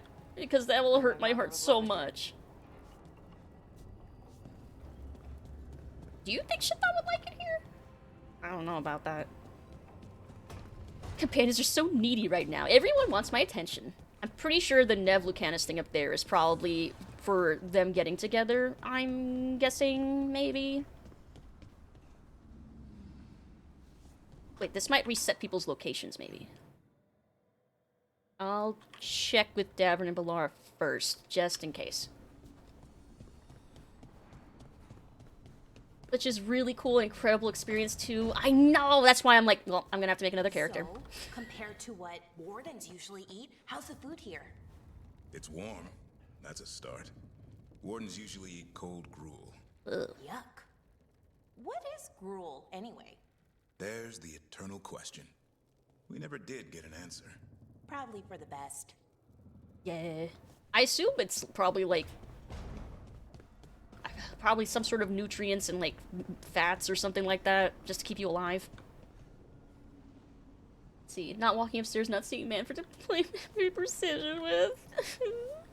Yeah, I'm gonna have to make a. I'm gonna have to make another character. Romance Emmrich as a lich. Like it's gonna happen. It needs to happen because I need to see both paths. But I wasn't ready to let go of Manfred either. I made a fresh pot and... that's Rook's walk. He recognizes our walk. Just me. You brought Nev coffee. I brought an excuse. Spite thought I should talk to her. Well, not just Spite, but I'm only good with knives. Oh, Spite's trying to help. Gooseberry, you made it twice. It was nothing.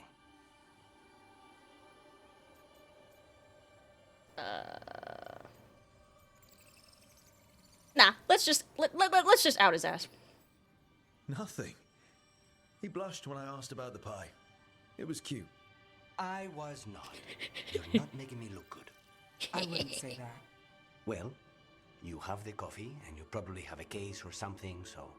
I don't need pie, but you remembered my favorite. You find me at midnight just to talk. Maybe I like that. Maybe I like... Really? Right. I think you've got this. Yeah. You know I won't make your life easy. I don't make anything easy. But you do make it better. Well, don't use your charm all at once. I have more than that. I hope.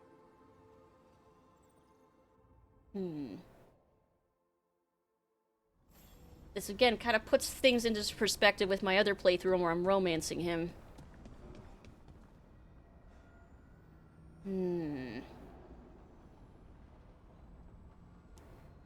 Because you don't get a scene like that if you're romancing him. Like, that's a scene just for Nev. You don't get that kind of scene. Want some rye? Of course you do. Of course you do. Oh, he's in his room now. Take the slow burn. Yeah, my second playthrough, I'm romancing him, but it's interesting seeing the dynamic between him and Nev. Arlathan went, well, we got the Dalish out. We got out. But something bad is waiting for us. I can feel it. I think I really do get the impression that Lucanus likes Rook, but he likes Nev more, just canonically. Like, the Rook romance with him does kind of feel almost intrusive. It's kind of weird. Like, the more I see them interacting and stuff. We may have freed the Dalish, but Elgernon will only let so much slip through his grasp. And that dragon, mierda. I had enough of dragons. We'll still probably have at least one more to fight.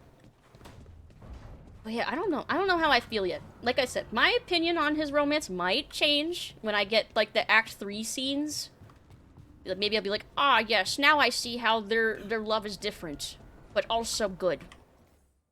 Like, I'd like that realization. But so far, it's kind of weird. But I'm looking forward to the Davrin romance that I also have running at the same time.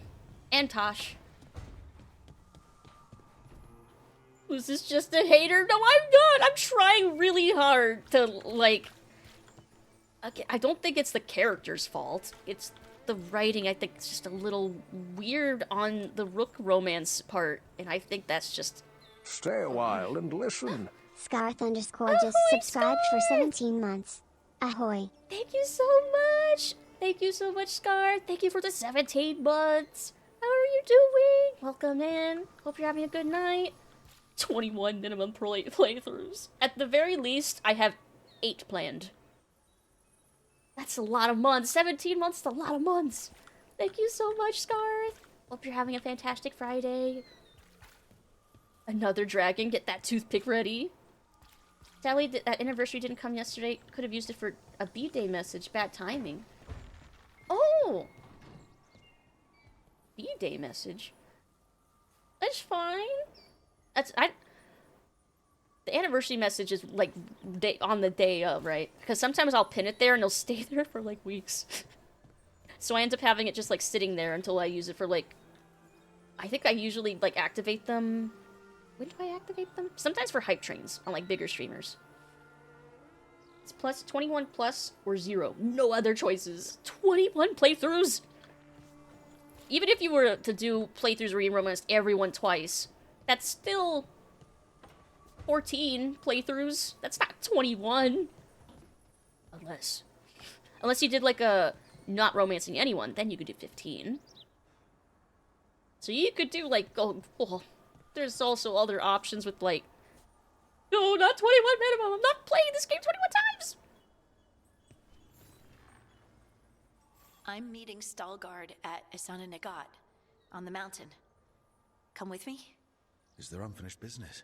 No, nothing of the sort, but I could use company if you're up for the trip. Field trip. Hmm.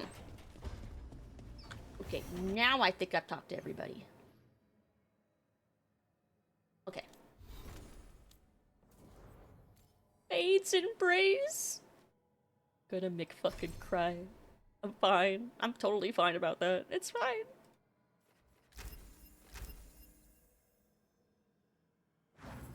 Maximized skills. Nice. Oh, as in birthday? Until expansions, it's more than 22 times. I would be so happy if we got expansions. 3 romances each and an ace play. 3 romances each? Why so many? Why so many? Be true gamer. Date every person with every faction, with every race, with every nut show and every taco. Okay, then I could see how you would get 21 playthroughs. All these companion quests. Okay, but these are quests, and that's a conversation, and that's an outing. So we're gonna do this one first. We're gonna go bring Manfred back.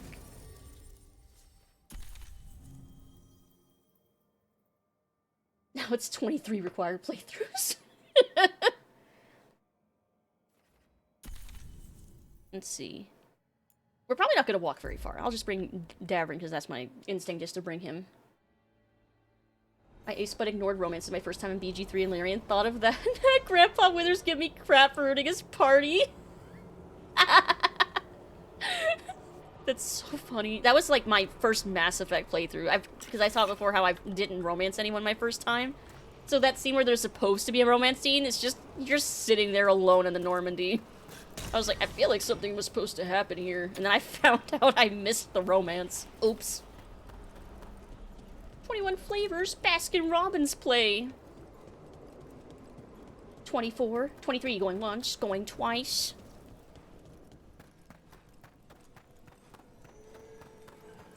Oh, there's also new side quests here too? We found new hauntings. They must be dealt with. Ah. Well, I guess I might as well pick that up then.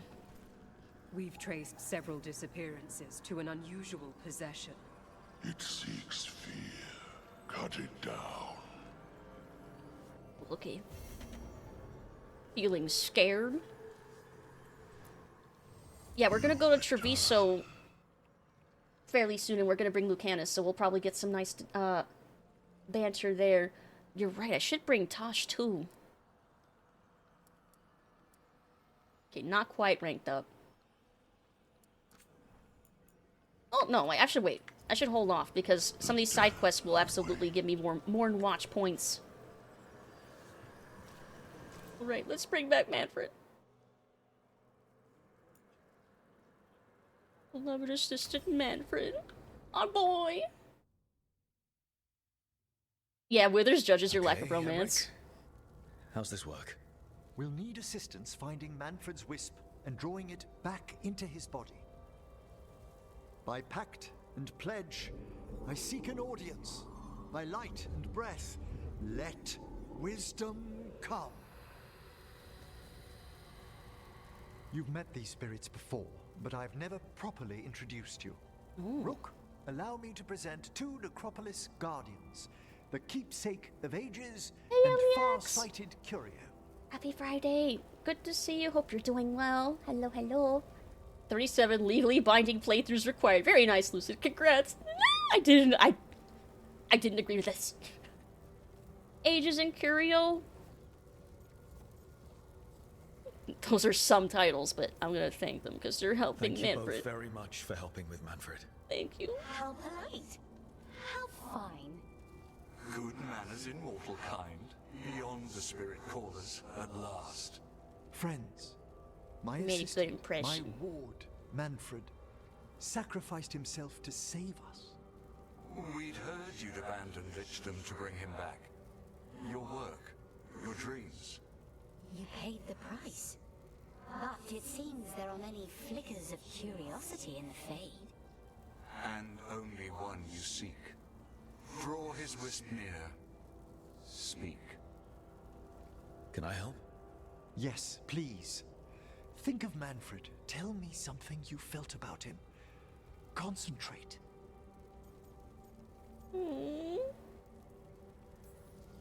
He was always excited to be around you, Emmrich. If spirits can learn to love, he loved you. I hope In you the feel better sea of soon, the Fade, LDX. There are wakes left by our passing. Our desires, our fears. I leave this beacon for you, Manfred.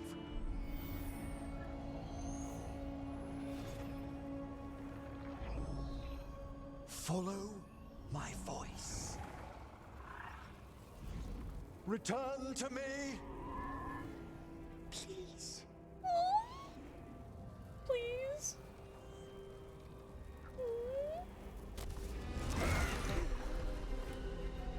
Manfred? It worked.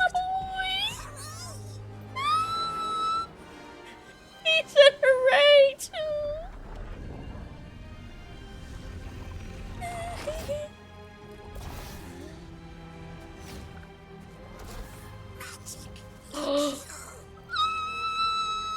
That's wonderful. I'm gonna cry. Wonderful indeed.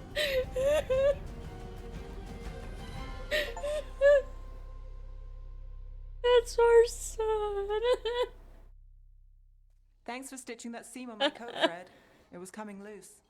And nice new threads yourself. He's got an outfit. Yes, we needed something to mark him as an apprentice around the necropolis. It's I'm a good fine. fit. See you around.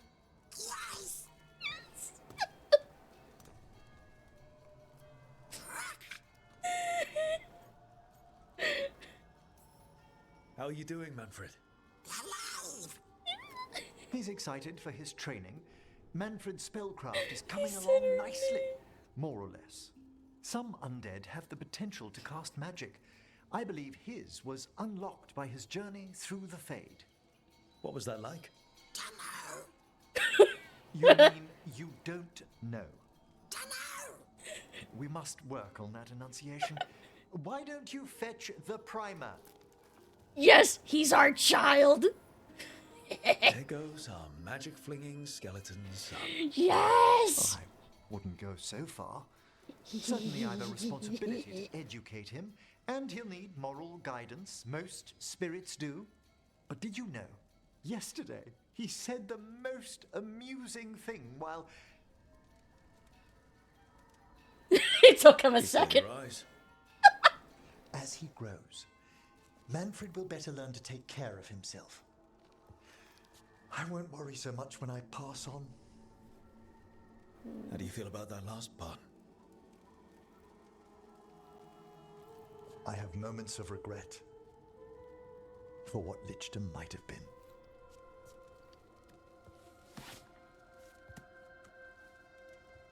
But none would make me exchange this for anything.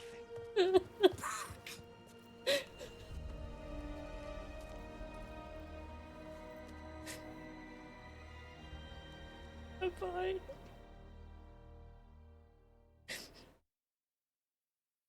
It's just raining in my room.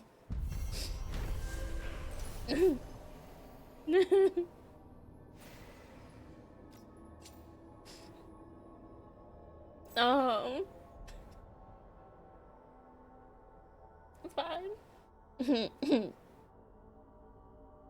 Manfred was successfully revived, much to Emmrich's joy. Now has magical abilities of his own.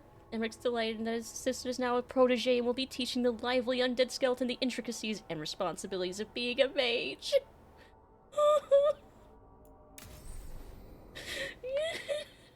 That's so cute and sweet. I'm fine.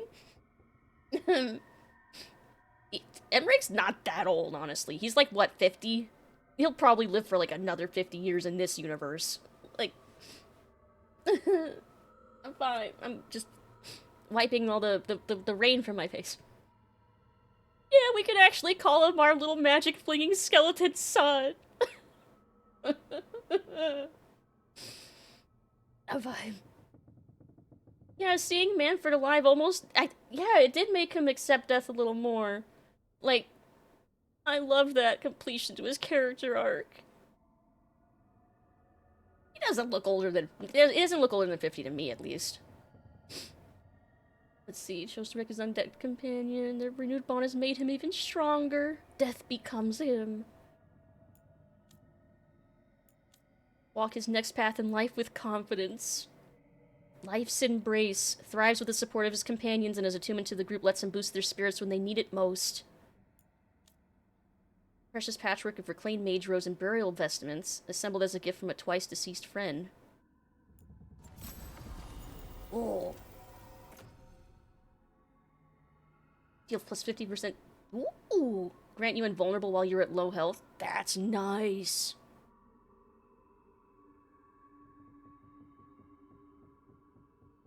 Reduces his ability cooldown by 50%. I still kind of like the armor he currently has. Because I try not to be at low health too much. And I also really like reducing his ability cooldowns. But I do want to see what it looks like. Well-to-do man in his mid-50s at most. Yeah, at most. He looks so dapper in his little cloak. I wonder if we'll still get to do rock, paper, scissors with him. Maybe he'll actually start doing things other than paper now. Wouldn't that be wild?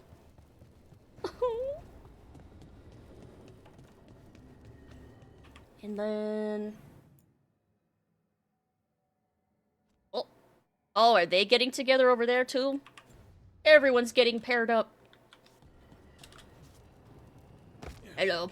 Nev, do you have a favorite food? Whatever you're cooking. There must be something. I might have a weakness for seafood and candlelight. I'll see what I can do. Yeah, she does like fried fish. He'll start picking Spock. Hope magic improves. I mean, that too. I mean, we don't know what kind of other magic could be done to, like, extend a lifespan. Even if it's not, like, immortality. Even if it's just, like, a couple extra years or whatnot. He's too focused on magic to learn what scissors are. I don't like the look of this. The look of what? All of it. There's no there. What were you expecting? I don't know. Mountains or something. Let's see. Gotta say hi to our son. Little shake. Okay. Oh, is this when we get to see the gift? I hope so. I hope it's a giant fucking wheel of cheese. So, what's this about? I got you a thing. Oh my god! Lickers. What? I knew cheese was stupid. No, back in Ferelden, we call this cheese the revered mother's knickers. Oh my god. Because that's what it's supposed to smell like. Oh dear. Is that good? Is that good? Yeah, that's what... Tosh, it's wonderful. Aww. I'm really, really touched. That's so cute. You know, fuck it. We're outing everybody to their crushes. Tosh likes you. What? It's true. Ask them. You're really nice. And, you smell good. Oh. Thank you. Really good. Please get there faster, Harding. Oh. Okay, I might need to accelerate my I'd Tosh really like romance. to show you Ferelden sometime. Holy shit. Sharing Ferelden cheese could be a start. Okay. Aww. Like, now? I could eat. Oh, good. Let's go. That was very cute. I'm surrounded by weirdos, but they're so cute. I liked them paired up. That is cute. That was fucking cute. Jeez, Blunt Rook, the ultimate matchmaker. We're just a goofy little guy. Even now becoming a lich, necromancy classically either vastly speeds up your aging or vastly slows down your aging. Probably, maybe. I mean, I still think that he's got a lot of life left in him. Is this how Gustarian feels? Yes, we love Taj. Pretty sure in Dragon Age, blood magic could also be duo immortality, but that, yeah, probably want to stay away from blood magic. Probably. Well, the most part. Here we don't have a shapeshifter trying to fuck us over. That we can tell. Well, actually, Solus and the gods can shapeshift. So technically. Face smashing things, matchmaking. Tosh is awkward, but Harding is dense. But she's so cute.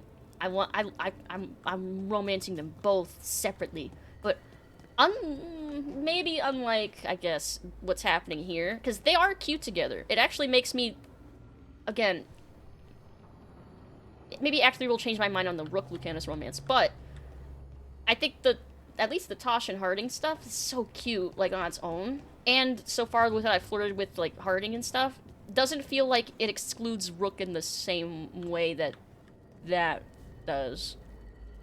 For now, this is my in-progress opinions, of course. Oh, I want to see Emmrich's outfit. Always went Blood Mage as a specialization in Origins and 2. I only did on my evil playthroughs, because otherwise it was really funny with Hawk being like, blood magic is evil and bad, while being a blood mage. Which does make it really funny, but... So... Ooh. I do like that. That is fancy. Yeah, these are the other outfits I have for him. I like this. This is like a... Looks like a apron for, like, doing mortician stuff. I do like the colors with it. It is pretty. And I do like this one, too. But yeah, let's have him wear that. Yeah. Wait a minute. We match now. That wasn't intentional. But I just realized they match now. That was completely me realizing that just at this very second. That, wait a minute. That's too cute. How could I not do that? How could I not keep it that way? That's so fucking cute.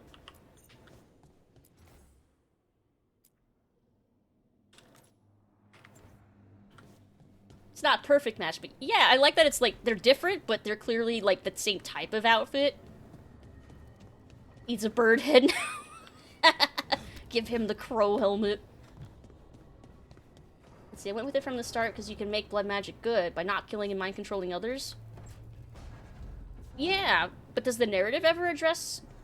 Does the narrative address you being a good blood mage? Or can you address it?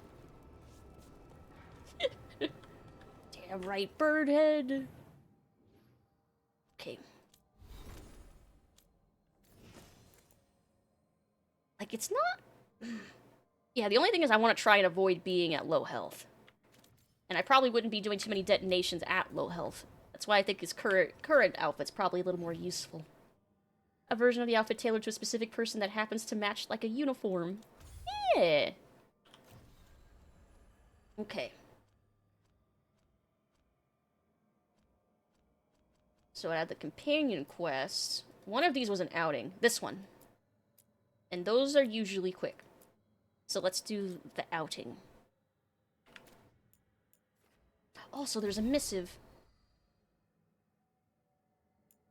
Final disposition. A letter stamped with the Mornwatch seal. Hezenkos's creation will be dealt with. We will remove it once preparations are complete. Flee if it appears in your dreams. Signed with the complicated impenetrable sigil. If it appears in your dreams? That sounds kind of fucking scary. Peerless control. Those judgmental fossils in the Mornwatch claimed what I'm about to attempt was mere theory, or folly, or whatever easy dismissal rose to their cobwebbed minds. They've ignored the genius conceit of folding the bond of a construct this size within the motive force of a commanding mage, namely myself. What a glorious union! A simple thought, and its arms will sweep away my enemies like scattered sand. A gesture, and luminous beams from its eyes will blast through rock and steel. Note to self. Adjust the lantern casing. The eyes aren't working consistently yet. The blithering sods should have given me that doctorate when they had the chance. A charred note from the Blackthorn Manor. Discovery of Hypogeum? Dear Professor Volkaren, the Watchers are indebted to your new friends for their assistance in stopping the exiled Johanna Hezenkos and recovering the basalt Hypogeum. It took great magic for Hezenkos to transport such a large portion of the necropolis. We will attempt to reverse the process. The other Watchers and I have discovered a curious remainder of your battle in the rubble of the mansion's great hall. I'd fain entrust it to your safekeeping. Cordially yours, Watcher Myrna, Keeper of the Seals. Very cool. Alright. Let's go on our little outing. Yeah, apparently the person before Hezenkos, I think, was also trying to make that mech. Incredible. My nose is still all stuffy from all the crying earlier. I really did cry a lot. That ending to Emmrich's quest was so beautiful. Want some rock? I sure do. Of course you do. I hope he's fully recovered from being trapped in the rock. I hope so too, but the Kalsharak dwarves are tough. I'd like to see Kalsharak. Do you think Stalgard would take me? Should I ask him? Would that be rude? Only if you ask rudely. They're wary of outsiders, but I could learn so much about the dwarves. About myself. Maybe once things have settled down a bit. Manfred could be the new mech pilot. He'd be a great pilot. We shall teach him how to fly, but in a safe way.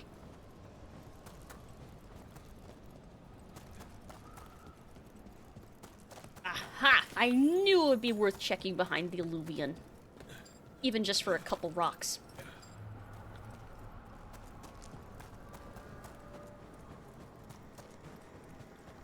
Must be remarkably quiet when crying. I am. Yorgi Smarga 8 just followed. Yorgi Smorgy, hello! Thank you for the follow. Welcome in. Hope you're having a good night so far. Happy Friday.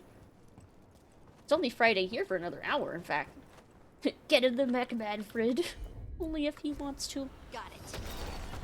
Or Hezekiah will have to do it again. Manfred would legitimately be a good mech pilot. I think he could do whatever he wants to do now. I'm so proud of him. Let's see. But yeah, I was trying really hard not to cry, like, on the, like, over the mic.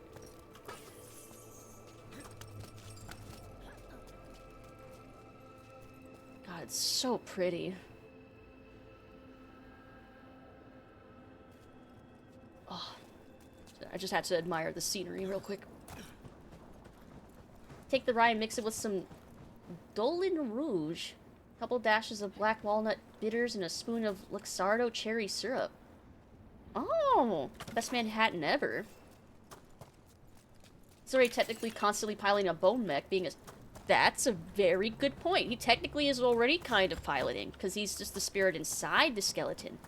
Is it me, or does it feel different now? You're right. Something's different. Feels peaceful or something. Because the expression of the Titan's pain that looked like me doesn't live here anymore. I can't believe that made perfect sense. It's like, yeah, I guess that makes complete sense, yeah.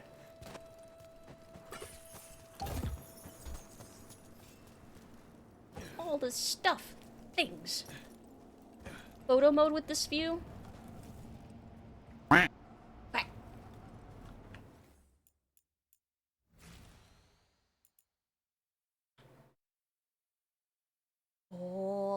and go flying out into the mountains. It's so pretty. It's very pretty. It would literally be like his normal body, but just big. Ultra Manfred. Boink.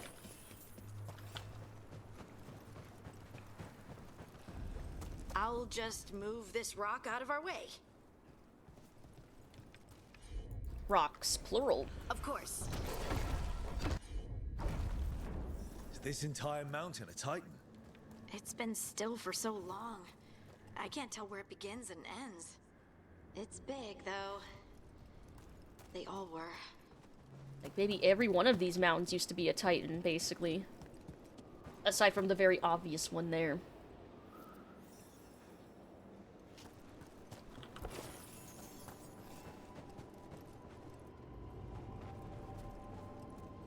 Let's see, wouldn't have to deal with the normal disconnect between pilot and mech. That's true. Oh! Interesting. I could use that with my other character that actually uses bleeding stuff. Interesting, so I'll get the last piece of that ring here. Good to know.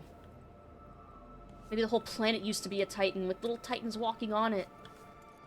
Wow. I mean, that honestly wouldn't surprise me considering how Solus talks about how they sundered the earth and stuff. Those rocks I can move were all parts of the Titans once.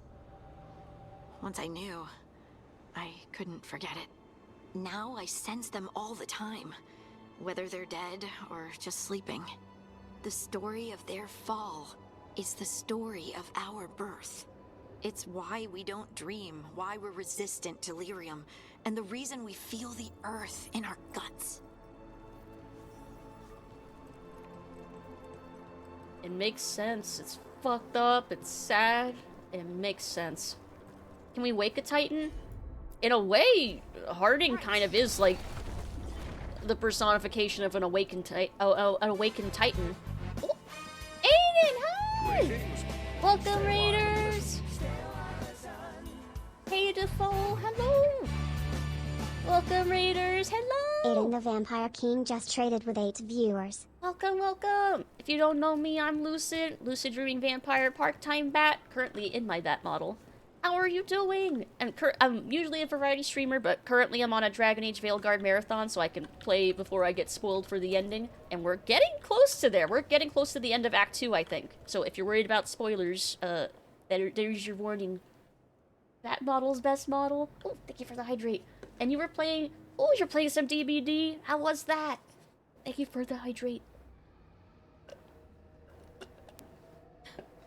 Thank you. Yeah, how was Dead by Daylight? Hey, Celeste! Vamp down your blood raid. Did you win? Were you playing Survivor or Killer? Desolation of Kalsharok. Chaotically bloody fun as always? Nice! Is Rook really short? Yes. I mean, even the tallest elf is, like, barely, like, a couple, like, heads taller than Harding. You did both? Did you win? Did you win both? Desolation of Kalsharok. To save Orzammar, High King 3stone sealed off the deep roads, abandoned Kalsharok, and left us to the Darkspawn. In declaring us lost, he forced us to find ourselves. Just lucid-sized. He might be taller than me. I might actually be around the height of Harding. Like, does anyone... They probably have, like, canon heights for some of these characters. Does anyone know if Harding has, like, a canon height? Because I'm 5'1". How tall is Harding?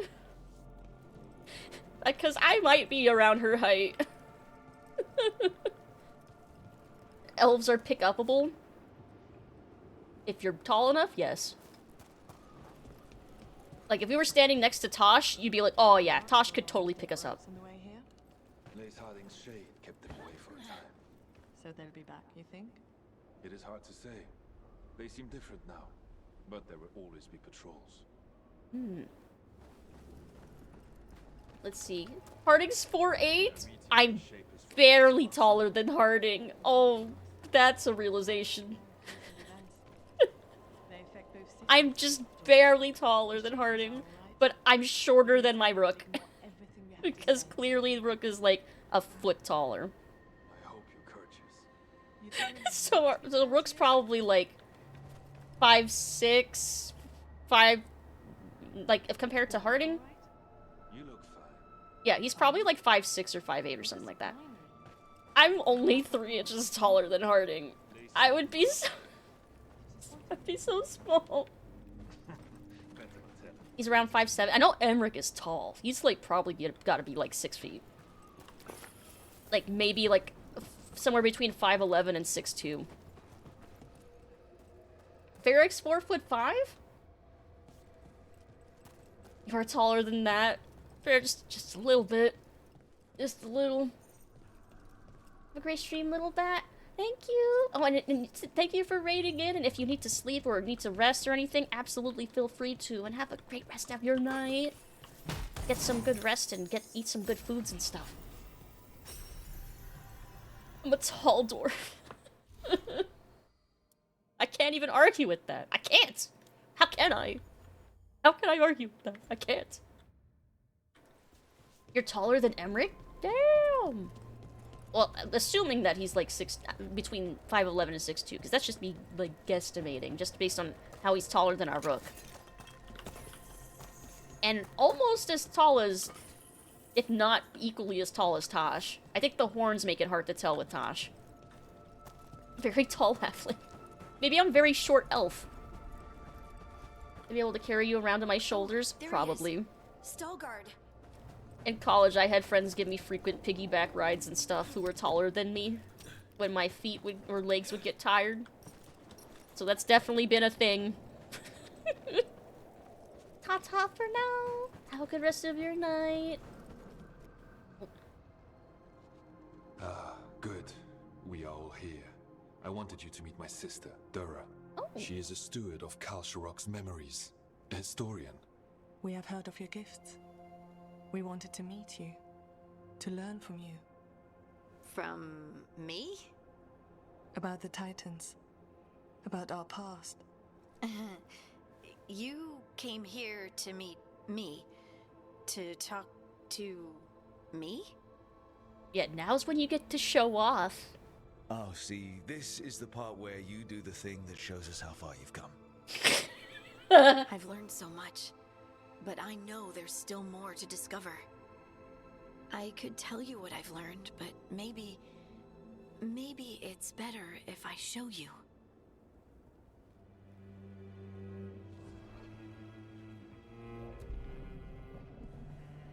Hear the song of the stone.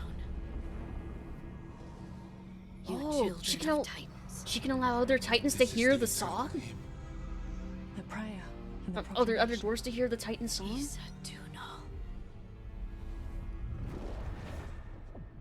Isn't that like a huge fucking deal? I felt the Titans. I opened my heart to all of you, but I could hold it only for a moment. Oh. But there was an eternity in that moment. Thank you. No. Thank you. Being here with you. With all of you. I finally understand. We will carry the Titans in our hearts, but it is no longer their time. It is ours. A song from the stone. Helped an expert scout forge a new path. Aww. That was such nice closure. Picturing a teeny Lucid bat hanging off someone's shoulder like a parrot. Just hanging there. Aww. Small bat. Let's see, for D&D, Rook would be a very tall elf. I guess, here, I'll go stand next to Lucana so you can see. Because that will give you a good idea of how short he is. How long did you see the Titans that were there? The ones in the mountains. Really dislike those dwarves' armor, but I guess there's precedent. Yeah, I don't care as much for the look of that armor either, but I get it. I understand. I understand it. Even if I wouldn't wear it, personally.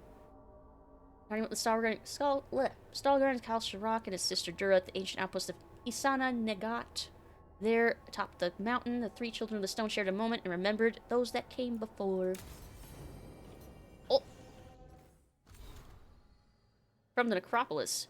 Dear Rook, I was pleased to hear Manfred has been restored to the fullness of unlife. Keepsake and Curio also pass on their congratulations. Our guardian spirits are always glad to see one of their number discover the gift of elocution, and Manfred has been dutifully listening to their advice. How much he has absorbed, I leave Emmrich to guess. The professor has earned the pleasure of seeing his pupil grow. Cordially yours, Watcher Myrna, Keeper of the Seals. Let's go see our boy.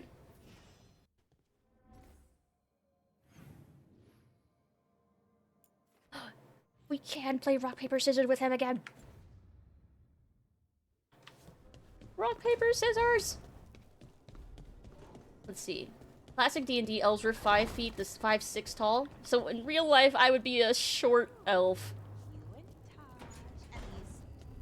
That's what I heard.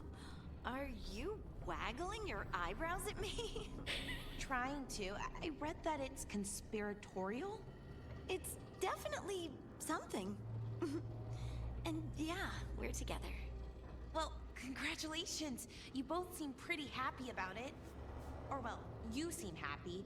Tosh seems less annoyed. Yeah, they're cute. We'll go see Emmrich. Let's see, we can just get one of those baby carriers and put Lucid in there facing forward. Can have snacks and go on adventures. Damn it, I can picture that. Johanna? Oh my god, he kept her skull. Do we find a suitable method of penance in the necropolis?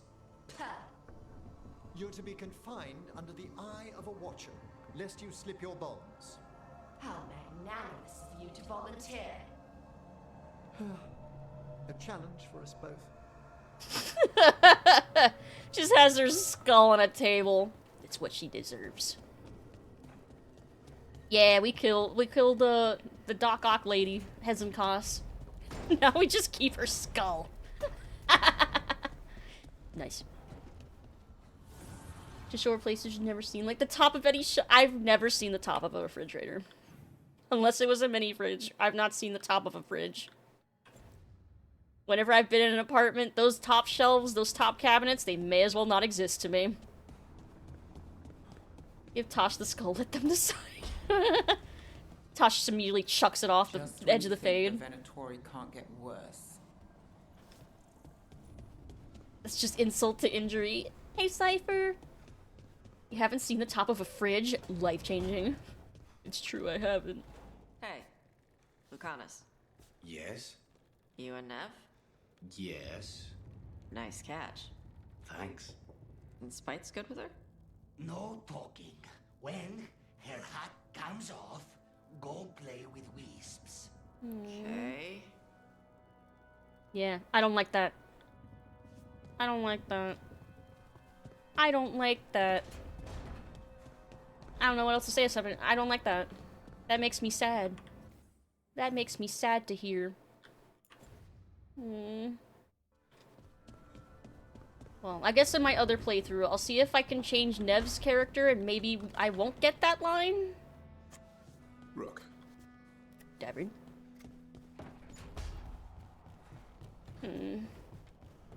Yeah, Spite gets the short end of the stick. Like, I feel bad for Spite. And by extension, I guess I kind of feel bad for Lucanus, too, because that means Spite's always kind of kept separate from him a little bit. Like, Nev's with Lucanus, but not Spite. And Spite's just kind of there. Like, I don't know, it's weird. It's weird. Disappointing.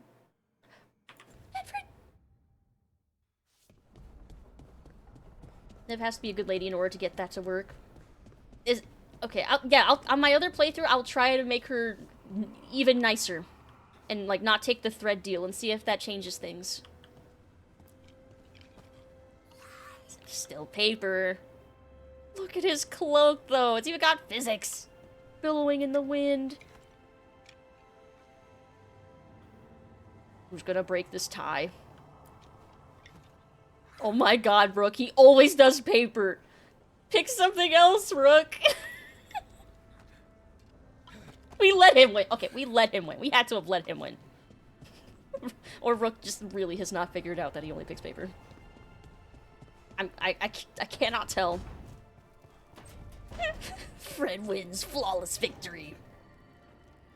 Forced to be a third wheel and no one can help him get away. I feel so bad for Spite. Like, having that in mind. Like, yeah, he's forced to be a perma third wheel. That makes me so sad. It's fine. It does make me very sad. 70%. Cooldowns are reduced by 20 seconds. What, that one? Noir superhero. Let's see. And I wanted to look at Life's Embrace. Your low health threshold is now increased by 10%. The party deals 50% more damage while you have low health. Oh. Oh, that's why. Because that's at 10% higher to be considered low health. So you would... Oh. Okay. I see the merit of this armor now.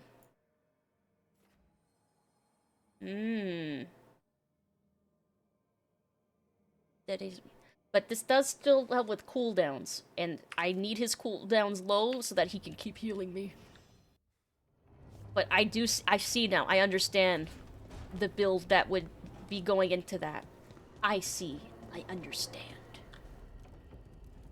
The unfortunate thing about possession, but that's the thing. When you're romancing Lucanus, you can get them to come to an agreement, and then you're like kind of with both of them. It feels a lot more even. But again, I'm still not in Act 3 yet with that character or whatever, so I can't tell for sure how that dynamic changes. But immediately off the bat, I like Rook's dynamic with Spite more than Nev's dynamic with Spite that I've seen so far. But that's with the asterisk that I've not seen Nev at her nicest. So, with a non-Treviso destroyed Lucanus. So, that might be different when I play that. Okay.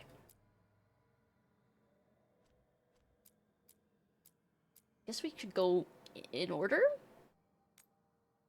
But these are full-on quests. I'm thinking.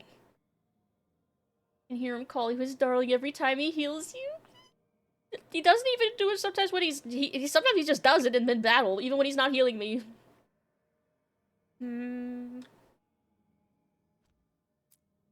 Northern, Hosberg, Docktown. Wait, this one might be quick, because it's just going to Shathan's house, right? Even though it's labeled a quest and not an outing or a conversation. Right? Let's try and do this quick. It's not quick? Fuck! Well. Your mother learned something new about the tablet? Haven't talked to her since the big fight at dinner. Hey, we're here. Mother? Tama?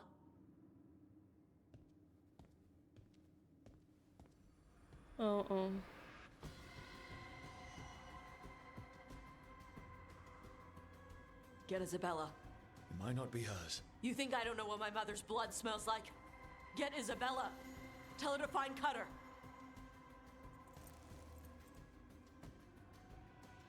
Oh, things have escalated quite quickly. I know I said I didn't like Shathan, but what the fuck? No sign of your mother. Cutter's gone too. He was here. I caught his scent. He took her. What? That guy from, like, way earlier? We'll find her, Tosh. Why did he go after my mother? There were letters from the Dragon King in his room about your mother and about the tablet. Since when does the Dragon King want the tablet? He's been after Tosh. The tablet's about Tosh, about fire breathers. It's why Shathan's desperate to decode it. In exchange for the tablet and Shathan, the Dragon King will turn Cutter into a fire breather, like you. That's Vashadan! They can do that? They can just make someone into an Adari? What? What? Let's see. How are we supposed to know you would recognize this? Well, Tosh has a very strong sense of smell. Is it actually possible to make Kunari into fire breathers? No, that's not how it works. Or at least it Thought we shouldn't didn't be. know how it works. Doesn't matter if it's true. Cutter believed it enough to take Shathan. True, I guess it doesn't matter if he thought it was the truth or not. Isabella, you knew the tablet was about fire breathers. Shathan told me. And you didn't tell us because... Wasn't mine to tell. Shathan wanted to tell Tosh herself.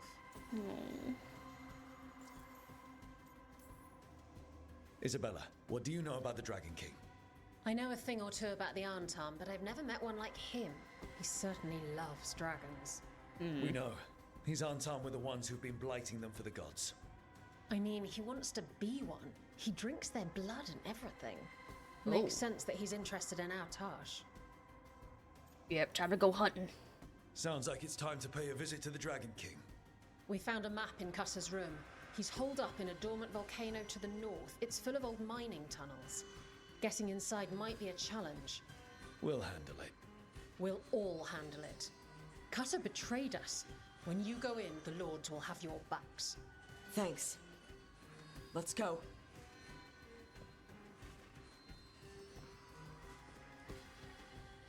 Alpha Scaly. Always bring the bay.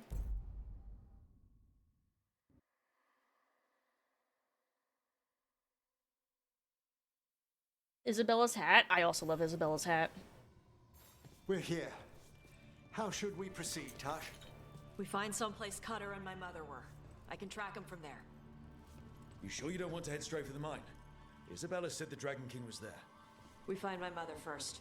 She might be somewhere else. I'll kill Cutter and the Dragon King once she's safe. Okay. So this might be a two-part quest then. So this first part is here, and then the second part will be at the volcano. Is my guess. Preferred Nev's hats? Really? Over the Isabella's pirate hat? Really? Serv's like, you take that back. Serv took that personally. First Bishop Boss in Dogma? Nice! Congrats! GG! Also, hey That boat's over Dwayne! there. Could be Cutter's. Maybe. Let's look. A little boat. Hope you're doing well. Modern minimalist chic. Curious smells weird.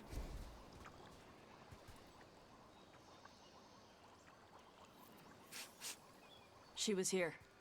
So was Cutter. You can track them by their scent. Scent, tracks, whatever it takes. Cutter's not getting away. Yeah, let's kick his ass. Let's kick some ass.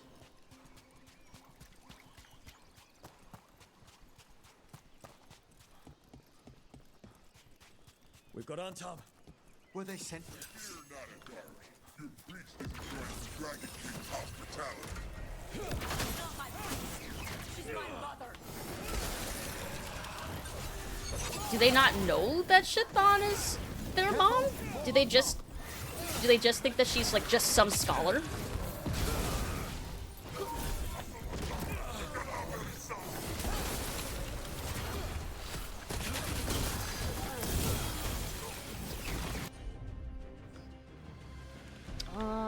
This one.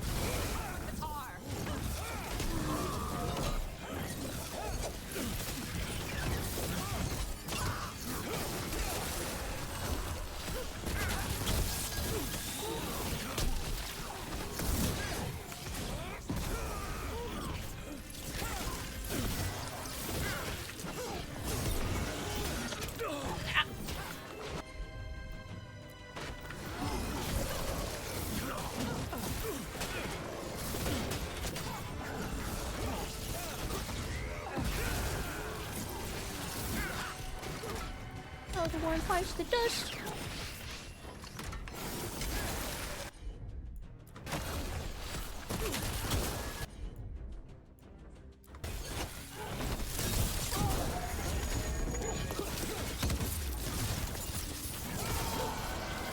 That one's ready. Smash.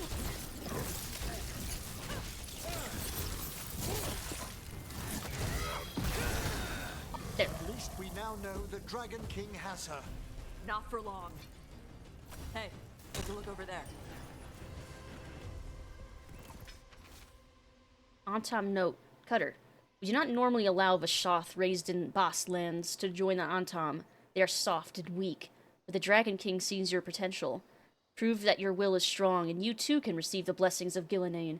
Breathing fire like the Adari is only the beginning of the power the gods offer. Bring the priest and her tablet and earn your place among us.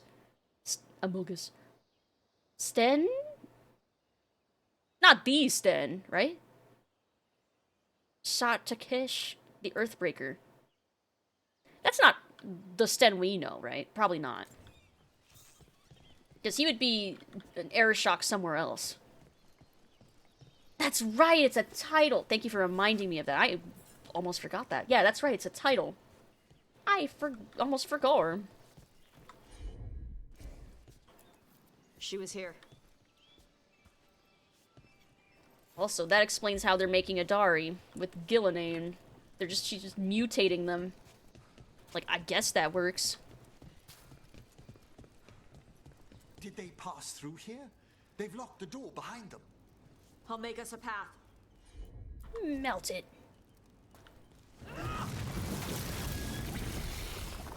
Good. Come on. You okay, Tosh? I'm fine. I don't think they're fine.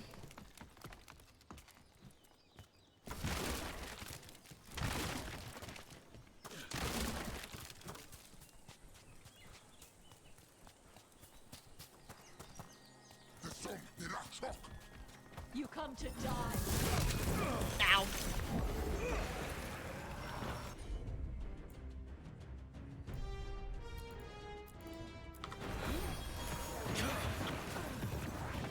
Yeah, may as well ult.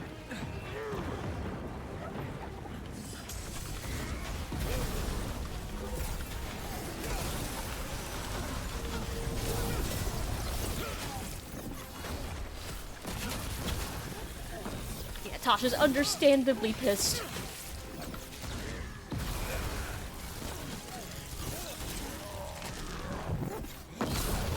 I hope we are able to rescue Shathan. As much as I don't like her, it would be so sad if the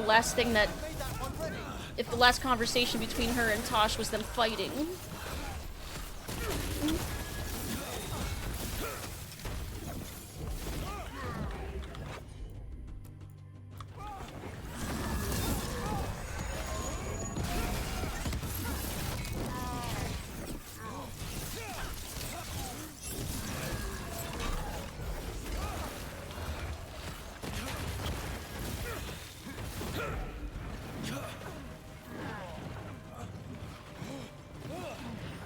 Well,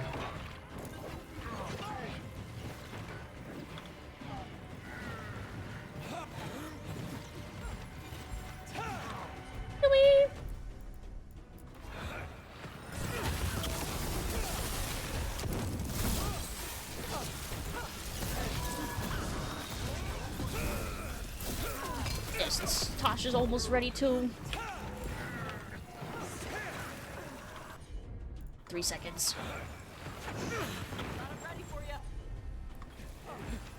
Okay, detonate.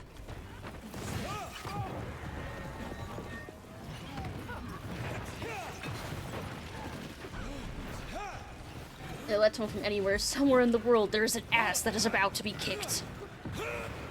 True.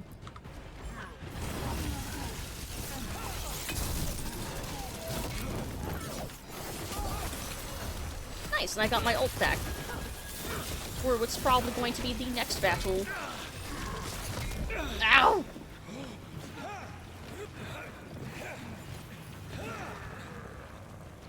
How are you not dying? There. Quickly.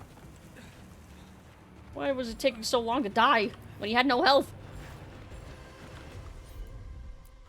Oh, I am starting to restore health. Their ass is grass and I'm the grass man. Their ass is grass and I'm the lawnmower. Up there.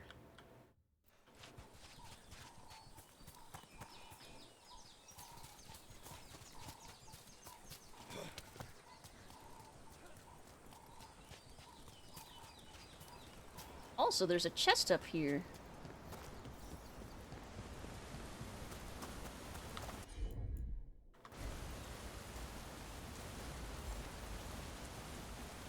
Hey, take a look over there.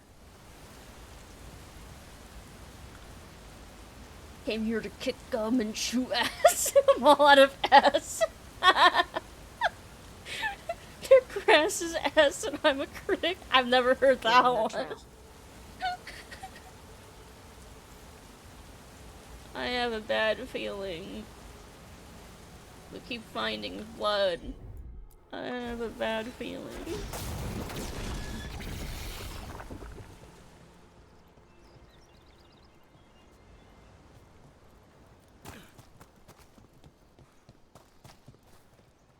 Yeah, I never opened this.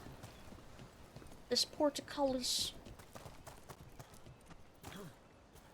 Not quite sure how.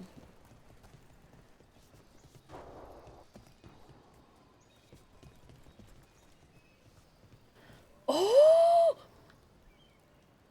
I know what this is, the solution for. Okay, so right, left, backward. Because there were some statues, a set of 3 statues. I don't think they were in... Were they in here? No, they were like somewhere else. They might be down below. Oh my god, Brooke, please! I'm trying to actually fall down. Thank you. These ones! Okay. So... Was it right, left?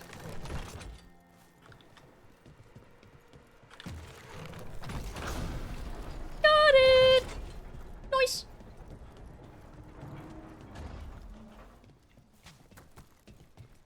Nice. Very cool. Small deviation for me to do that before I forgot. Nice. Wonder if it's something good. Ah, it's a heavy helm. What kind? It's a pretty nice heavy helm. I'm keeping this in mind for my warrior.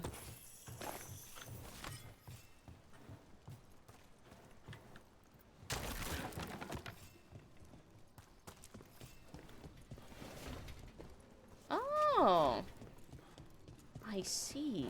That just extends that ladder so that you can crawl. Oh, okay, I see. Alright. Back to the trail.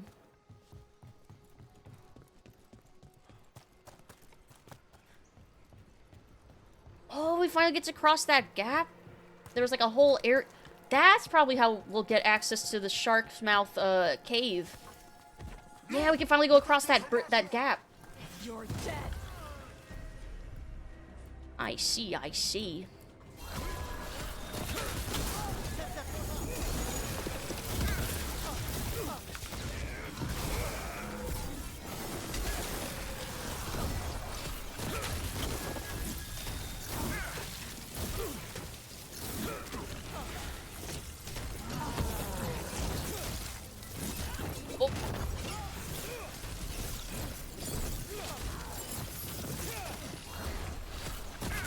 Yeah, Tosh, just keep bullying him.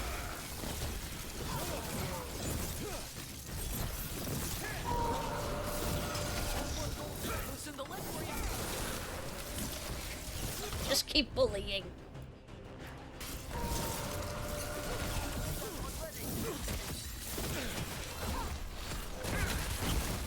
Tosh can almost detonate. Blow him up.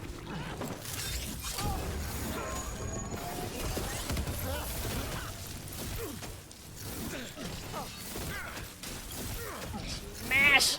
There. There.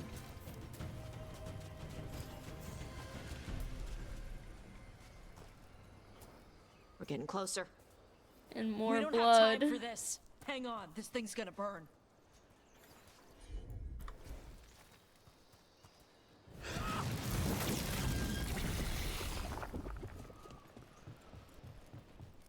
Is that an unarmed Gatlock cannon? Why didn't they use it during the fight? Must have hit him before they could get it ready. So they must not be expecting us then. Or at least not this early.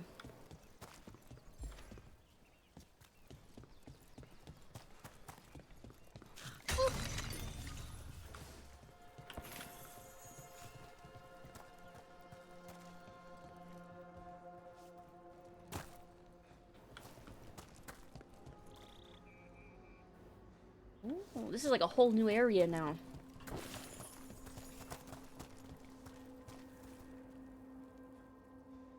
Okay, I see the platforming over there. And then there's going down.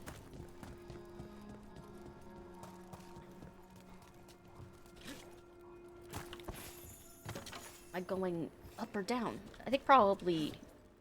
Okay, I'm going down. Sure, we're going down swinging. Meow, meow, meow, meow, meow, meow, meow, meow. I don't know the rest of the lyrics.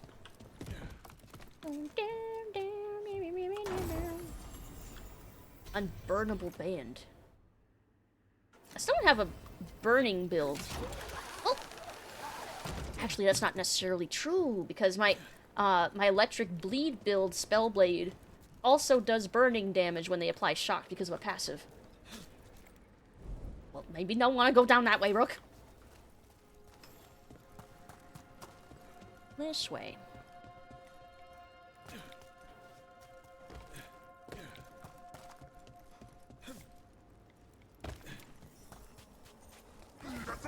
Oh, that's a lot. That's a lot.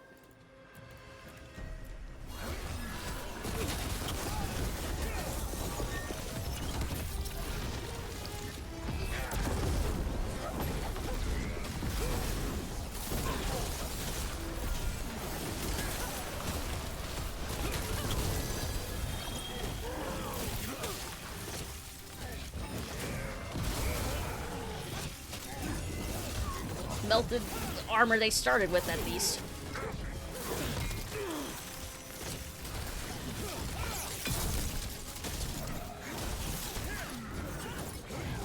Need to make all the best of all the worlds build, every type of damage all at once. I think there's definitely a build that wants you to do that, where there's like, if you have one of every ability type in your, like, equipped, then you gain like a certain percentage of like ability power or something. So there's definitely a possible build for that.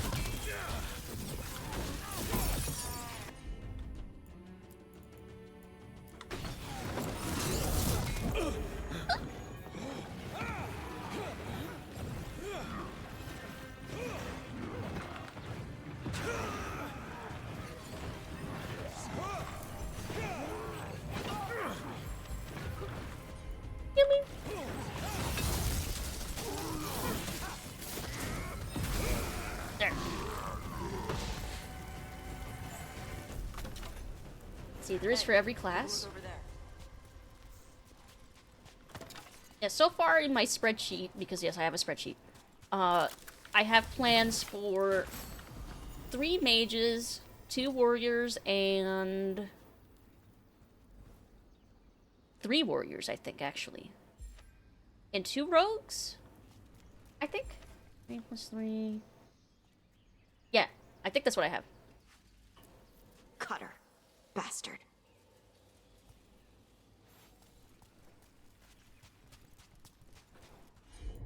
And I keep getting worried every time we find more blood. Called triple effect increases all damage by 20%. Holy crap. I mean, I could definitely see how that could be good.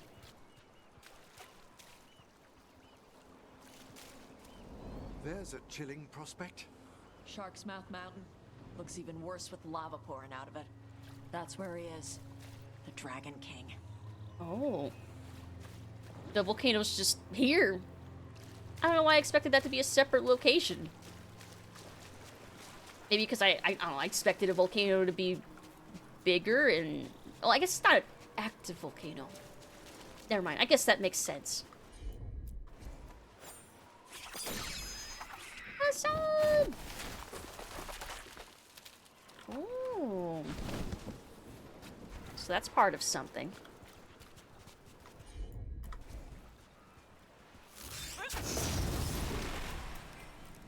Crap, I knew it would be timed. I don't know where the other ones even are. I might have to do that later. There's one. Never mind. Buried treasure.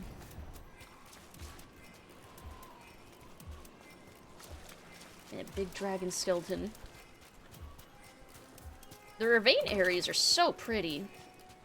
Like, the tropical environment is a nice change of pace from, like, everywhere else.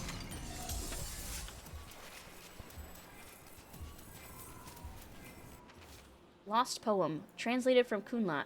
Saw a fish today. Dancing, gliding, simple things. Joy found in purpose. Yeah, Ravain's gorgeous.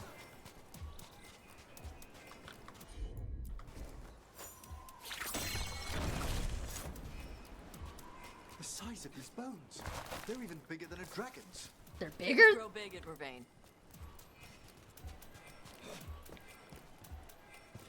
Bigger than a dragon. The fuck was it then? Just a big dragon?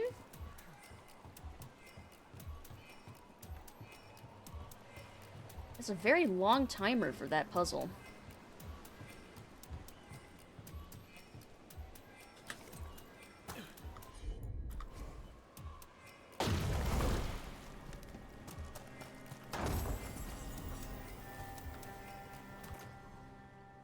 Yes. Revival charges, yes.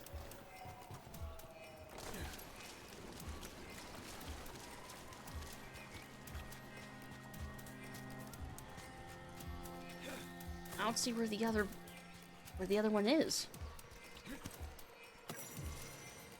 Destruction of Ravain's art. Destruction of Ravain's art. When the Seers learned that the Antam and Ravain were destroying ancient shrines and ruins of earlier settlements, we sent a delegation of the Antam to ask why, with the Lords of Fortune offering their services as protection. The Antam who met with us was a massive gold-horned Kithshok, formerly a general, now effectively a warlord, who now styled himself Iskatari, or Master Killer. We know you wish to conquer, but why must you destroy these things? We asked him. He grunted in disgust and replied, I served in Kantar for years. I watched as your people laughed at us and acted like you were better, as you tried to tempt us away with your wrong ways. The things you are destroying are sacred to us, we told him. They cannot be replaced. Paintings and statues are not sacred, he told us, and shattered an ancient funeral vase with a blow from his axe. Words in a book are not sacred. A sword is sacred. It's sacred for what it can cut. When it breaks, it is trash. A warrior is sacred for who he can kill. When he dies, he is dust. His words shook us, as did the hatred behind them. This was a man who thought that laughter must have a loser and a winner, who had lived with resentment of those outside the Qun for years, and now had no leaders to hold him back from destroying anything that offended him. He had rejected the teachings of the Qun and replaced those beliefs with brutal practicality bereft of curiosity or compassion. The Lords of Fortune have since worked to save ancient treasures when they can be found and taken safely. As for the Antam, it seems those in Ravain will kill and destroy until they are stopped. Excerpt from Marl Qun, The Loss of Reason by Sir Rowan of Dersmood. Interesting. So maybe that might explain why the Lords of Fortune are more concerned with, like, salvaging artifacts than they are with, like, treasure hunting, even. Crap, there's another one. There's a fourth one. And I see there's a conversation over there to be had. I want to find the fourth one first.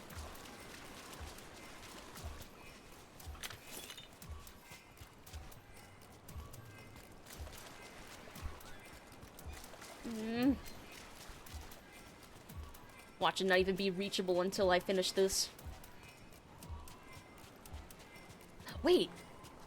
That one went out.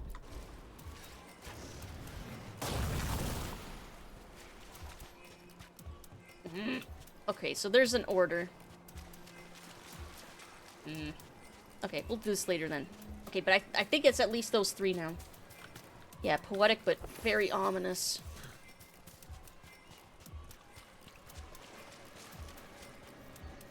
For gold and glory. Look at that. Barely a scratch. Oh, they got ahead of us. Lords of Fortune. We came the short way. Any sign of Shathan? No, the trail led here. Then she's inside their base. It'll be full of Antarm. Not for long. Main path's destroyed. You'll have to climb. I know how to rile the Antarm. We'll make some noise and draw them off you. Good luck, Tash. We will put it right. Oh, up there. God, that ticking is taking forever. Here, I guess I'll try it. See if it's just these three that I just have to be faster with. And if that doesn't work, then I'll leave.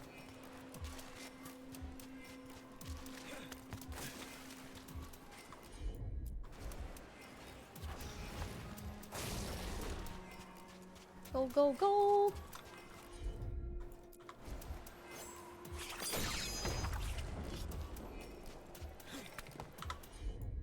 I figured this would be faster than trying to clamber up the way I tried before. There are four, so you know. Fuck! Where's the fourth one? Let's see it from here.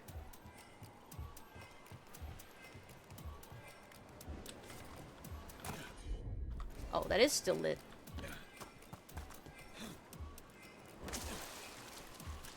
Yeah, we'll come back later.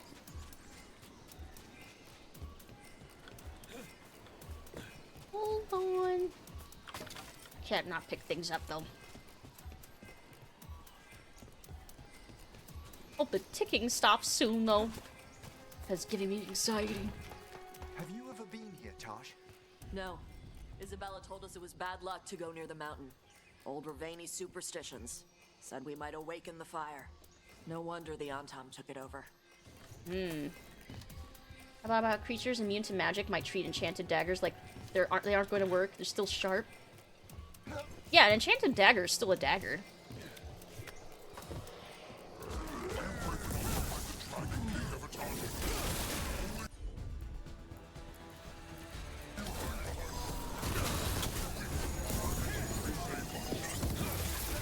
Interesting.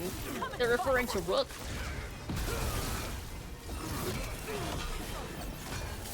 That Tasha's hiding behind us. I wouldn't say we're hiding. In fact, we're being quite loud.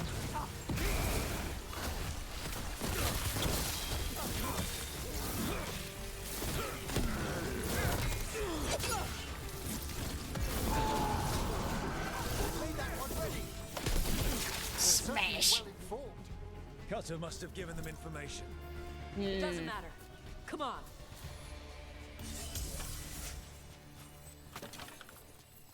Open from other side.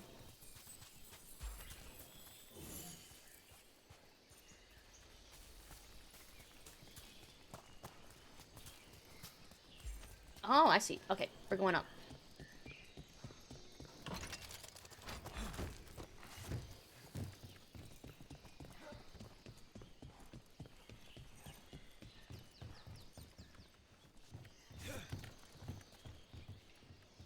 Nah, I won't worry about the chest. They're probably underneath me.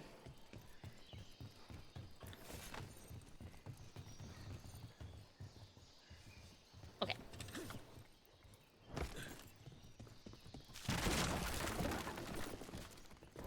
Open! Okay.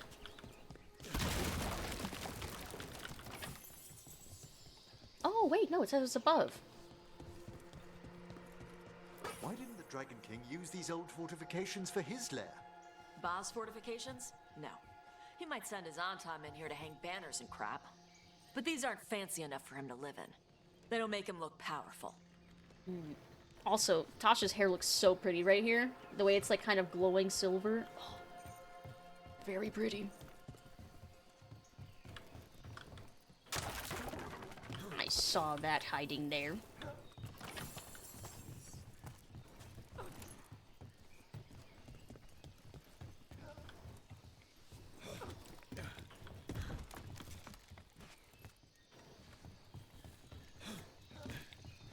also gotta say, I'm enjoying the level design of this section. Ow.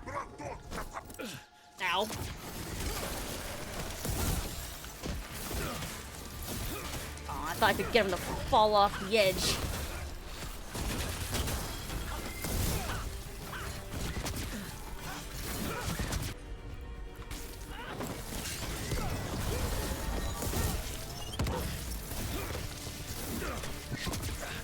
Ow. Smash.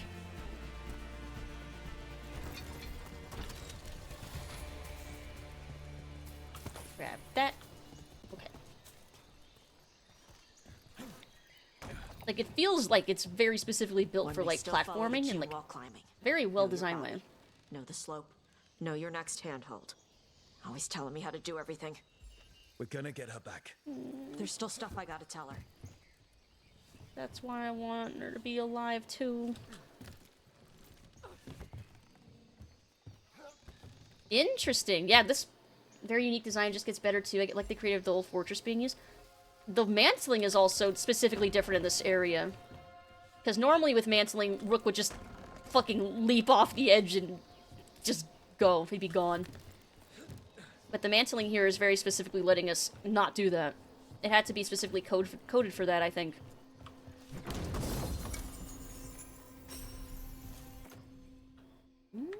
I see.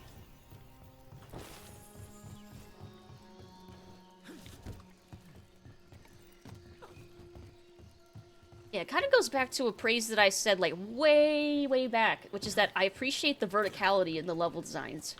The maps may seem small, even though I don't think they're that small. Like, even for each individual area.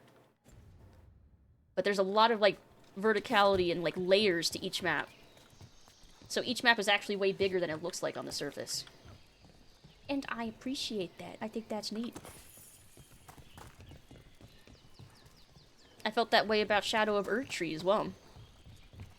And that map was also one that looked already huge, and then you found out it was bigger. Because it was actually like 4 maps layered on top of one another.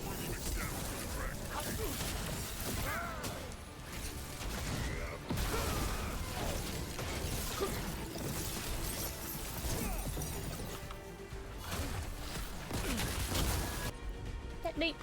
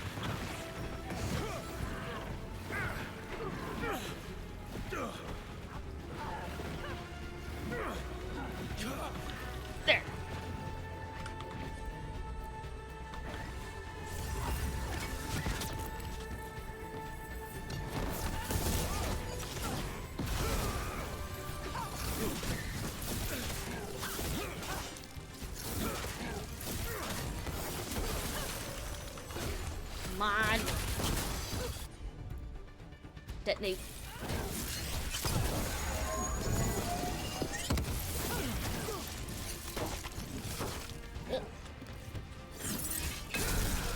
Yeah! Slamming!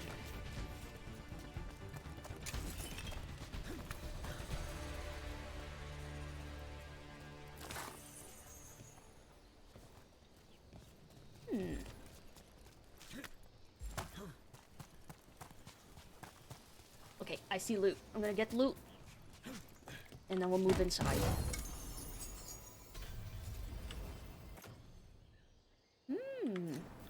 Useful for my electric build, maybe. Kunari Mallet. While the Kunari use drums to set time while rowing ships or marching, this heavy drumstick is not military, but predates the Kun entirely and seems to be used to capture attention during religious ceremonies. Interesting. That is the stuff Shathan was studying, was Kunari stuff that predated the Kun. That's pretty neat. It's electric. Oogie, oogie, oogie.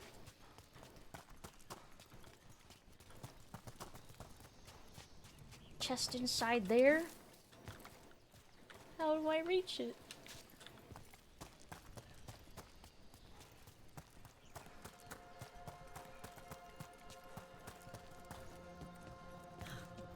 Maybe I can take a leap from here? No. Nope. Well, I'll go after that next time. This way. For a Bioware, I've got to say, it's not that bad of a game. It's beautifully... It is! It's a gorgeous game. It really is. And for the most part, it runs pretty well. There's only a couple locations... Right. Let's go find your mum. And then throw that stupid tablet into this volcano and never talk about it again. But yeah, the only two places that lag a bit for me are the Hosberg wetlands because of all the water. And Arlington Forest, I think because of all the sky effects.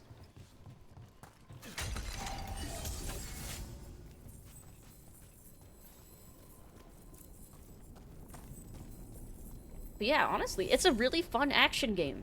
It's not the CRPG, like, kind of games they used to make, no. But it's a good action game for what it is.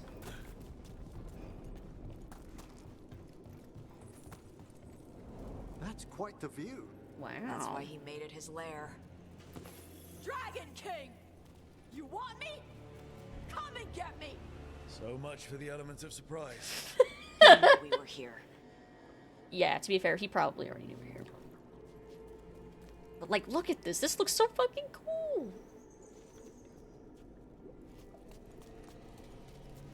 Like, that's a cool looking lava level. Oh, I thought it would let me grapple onto there, but fine. I'll go the long way.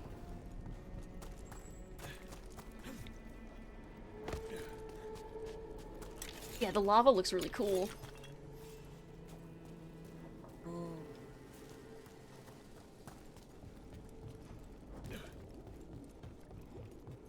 Like, again, we're still in the Ravine map. Like, this map was a lot bigger than it looked like when we first got here. Is that our Dragon King? Sounds like. Yep.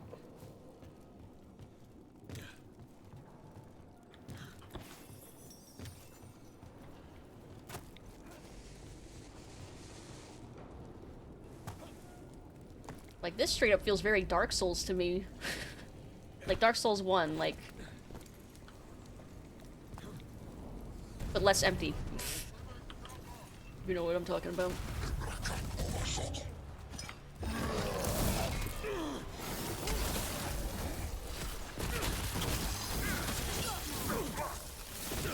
Cannon fire! Get clear!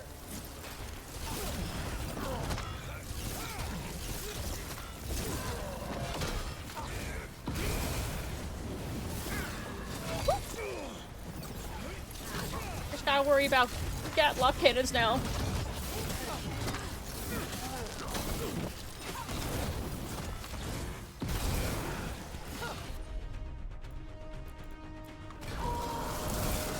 That one's ready. They're firing!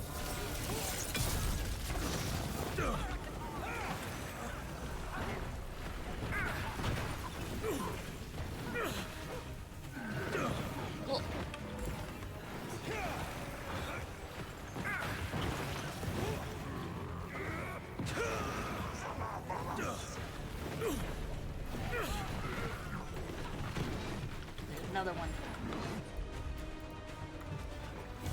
Incoming fire!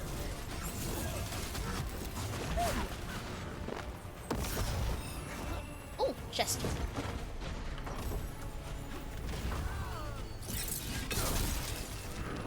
Notice that they do this a lot. In DA, we show off most of the map from a high distance, really show off the detail and vastness, and you actually get into it and get to explore everywhere you see. Like, that whole area is open to explore, really good way to... I agree. Cannon fire!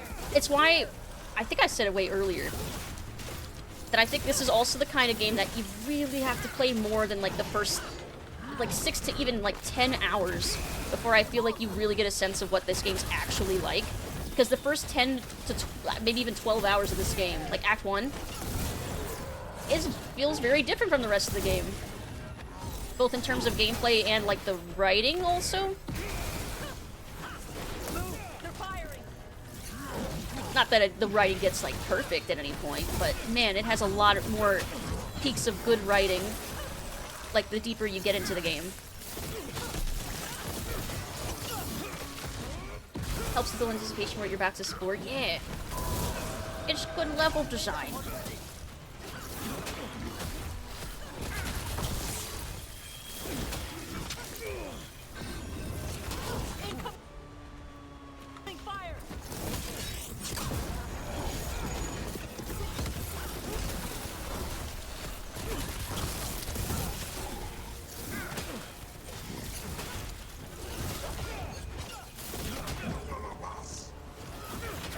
Oh my god. There.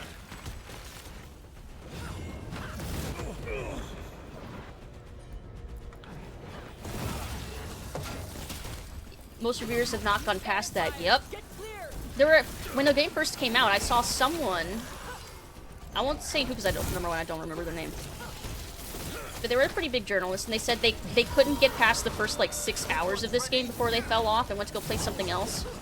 And then after they finished that other game and came back to this one, they changed their mind after, like, another 10 hours and were like, you know what? Never mind. This game's actually pretty good if you can get past that first, like, section. It really doesn't do a fair review of the game. Actually playing the fucking thing before you open. Yeah, like, especially. Who cares? They're dead. Come on. Yeah, like, especially for a long RPG like this, it's not the kind of thing that you can get a good gauge of in the first, like, 3 to 6 hours for a review. One of the many reasons why I kind of was ignoring initial reviews. Well, oh, I guess they considered that dying. Don't walk into the lava. Noted. Yeah, the first part is a little bit of a weird... The first part's weird pacing-wise, I think, yeah. A lot of exposition. Probably the clunkier writing that happens is, like, in early Act 1. Once you have everybody recruited and you start getting into, like, more companion quests and stuff later, I think it really picks up from there. Even the air is lung-scorching. Watch your step. No guardrails. Safety is for the weak. Safety is for the weak.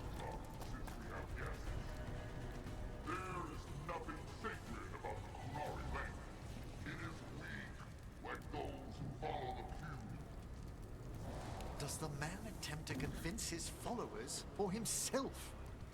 It's a good question. Those that gave us negative reviews about it were journalists that have short attention spans, or just people that wanted to trash it to get them to stop making them. Like, there are absolutely valid criticisms, and I do think that some of them are pretty big. But I've played terrible games. This is not a bad game, like, by any stretch of the imagination. So yeah, I absolutely think a lot of the negativity is an overreaction. Oh! Emily! Greetings. Hey, Emily! Welcome, Raiders! Catastrophic raid! How are you doing? Emily_duck_park_ranger just traded with 6 viewers. Welcome, welcome. How are you doing? What were you up to? If you don't know me, I'm Lucid, Lucid Dreaming Vampire, currently in my bat form. Normally it would be on Saturday days, but I'm making an exception. And I'm a variety streamer, but currently we're in the middle of a Dragon Age Veilguard marathon, and we're towards the end of Act 2, so if you're worried about spoilers, there is your warning. And hey, Gianni. Hey, Beverly. Hello. Just about to head to sleep. What? Another raid? Welcome, Raiders. Hi, Camilla, Scarlet. Hello. Welcome, Raiders. Hello. Camilla_Scarlet just traded with 11 viewers. Hi, Camilla Scarlet. Welcome greetings, in. stranger. Dual raid. Camilla_Scarlet just followed. Thank you for the follow. Welcome in, everybody. I'm Lucid, Lucid Dreaming Vampire, part-time bat, currently in my bat form, a variety streamer, stranger. currently on a Veilguard marathon. Magna just followed. Thank you so much for the follow. Welcome in, Gianni. Welcome. And if you're worried about spoilers, we're towards the end of Act 2. So this is your warning, just in case. But yeah, let's see. Emily was playing Kataria. Oh, you were both playing! It was a double raid! Well, what's Kataria Fables about? I've never heard of it. What kind of game is it? Did you have fun? I'm good was playing Kataria Fables with Kemi, but very sleepy. Oh, yeah, if you need to sleep, absolutely. Thank you so much for the raid. And get good sleep, get good rest. We collabed. Yeah, what's Kataria Fables like? Sounds nice. And welcome, welcome. I did not take that quick break. I'll refund you. I forgot. A lot of emotional stuff happened when you redeemed that. I forgot. RPG with farming, crafting, real-time combat, and currently 90% off on Steam? And multiplayer? I'm writing this down. Where's my sticky notes? And you can play as a cat? Hold on.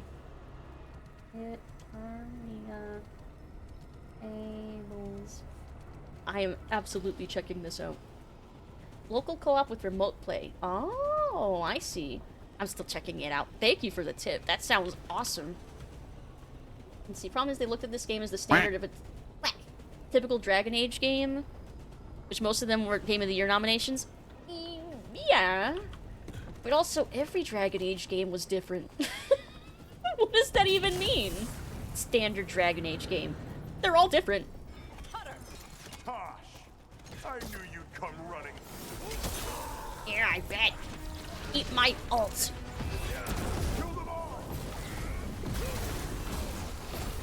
Hashtag not sponsored. Hashtag promo anyway. Hell, if you know of really awesome games, I appreciate the promotion and letting me know that they exist. So thank you for that. Yeah, I'm glad you had fun with it. I might actually check out the VOD so that I can see what the gameplay looks like too. Got the game like a week and a half ago. I'm low-key addicted. Ooh, it must be really good then. Got it ready for you. So with the... Yeah, the way you described it almost reminded me a little bit of like Stardew-esque. But it sounds a little less casual. I don't know VOD, but... Okay, I'll check out their VOD.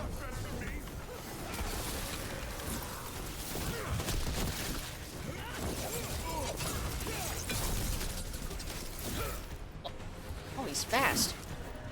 He's fast and speedy.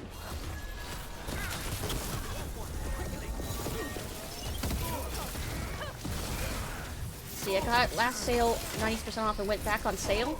Ooh, nice to know that it repeatedly goes on sale too. Shit, move over here. Now you can't move around.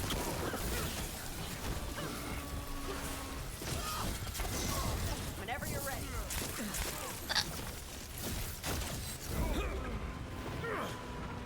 Never kill me. That's more combat-centric than Stardew, but the vibe is very similar. Ooh.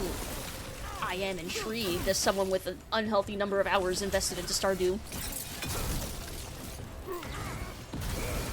I'm saying kind of how they treated Hogwarts Legacy as a chaotic pile of technically doesn't. Well, I have different issues with that game that have nothing to do with the quality of gameplay, which I do not know because I have not played it. But yeah, the issues with that game go beyond like quality. Let's see, Fusion Inspo of SDD, Rune Factory, Harvest Moon, and Legend of Zelda Breath of the Wild. Wow. I am very intrigued by this game. Still a great game, not Game of the Year nomination kind of game, but it's still a great one. Yeah! Honestly, my Game of the Year, even with how great this has been and how fun this has been, my personal Game of the Year, even though it's not gonna win, Silent Hill 2 Remake. That game was the highlight of my year. Alright, cut us down. Cutter is Vashadon. The only enemy who matters is the Dragon King. Still a stupid name. Dragons don't have kings, they have queens. Once we find him, I have every confidence you'll educate him. Yeah, Tosh will tell him what's what. I can't burn through the gate. Let's look around for a way to open it.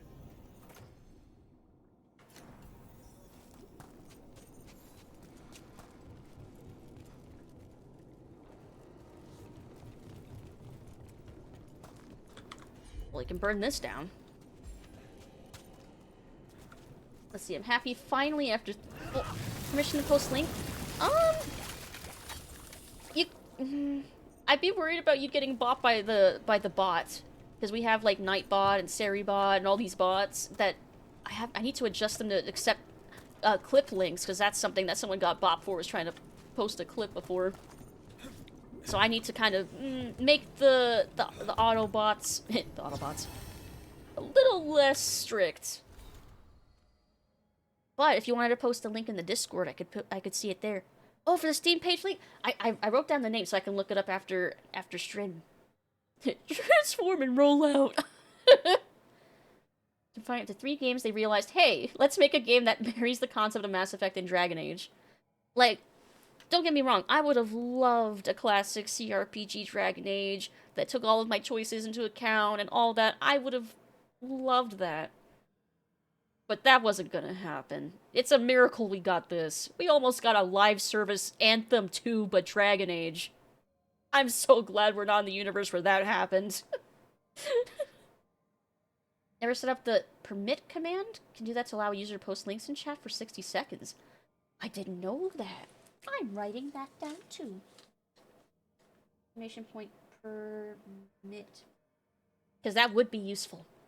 Boo, Anthem Age! Boo! Got clips to make from that session? Yeah, absolutely. If you have to go rest or anything, or eat snacks, absolutely. And thank you so much for the raids. Let's see.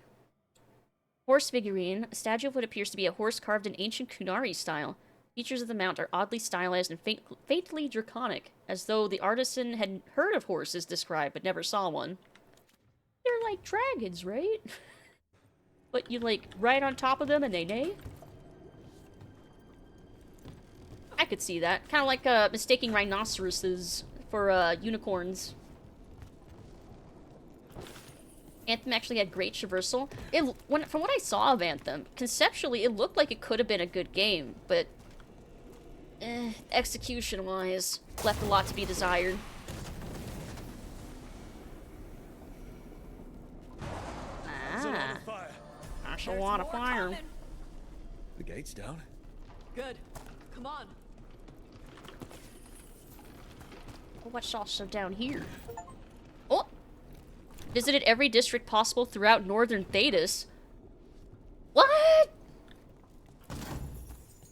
What? I've explored everywhere. What? That's pretty cool. I've explored the whole map. We really are getting into the end game now. Map complete. Wow. That's nuts. It's so soon. I say that, and we've been at this for like 100+ hours. For this playthrough, at least. I have 60 hours already in my second playthrough. Actually, it's probably 60+ now. Let's see, a few art streamers have that set up because their Nightbot auto-blocks any link unless posted by the streamer or mod. They just do like exclamation point permit at the person, and then that user can post links. That's really good to know. I'm absolutely making a mental note of that to set that up. Anthem actually had great traversal. That's all it had. Yeah, and they didn't even know that was the game they were making until they saw the trailer. Like, the devs didn't even know they were making an Iron Man sim type game. They almost scrapped the jetpack stuff. Yeah, after this answer, I promise to drop it, leave it alone, because it seems like it would get banned for.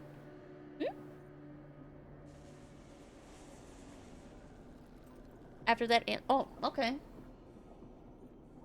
Let's see. The issue was the fact that you could never edit your powers. Yes, there was like a bunch of setups, but they were all essentially the same. I see. Once the Kunari were strong, we carried the blood of dragons. But the priesthood feared our strength. They leashed us. They stole our fire. They told us to temper our rage. But we Priest. learned our of their lives. And here, with blood and fire, we will reclaim our strength. I'd give real gold if it shut up.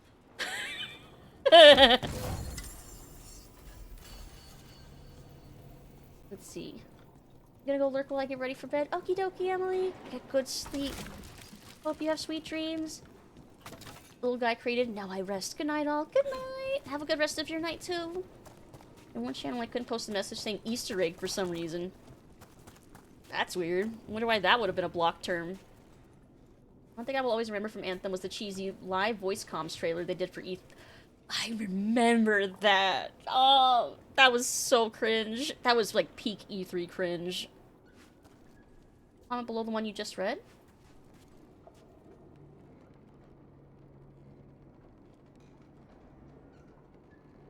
Which one did I just read? There's a delay. Yeah, the cringe levels were... Oh, yeah. Yeah. Yeah. I try not to think too much about Harry Potter for obvious reasons. I fucking hate J.K. Rowling for the transphobe that she is. And that's coming from someone that I grew up reading the books. I loved the books and the games when I was a kid, but I let that stuff go. And yeah, I've had zero interest in playing the Hogwarts Legacy game.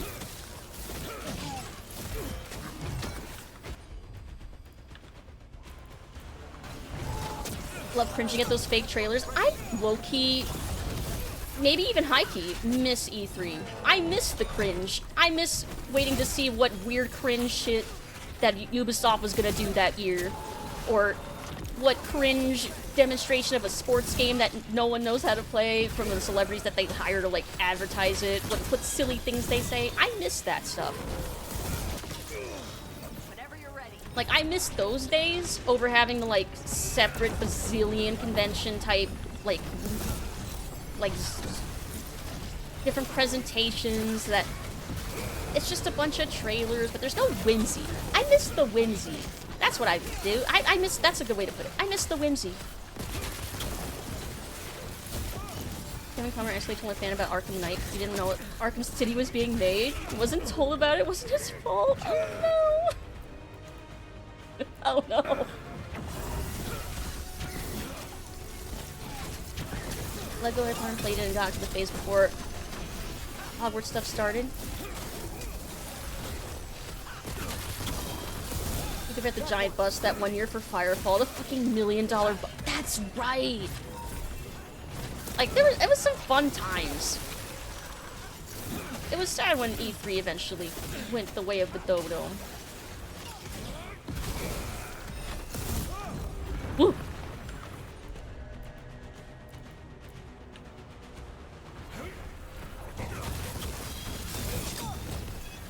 Yeah, get detonated. Got him ready for you.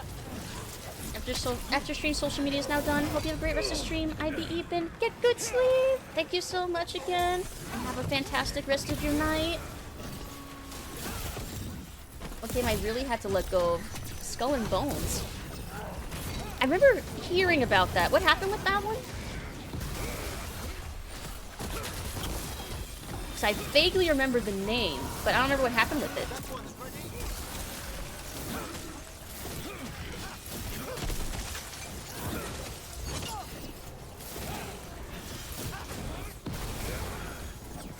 So you just usually watch the PlayStation big 10-minute trailer showing off all the games. Yeah. Yeah, nowadays it's just I watch the trailers that sound interesting when they go up, when they get uploaded on YouTube. And that's like about it. It's not like the old days where I would set up the words on the TV and that'd be like a whole event.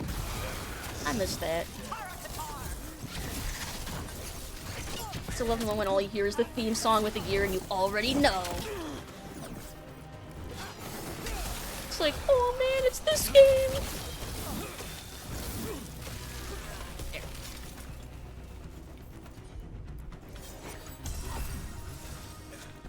Restock on my potion.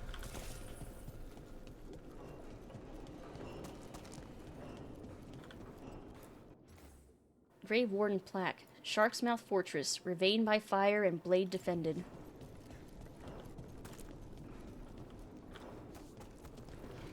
But Davin would get a kick out of this place then. Oh yes, that's the normal way to climb stairs, Rook.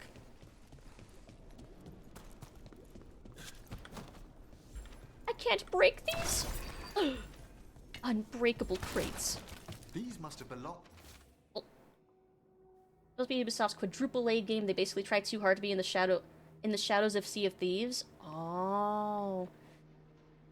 Did the game ever actually come out? Let's see, Grey Warden book. This Grey Warden book contains directions for chemical potions and treatments to deal with the blight. Notes have been scrawled in the margin of one page. With these potions, we can blight the dragons enough for the gods to take their minds, without making them sicken and die. On the Dragon King's orders, carry out these steps on all dragons we can subdue. Any Antam who helps capture a dragon will be granted the blessing of Gillenane to ascend to their true form.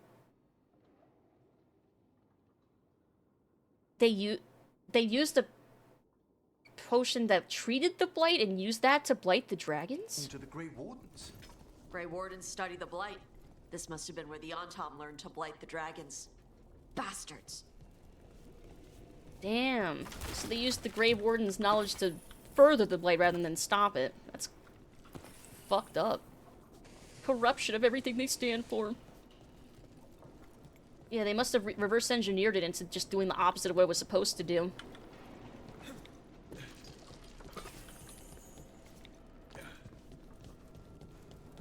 Oh my god, that was a gap. There was a gap there. We were born to hunt and destroy. Today we will claim our birthright. You are lying. Tama. He is alive. Today we claim our true strength by right of fire. Oh no.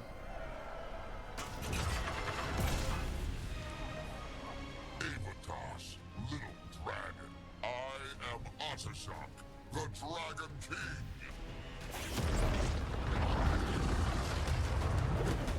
Ooh. I am pleased that you followed our bait. Tosh, you're like me. I am nothing like you. I embrace our birthright. You hide from it. You belong to the Antam. You should have been ours. Instead, the priest stole you away. Leave her out of this. You wanted me, you got me. Yes, the one you call Cutter insisted you would follow our bait. Oh, did he? How helpful of him. Yeah, he's dead now. Dead. There, the rage, the passion that burns inside an Adari's heart. Your mother could not quench it entirely. What do you want? I want your fire, little dragon. I want your blood. My Antam have grown strong with the blessings of Gillenane. And with your lifeblood, Gillenane can create an army of Adari for me. Our fire will burn this land pure. The fuck? Dressed like he's an S&M? That's just how they dress. That's just how the Antam dress. Trust me, when we first got to Treviso and we saw the Antam like walking around, I was like, damn, they're not wearing barely anything. Also, I didn't think his butt looked weird, but I did notice, I think the Dragon King has top surgery scars. They looked really subtle, but I think I saw them there, which is interesting. It's kind of like when I realized that the Governor Evanici was non-binary, just very subtly, like really subtle. Yeah, Antam like to let it breathe. They like to let everything hang out. Your plan is what? Your plan is to let Gillenane mess with your people. With her guidance, we will become unstoppable. The Antam could have made you strong, but your mother hid you away, made you hide the fire. What did she tell you? Chakra to Emmrich! You struggle against yourself, little dragon. You do not deserve this. It contains a message from our ancestors. The full words can be revealed by a dragon's fire. With this, we will prove we were meant to rule this You are wrong, Atashak. Chakra Toebra is not an order to struggle against what you are. It is a reminder that through struggle you find what you are. And you have never done so. Evitash has. They are stronger than you will ever be. She used their pronouns right, too. Rook, you will keep them safe. Chakra Toebra. Tama!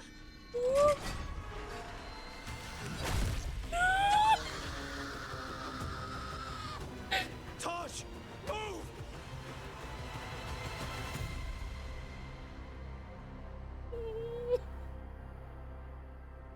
We've only got one way forward. Tama. He dies. We're with you.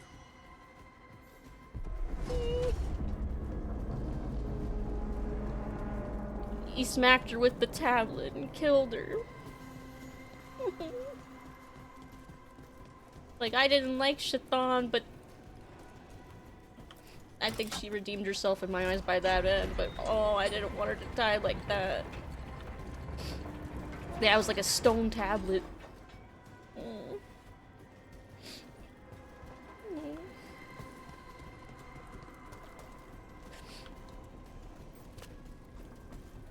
Yeah, that's the second time I've cried tonight. Fuck. Tosh, I'm sorry. We'll help any way we can. I need to see her and kill him.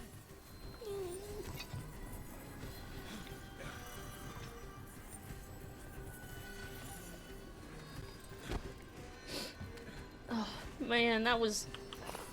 God, that scene was a lot. Oh. but wait, there's loot. Oh my god.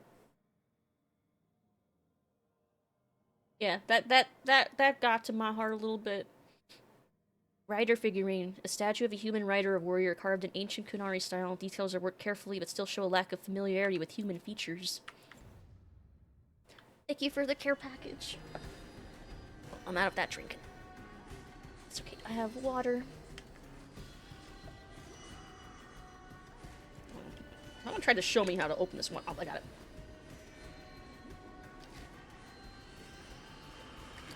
Very strange water bottle. But I got the water from it.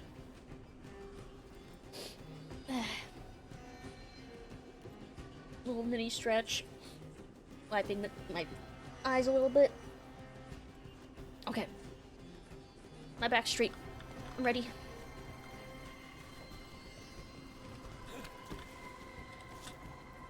Ooh.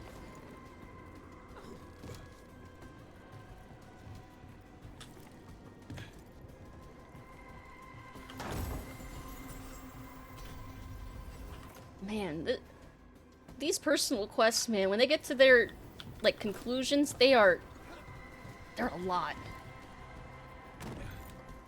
Atashak! You're dead! Kataebra! We'll get him, Tosh.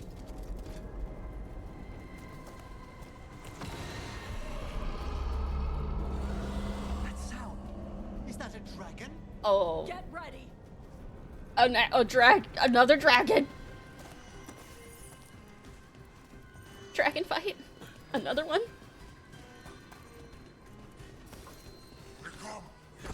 Oh.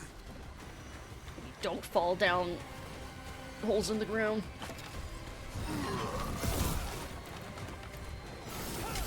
First we get the loot, and then we get revenge.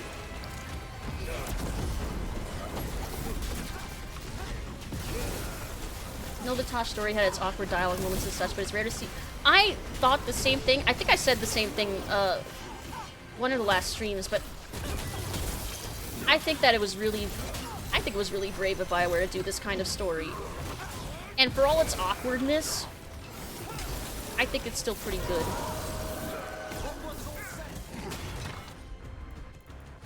And they got a lot of shit for it. But I think it's incredibly brave that they did it anyway. And BioWare's always been pretty good about that. They've always been, like, ahead of the curve on that kind of thing.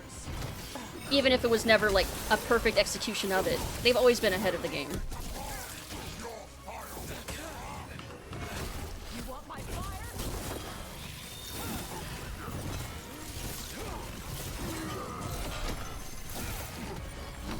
Conclusion makes you wonder, is this a Dark Souls game?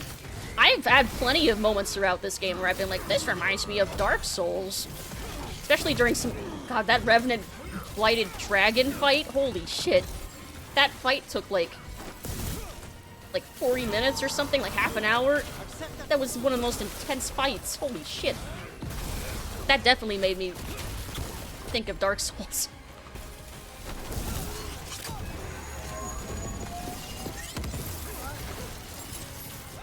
The Chuds love crapping on it, but it's still appreciated to see it. Yeah, and I've said, and I'll say it again, I think it maybe bears repeating, that I think this game will be more fondly remembered over time.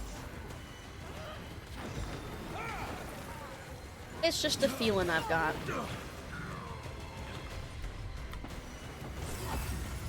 In much the same way that Dragon Age 2 did.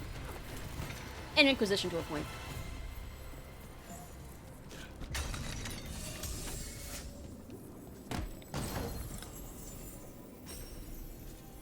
Ooh, another light helm. Yeah.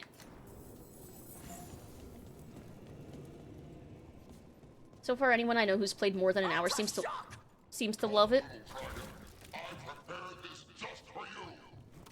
Oh, they're stocking us up on health potions for a reason.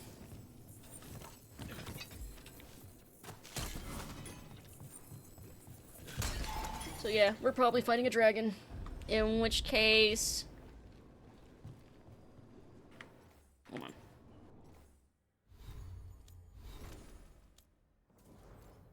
Oh, I still have their dragon stuff on. Oh, sweet, never mind. I never took them off. Yep, that's a dragon.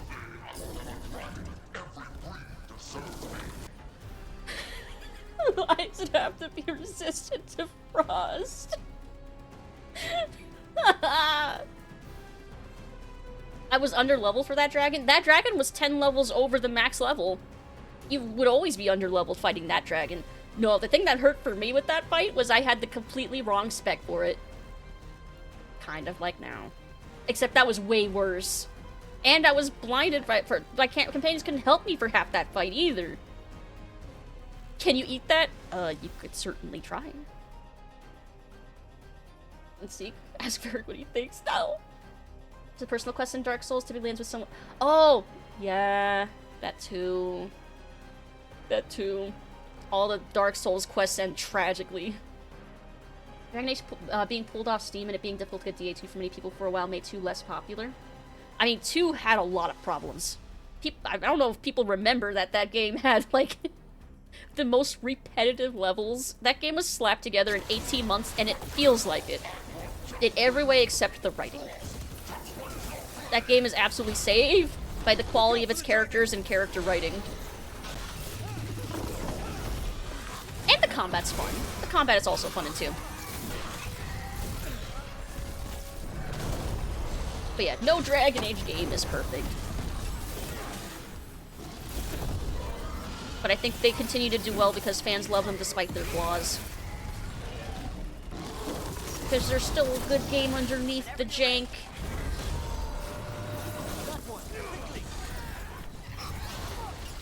Incoming 1-hour dragon fight? No!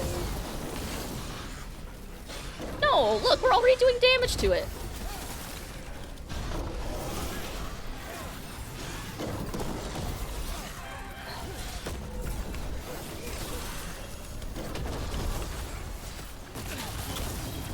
Come on. Oh.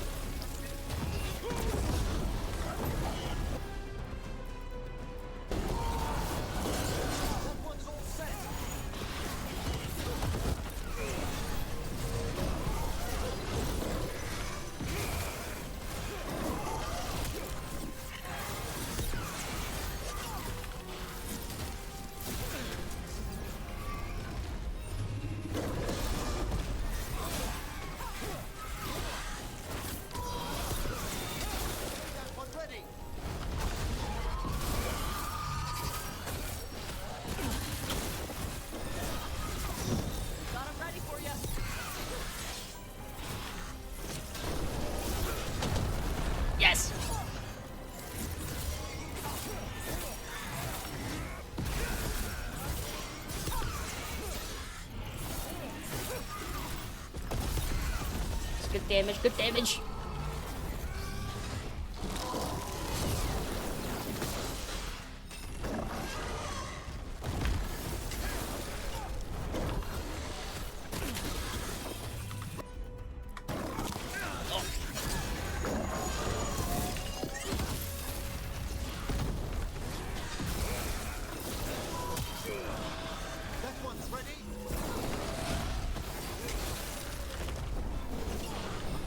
If only I had a little more mana.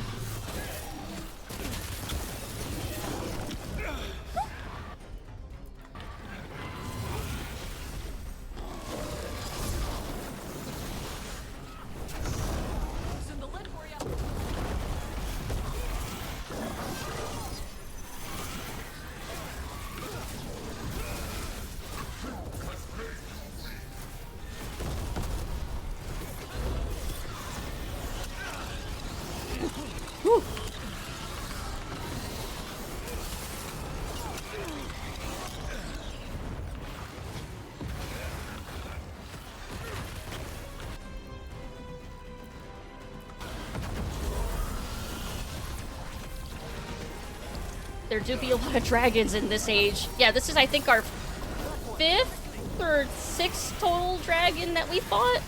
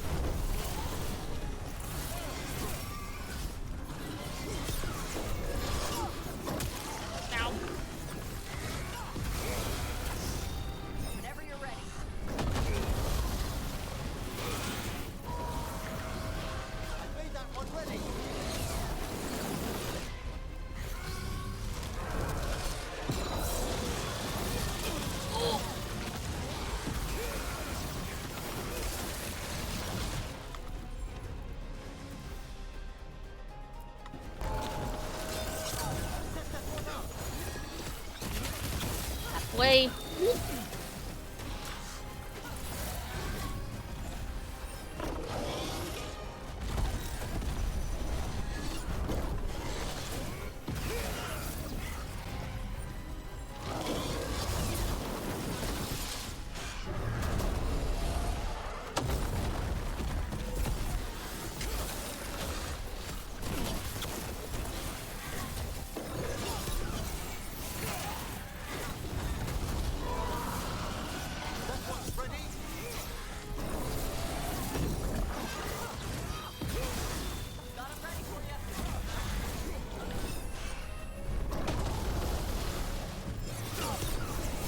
Going.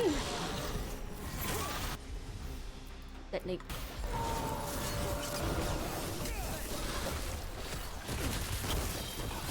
Almost knocked it down again. There.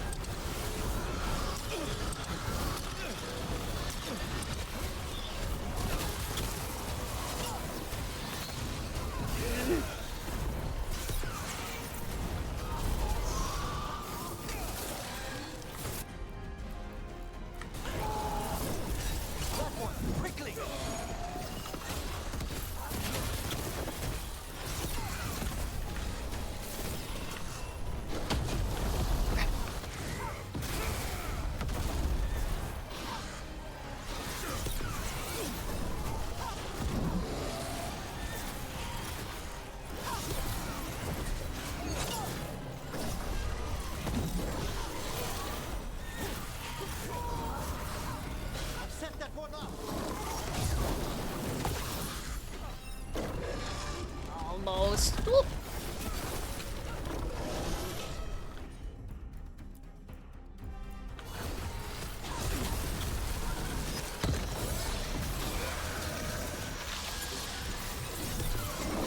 I'll get knocked down.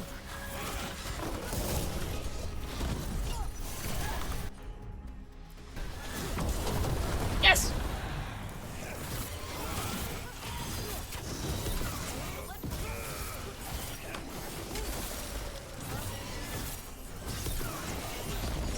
Almost.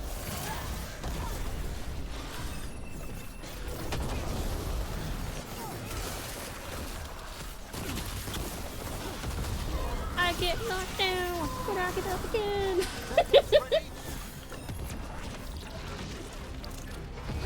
You're never gonna keep me down.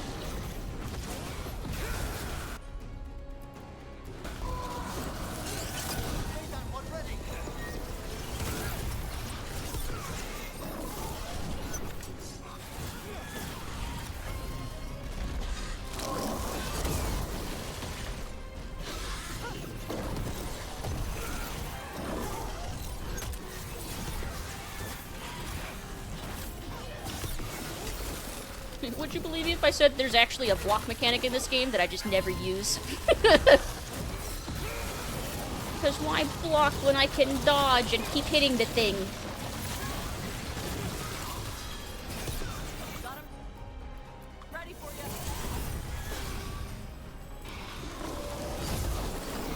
Which is literally the same logic I use with Dark Souls. I never use a shield. Nope, it's not. Yeah, it's literally that I can dodge better than I can block. That's literally it. I can't parry either. Same thing with Dark Souls, which is why I bounced off of Sekiro and I need to try that again.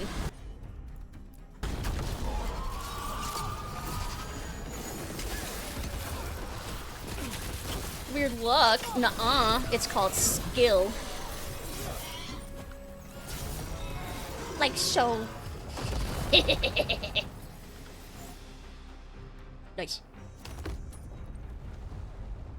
Impossible! I am the Dragon King! Dragons don't have kings.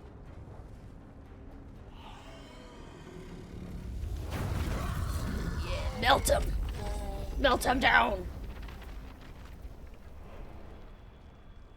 Rook, Tosh, we need to move. This whole place is coming down. I know. They're getting. Just give us a minute, all right? They're getting shit on.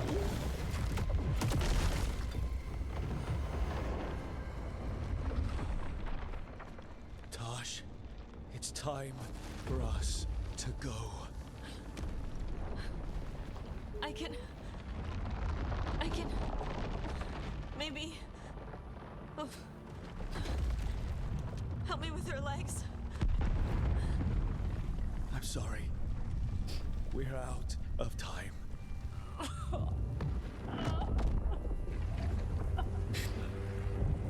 Tosh, you've got to let her go.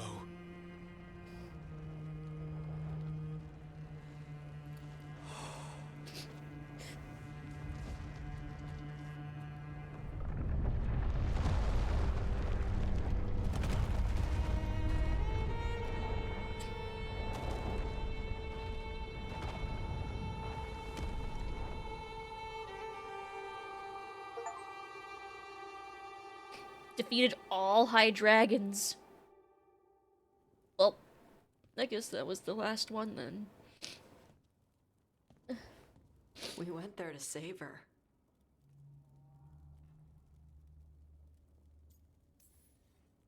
Tosh, I'm so sorry. You didn't kill her. She made the decision for all of us. Same as always. Shokra Toebra. What kind of last words are those for someone you're supposed to care about? She also said you were stronger than the Dragon King. And then I misunderstood the Kunari crap. Like always. We never got to yell it out. We never get to fix it. It's a bit of her horn. I cut it off when I left her. I should do something with it. Ravani would wear it as jewelry. But she hated when I acted Ravani. Kunari would graft the horn to their own. But she didn't want me to stay in the Qun. What would make her happy? It's not about her. Yeah.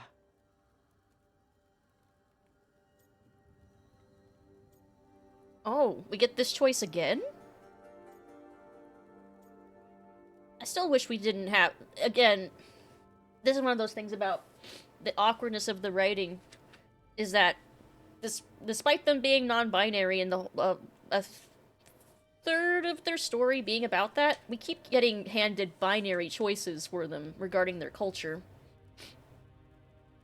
And I don't know how I feel about that, but...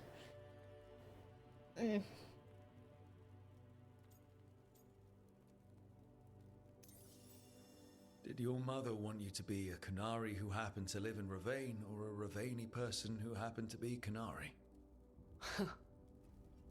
She wanted both. But she brought me here. She wouldn't want me to become more Qunari for her. She'd want me to be... me. Is that what you want to do? Yeah. I can do that. And I can do this. She wanted me to have it. The Dragon King said the full message would be revealed by Dragonfire. Do we need to find a dragon? No, the Dragon King was stupid.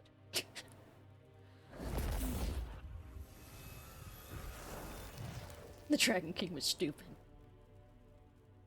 Dragonfire. Let's find out what it says.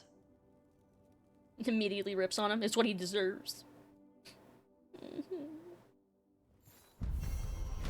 Well, how many times did I cry tonight now? Like 4? Jeez.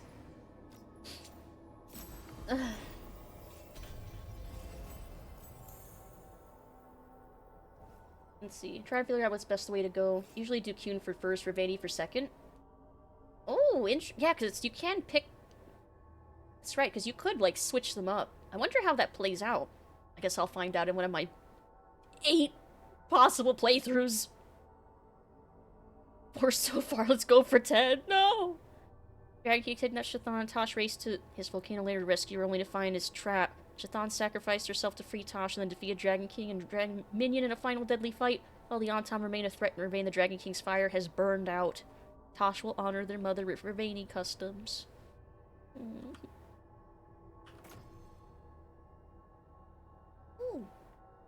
Pretty good heavy helm if I wore heavy armor. Hero of the Veilguard, little dragon. Honors her mother's memory and commits to moving forward as Ravani, Lord of Fortune. Has learned who they are and overcome their doubts. Ravani Flare fights with the speed and flair of the most renowned Lords of Fortune, burning hotter and doing their best work when they're first into the fray. Ravane's legacy. Luxurious silks decorated with gleaming treasures lean all the way into the Lord of Fortune's penchant for extravagance. And we got more points! And I leveled up! Number only goes up until you accept it. 37 minimum playthroughs. There's the armor. That's pretty nice. Also, I want to see what it looks like. Request from Seer Rowan. Cousin, I've got word of a spirit in need of aid out in along the coast near Shark's Mouth Mountain. Is it Sharksmouth? Because New England and me, the New Englander in me wants to pronounce this as Sharksmouth. But is it probably more pronounced Shark's Mouth? Shark's Mouth Mountain. The reports say that it's also making references to treasure, as well as to a lost Lord of Fortune, Ritzinger. Both things made me think of you. When time permits, would you be willing to take a look? For gold and glory, Seer Rowan. It is Shark's Mouth? Okay. The mountain is literally shaped like one. Oh, yeah, but like... Again, it's the New Englander in me. Have you seen Hassan? Wasn't he in your room? I'll go check. Just watch and make sure he doesn't get in here. I promised Emmrich I wouldn't let him make another nest of books. Did you hear that? Was that the sound of a griffin vomiting? Ugh. I don't hear anything. Right. Good. Because I don't want to have to fish damn pages out of his son's mouth again. Again.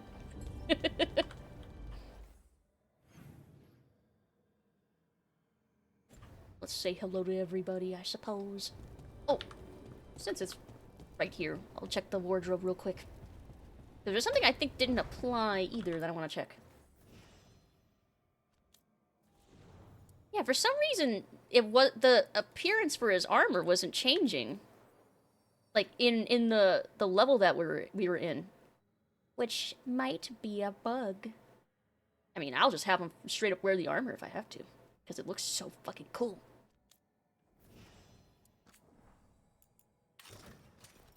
Oh! It is pretty cool. How is it attached in the back here? Interesting. I still really like this armor. You leveled up, but was it worth it?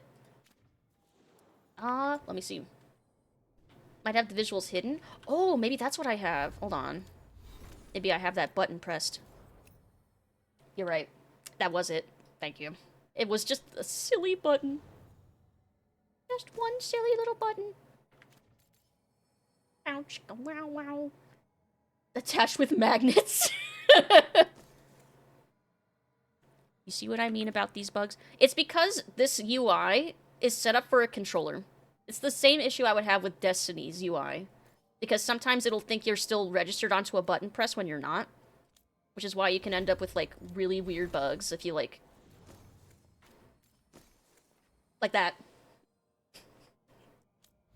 Like, it's so easy to repro these. All they needed was, like, another few months of, like, UI QA. Anyway.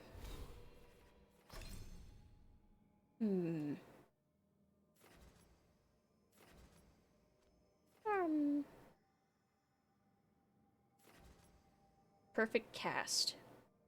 Moment it reaches maximum charge level. Staff energy rate. Sure, I use staff energy. They were apparently allergic to QA. Yeah. Does certainly seem that way, huh? Overwhelmed.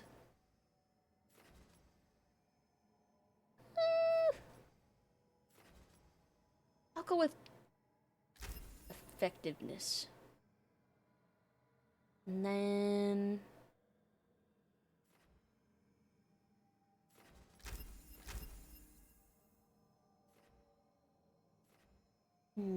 actually,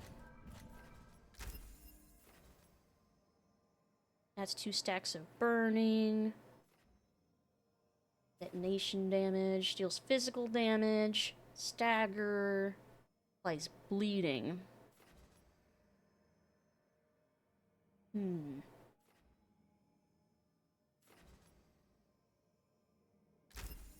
I guess I would go this way. Yeah. Okay.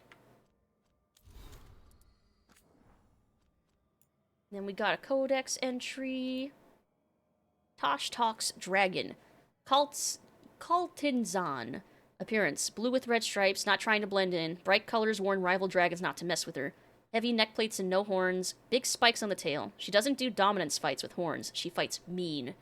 Diet. Hunts other dragons, especially fire breathers. Uses her freezing breath to slow or stun them. Trusts her neck plates to protect her long enough for the kill. Also grazes on philanderous. Maybe stuff her body uses to make cold hurts her stomach. Behavior, no horde, doesn't fight fair, kills her own kind. No wonder the Dragon King liked her. Good that there's one less of her in the world. Damn. I guess if there's a dragon Tosh does not like, well, there it is. I do feel Tosh bad. I feel so much for Tosh. I cried twice during their quest. Like, wow. Perfect Hacks is actually nice. Perhaps I will experiment with that then. Because I tend to not use the charged attacks as much as I probably should. You realize how many AAA studios seem to be allergic to QA, and they really honestly don't seem to care? Trust me, I know. Firsthand. Strength. It's painful. Allergic to listening to their QA department. It's typical AAA bullshit. Let's see. Guess we'll go backwards, so we'll go start talking Lucanus and go back. Tasha's quest is rough and very real. It hits hard. It does. Oh my god. Emmrich's too. God. I cried so hard. First Talon of the Crows. I knew Katarina wanted it one day. I thought it would be on her deathbed if I lived to see it. Well, he seems to be taking it all, you know, in stride. But yeah, Emmrich's quest made me cry. Tosh made me cry. Harding got pretty close. Hey. Actually, I think I did cry during the culmination of her quest at the very end, when she was like comforting her own shade. I think that did make me cry a little bit, just a little bit. Have you finished Act 2? Almost. Still can't believe Solus helped us. I'll be thinking about that for a while.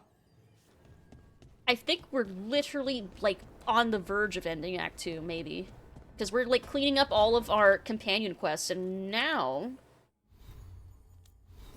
we have 1, 2, 3 heroes of the Veilguard. So we are, like almost halfway there. Which I'm pretty sure we're gonna get everyone else to hero the Veilguard. Like, probably when we finish these. And then probably this one for Lucanus. How many acts are there? There's 3, but Act 3 is incredibly short and linear. Very similar to Mass Effect 2. If you know what Act 3 for that was like. Whoa, living on a dragon. So I guess, going in order, would be Balara next. Oh yeah, we also have a couple side quests to clean up too. But companions are priority. But it's 1 in the morning. And this seems like a good place to stop. Oh, wait. I want to talk to Emmrich first. Let's see, and then some they have to do patches to add issues that the QA could have solved. Yeah, that too. That's why you have to have a live QA team. Was this your ultimate goal? All that death and destruction in order to rule the capital? It would have been magnificent. Nuvara, bowing to a leader who'd make use of its greatest works. Your enormous bone construct would have destroyed half of Navara City. Right. Well, there would have to have been some rebuilding before progress could begin. First thing of business, we need to make all of the doorways big enough for you to walk through. Big enough for the giant skeleton construct to walk through doors. Yeah, that would have worked out. Definitely. Alright. Save 90. We're almost at our max number of save slots. But I think this is a good stopping point for now. Alright. I think we might really... We're close to finishing the game. Put some music on. I think... Because we're going to have extra long stream tomorrow. Because we're starting at 2 CST. We might be able to get through the rest of Act 2. Will probably be tomorrow. And depending on how long that takes... I have a feeling Act 3 is gonna need a stream all its own. A lot of companion story to get through first, plus getting your factions up to...